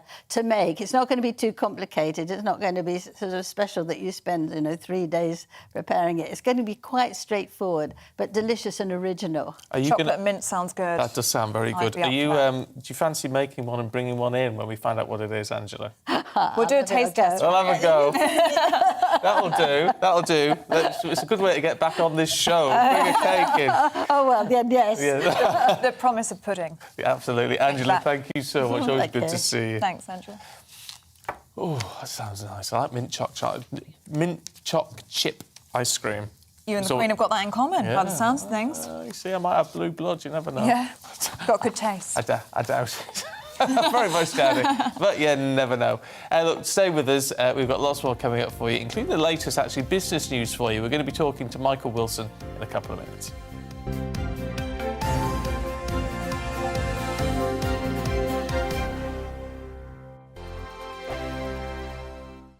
Hello, I'm Michelle Dewberry, and you can join me every weekday 6 till 7 on Jubes and Kerr. Me and my panel will get stuck right into the day's events, and I can tell you, in fact, I can warn you, expect some robust debates, some strong opinions and perspectives from both sides of the fence. It's about you at home as well. I love to read out all of your comments, or at least as many as I can. So join me, Michelle Dewberry, Monday to Friday, 6 till 7 on Jubes and Kerr. On radio, they call it the drive time slot, 4 p.m. until 6 p.m. as listeners head home. It's that part of the schedule when the dust of the day's events begin to clarify, and we try to make sense of it for you. Brazier is drive time for radio and TV. It's fast, it's punchy, it's opinionated, there's a Brazier angle and a little bit of levity. That's the question. That's two questions, actually. That's Brazier, Monday to Thursday, 4 till 6 on GB News. Hello, I'm Patrick Christie's. And I'm Mercy Moroki. Make sure that you join us Monday to Thursday, 10 a.m. until midday, right here on GB News for To The Point. We're not afraid to talk about the topics that matter to you or the big topics that always matter. We cover absolutely everything, from the breaking political stories of the day to law and order, what's going on in the channel. We're not afraid to hold people to account. We always make sure we include your views on our show. Indeed, if you're thinking it, you can guarantee that we're saying it. So make sure you join the conversation with us, 10 a.m. until midday, Monday to Thursday, for To The Point on GB News. I'm Dan Wootton. Join me Monday to Thursday from 9 to 11 for the feistiest and most fun news debate on TV, where free speech reigns. I'll bring you a sharp take on the day's biggest stories, bombshell newsmaker interviews, and A-list guests. And I guarantee you, no spin, no bias, no censorship, and no reason to go to bed. That's Dan Wootton tonight, Monday to Thursdays from 9 on GB News.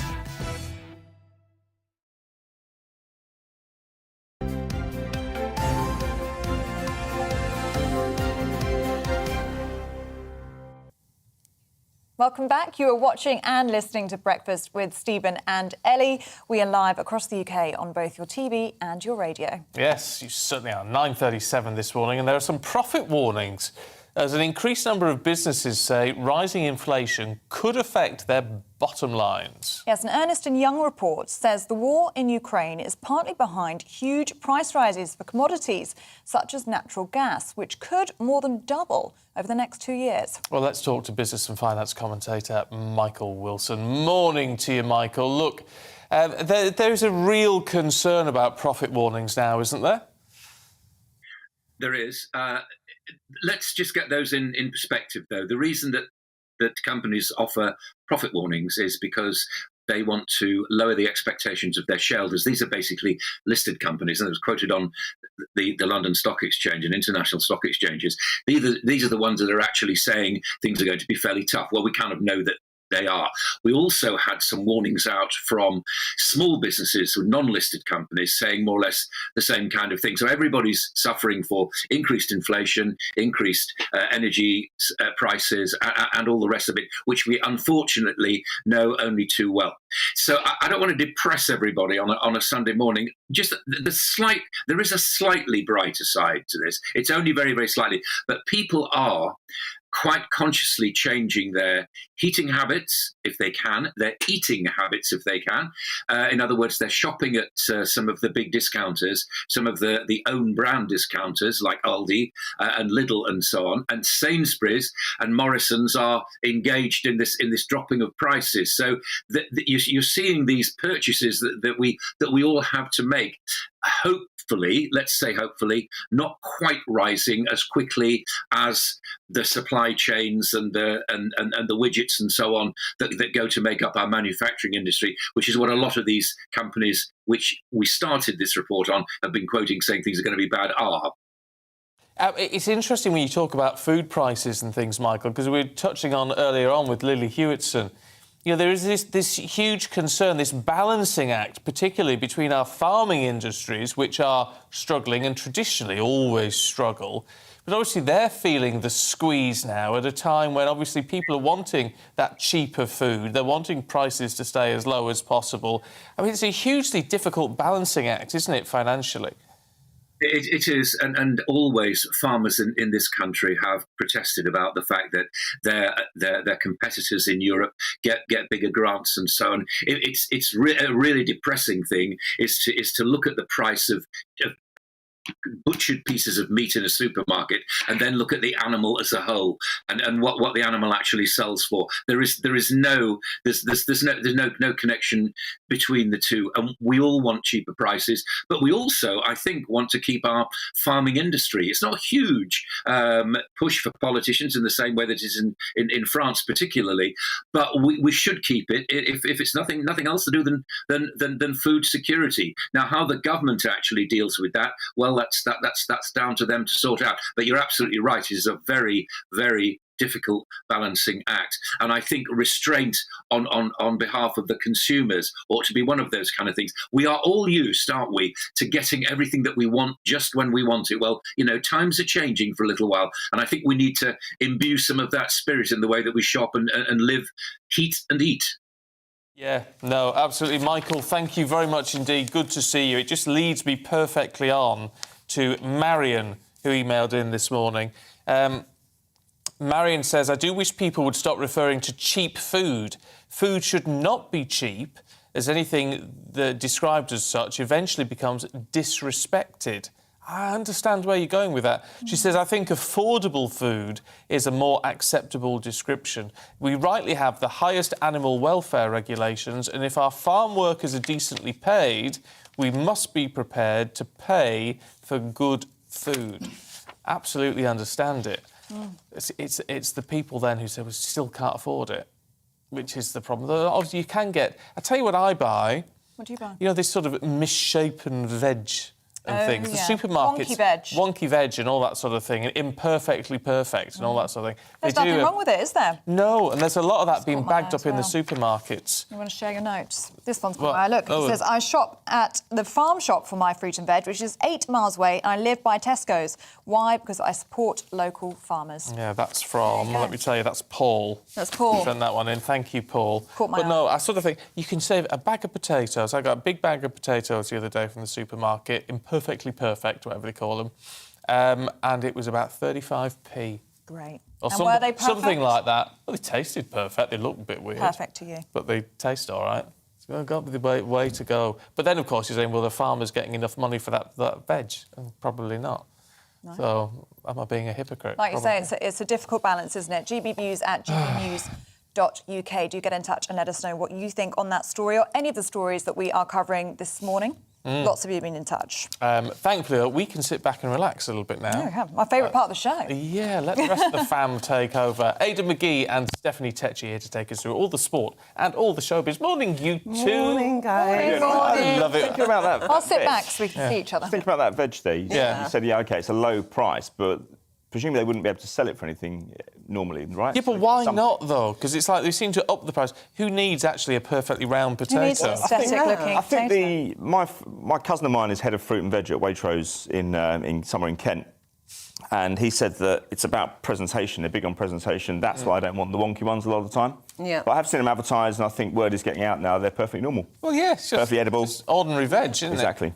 I love buying reduced stuff. Oh, It's like a bit of a habit for me. I'm always like looking for the yellow sticker. I love a yellow sticker. It's like that's how much it should cost. Going to you Waitrose know? after 8 o'clock, you'll be fine. Oh, yeah, Waitrose is a bit on the expensive side. All-day breakfasts that really have been there all day. But it is that thing, we do go and snap up the bargains like that, and you think, great, I'm getting a bargain, but then it's then when you start thinking about, well, what are the farmers getting paid for this? Yeah, if I'm buying a bag of potatoes for 35 or 40p or whatever it is, then what's the farmer getting paid for it? Absolutely right. Good Next to point. nothing. Yeah. So I don't know, you sort of can't win, can you, in all of this? If you're a farmer, I'd love to hear your thoughts. Yeah, definitely so. Sporting-wise then, Aidan, yeah. what's your top What have you got pick? for us? Oh, well, interesting. Yesterday we saw Manchester City won in the 5:30 game against Leeds, 4-0 away from home. Tough game that, because Liverpool won earlier in the day, and sandwiched between two mammoth European ties as well. Of course, City played out that blockbuster against Real Madrid at the Etihad last Wednesday, 4-3. They won. They've got to go to Spain again on Wednesday to try and see that one through. No tough or no easy task, that's for sure. Liverpool, they played it at home to Villarreal on I think it was Wednesday? No, maybe Tuesday. No, it was the same night as City, actually. It was midweek, anyway. Let's say midweek to cover our bases. And I'll check on that. So they won yesterday. Tricky match at Newcastle, 1-1-0. Got through. We saw Norwich get relegated yesterday. We all knew that was going to happen. That was one prediction I made, which was turned out to be true. And the very sad death of Mino Raiola, the super agents. He was one of those guys, 54 years old. He had some huge clients. I mean, Paul Pogba, Erling Haaland, who's probably going to go to Manchester City this summer, come what may. Seriously ill since January. I understand it was lung cancer. But as I say, 54 years old. I mean, Mario Balotelli, Gianluigi Donnarumma. You remember him? He broke our hearts last time. He was the Italian goalkeeper who saved the two penalties from the England players to put us out of the Euros in the final. So very tragic. And we've got and Katie Taylor last night winning the boxing in the Madison Square Garden. Yeah, women's boxing, 20,000 in the Garden. You know, not many people. I mean, Ali and Fraser fought in front of a full house at the Garden back in the early 70s. So. It's so nice to see that women are getting an equal playing field when it comes to sports now, because there was always this thing before where people used to think, oh, the fans would not come with such sports, but 20,000... She's a calibre fighter. No doubt about it. They're probably going to do it again as well. Amanda Serrano and her are probably going to do it at Croke Park in her native Dublin, so she's earned the right for that rematch as well. So we'll see what happens there. And we've got a snooker final tonight. Oh, yes, yeah, Trump, yeah, exactly. And Not Ronnie that one. O'Sullivan, right? Not that one, but all showman. Yeah, exactly. Ronnie O'Sullivan looking to create a record. We'll go level with Stephen Hendry on world titles as well, so that should be good. I'll be watching that. what do you rate? Snooker's so boring. I'm so I was saying that. Snooker and cricket is a big no-no for me. See, cricket I can't do. Snooker I don't mind, but then as a kid we got a snooker table, you know, them little ones. Yeah. When we were kids. And I mean, it's hard. It's really hard. It's hard. So much concentration. Yeah. I almost just want to just get the ball and just shove it in the... Oh, you're an impatient woman. I am. I love boxing, though. Do you? See, Yeah, why do you I like boxing so much? I think because boxing is such a disciplined sport and it works the whole body, and obviously it's a good stress reliever as well. So I just Depends love who you're beating up, doesn't it? Oh.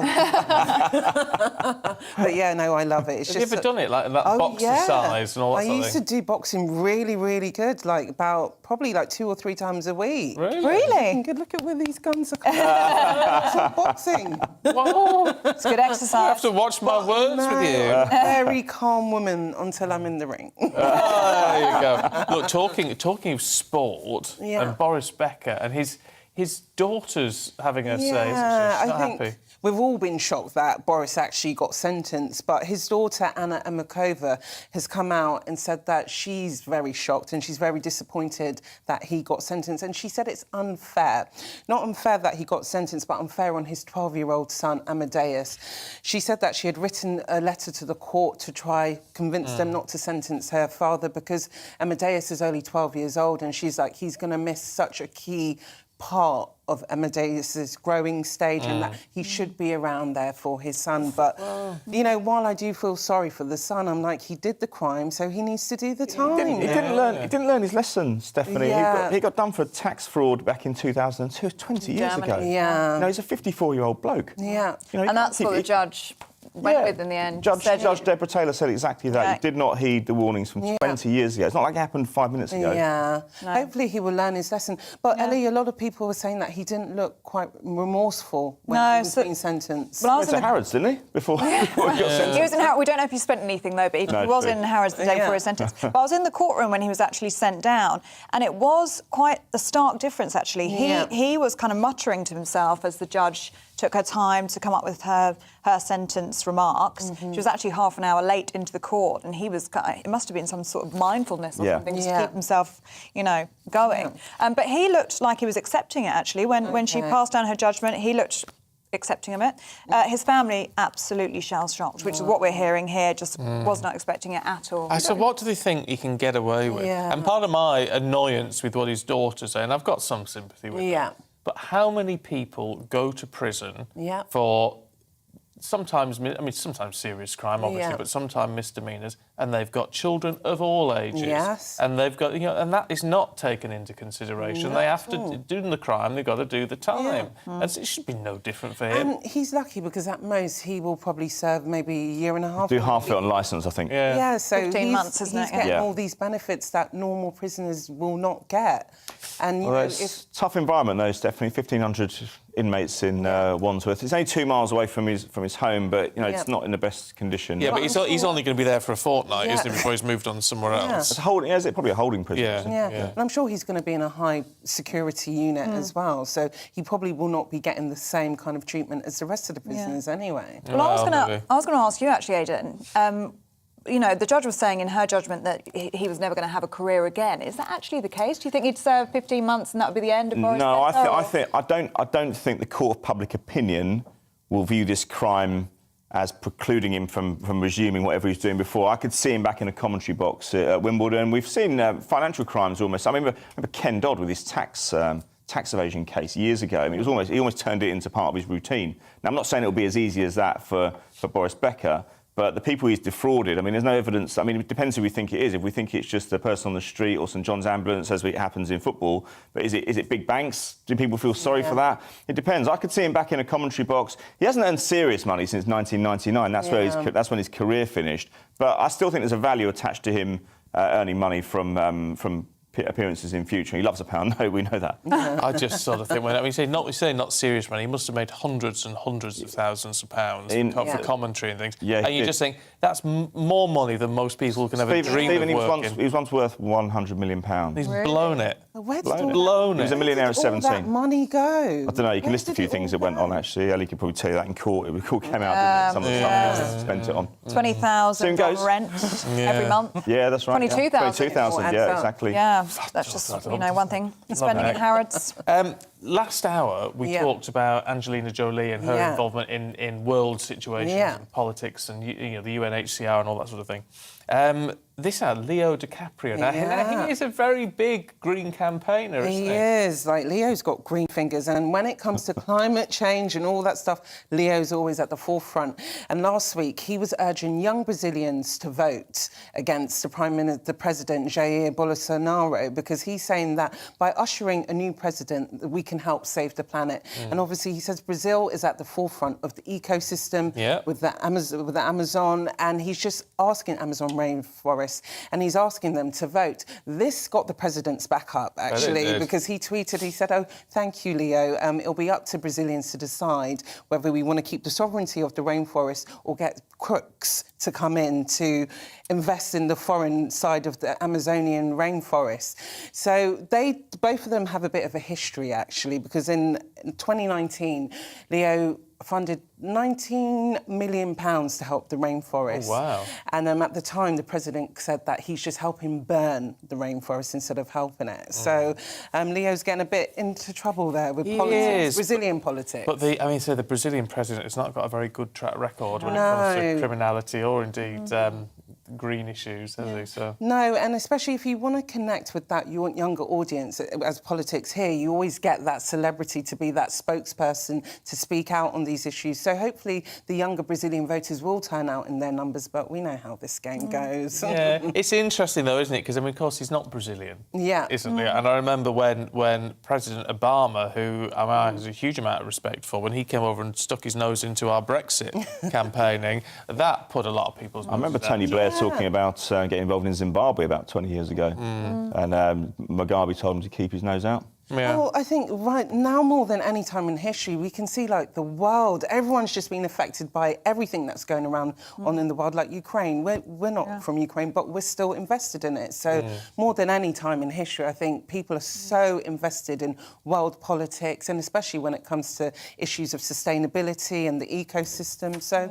Kudos to Leo. And what do we think about celebrities wading into politics and into world affairs? I mean, we've got this picture of Angelina Jolie here in the Express, looking very glam in Ukraine, smiling and signing autographs and waving at people there. Oh, we've also got some footage here. There was actually an air raid siren, wasn't there? Yeah, there was. It was quite scary, actually, because even me watching that and hearing that siren go off, it brought a bit of fear in me as well. And the fact, she's walking and she's like, I'm okay. It shows the reality of the situation. And even though people are saying, oh, what is a celebrity doing there? She is actually putting her life at risk. Thank God nothing happened. But there is that risk where you're in a war-torn country that anything can happen at any moment. I don't have a problem with celebrities coming into politics. I really don't. Occasionally I have something interesting to say, but that doesn't mean I would listen to them any more than I listen to my next-door neighbour or something, But, I mean, we shouldn't preclude them from politics. And for them, I imagine, looking at it cynically, it's probably quite good for business. Humanitarian work, I sort of think, is fine. Yeah. What I have an issue with is because they do... politicians, celebrities carry a lot of influence. No, they don't. They do. No one listens to them. Not at all. Followers, just go into social... They don't. Well, why don't you look at celebrities. I can't think of too many celebrities in the last 20 years who backed the Tories, and yet in the last 15 years it's been the Tories who are winning elections. People don't listen to them. People hear them and think, goodness me, I wouldn't mind turning off from them. What do they know? That's what I think. But I think they help make people wake up and pay attention to issues that necessarily people don't care about. Look, Angelina's all over the newspapers because she's Angelina Jolie. If it was someone else, they won't get that. There's probably high people who are, got money but not the fame of Angelina that we won't hear about. Maybe, but that particular story there that Ellie held up and it referenced what Stephen said about, that's a humanitarian issue. Yeah. Whereas we're talking party politics, which sometimes politicians obviously get into it, but that's their job, but celebrities get into it, and I just think, what the hell do you know? Where are you coming at it from? They only come out when it's time for elections. Other than that, when there's all issues throughout the year, we don't hear from them. It's only when it comes to voting, they want to be like, I'm a staunch politician or get involved with politics. But fair point. Just a final word on the snooker, because my friend Luke who gets in touch, and Luke is a big sports fan. And he says that, and I didn't realise this, the snooker finals are today and tomorrow. It's a two-parter. It's a marathon. So it's 1 o'clock this afternoon. Yeah. And then we have the evening session at 7 o'clock. So there's a chance to get bite to eat in the middle. I've covered this, so I know how the system works. You used to get a nice little voucher. It was great. And then it goes into tomorrow for the bank holiday to finish off. They're kind of replicating what they do in the darts. So like the final, the showcase events will be on the bank holiday Monday. And so they'll start again at 1 o'clock, and then in the evening at 7 o'clock again, and to a grand finale tomorrow evening, where hopefully they'll try and evoke the memories of Taylor and Davis back in '85, 22 million. Absolutely. What a joy it is, you two. We all have a good old chit-chat. We love having you. Aidan, Stephanie, thanking you very much indeed. And thank you for your company, for all your tweets, all your emails. We've loved hearing from you today. Thank you very much indeed. Political Correction is up next. Have a good bank holiday weekend. Looking ahead to today's weather, and the UK is looking wet across many parts of England and Wales, but drier further north and east. Let's take a look at the details. Starting off in the southwest, and it should be a mostly dry morning, but as rain sweeps in from the north, it will be much wetter and cooler than yesterday.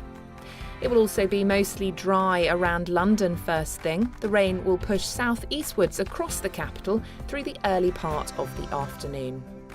Meanwhile, in Wales, it's a very wet picture today. The rain will be heaviest this morning, then should ease a little this afternoon. It's also a wet day across the West Midlands. Whilst the rain is not going to be particularly heavy, it is going to last through the morning and into this afternoon. Most of the early rain in the northeast will mostly die out this morning. As a result, it should be drier here than elsewhere, although still largely cloudy with temperatures on the low side. It will also be a mostly dry but largely cloudy lunchtime across Scotland today. Sunshine will be limited and there may be the odd shower around, most likely towards the west. Meanwhile, in Northern Ireland, it's not looking as wet as yesterday, but we still have quite a damp day ahead with plenty of cloud and some outbreaks of rain. The rain will continue to push south-eastwards later with some lingering outbreaks, particularly for England and Wales. And that's how the weather is shaping up for the rest of the day.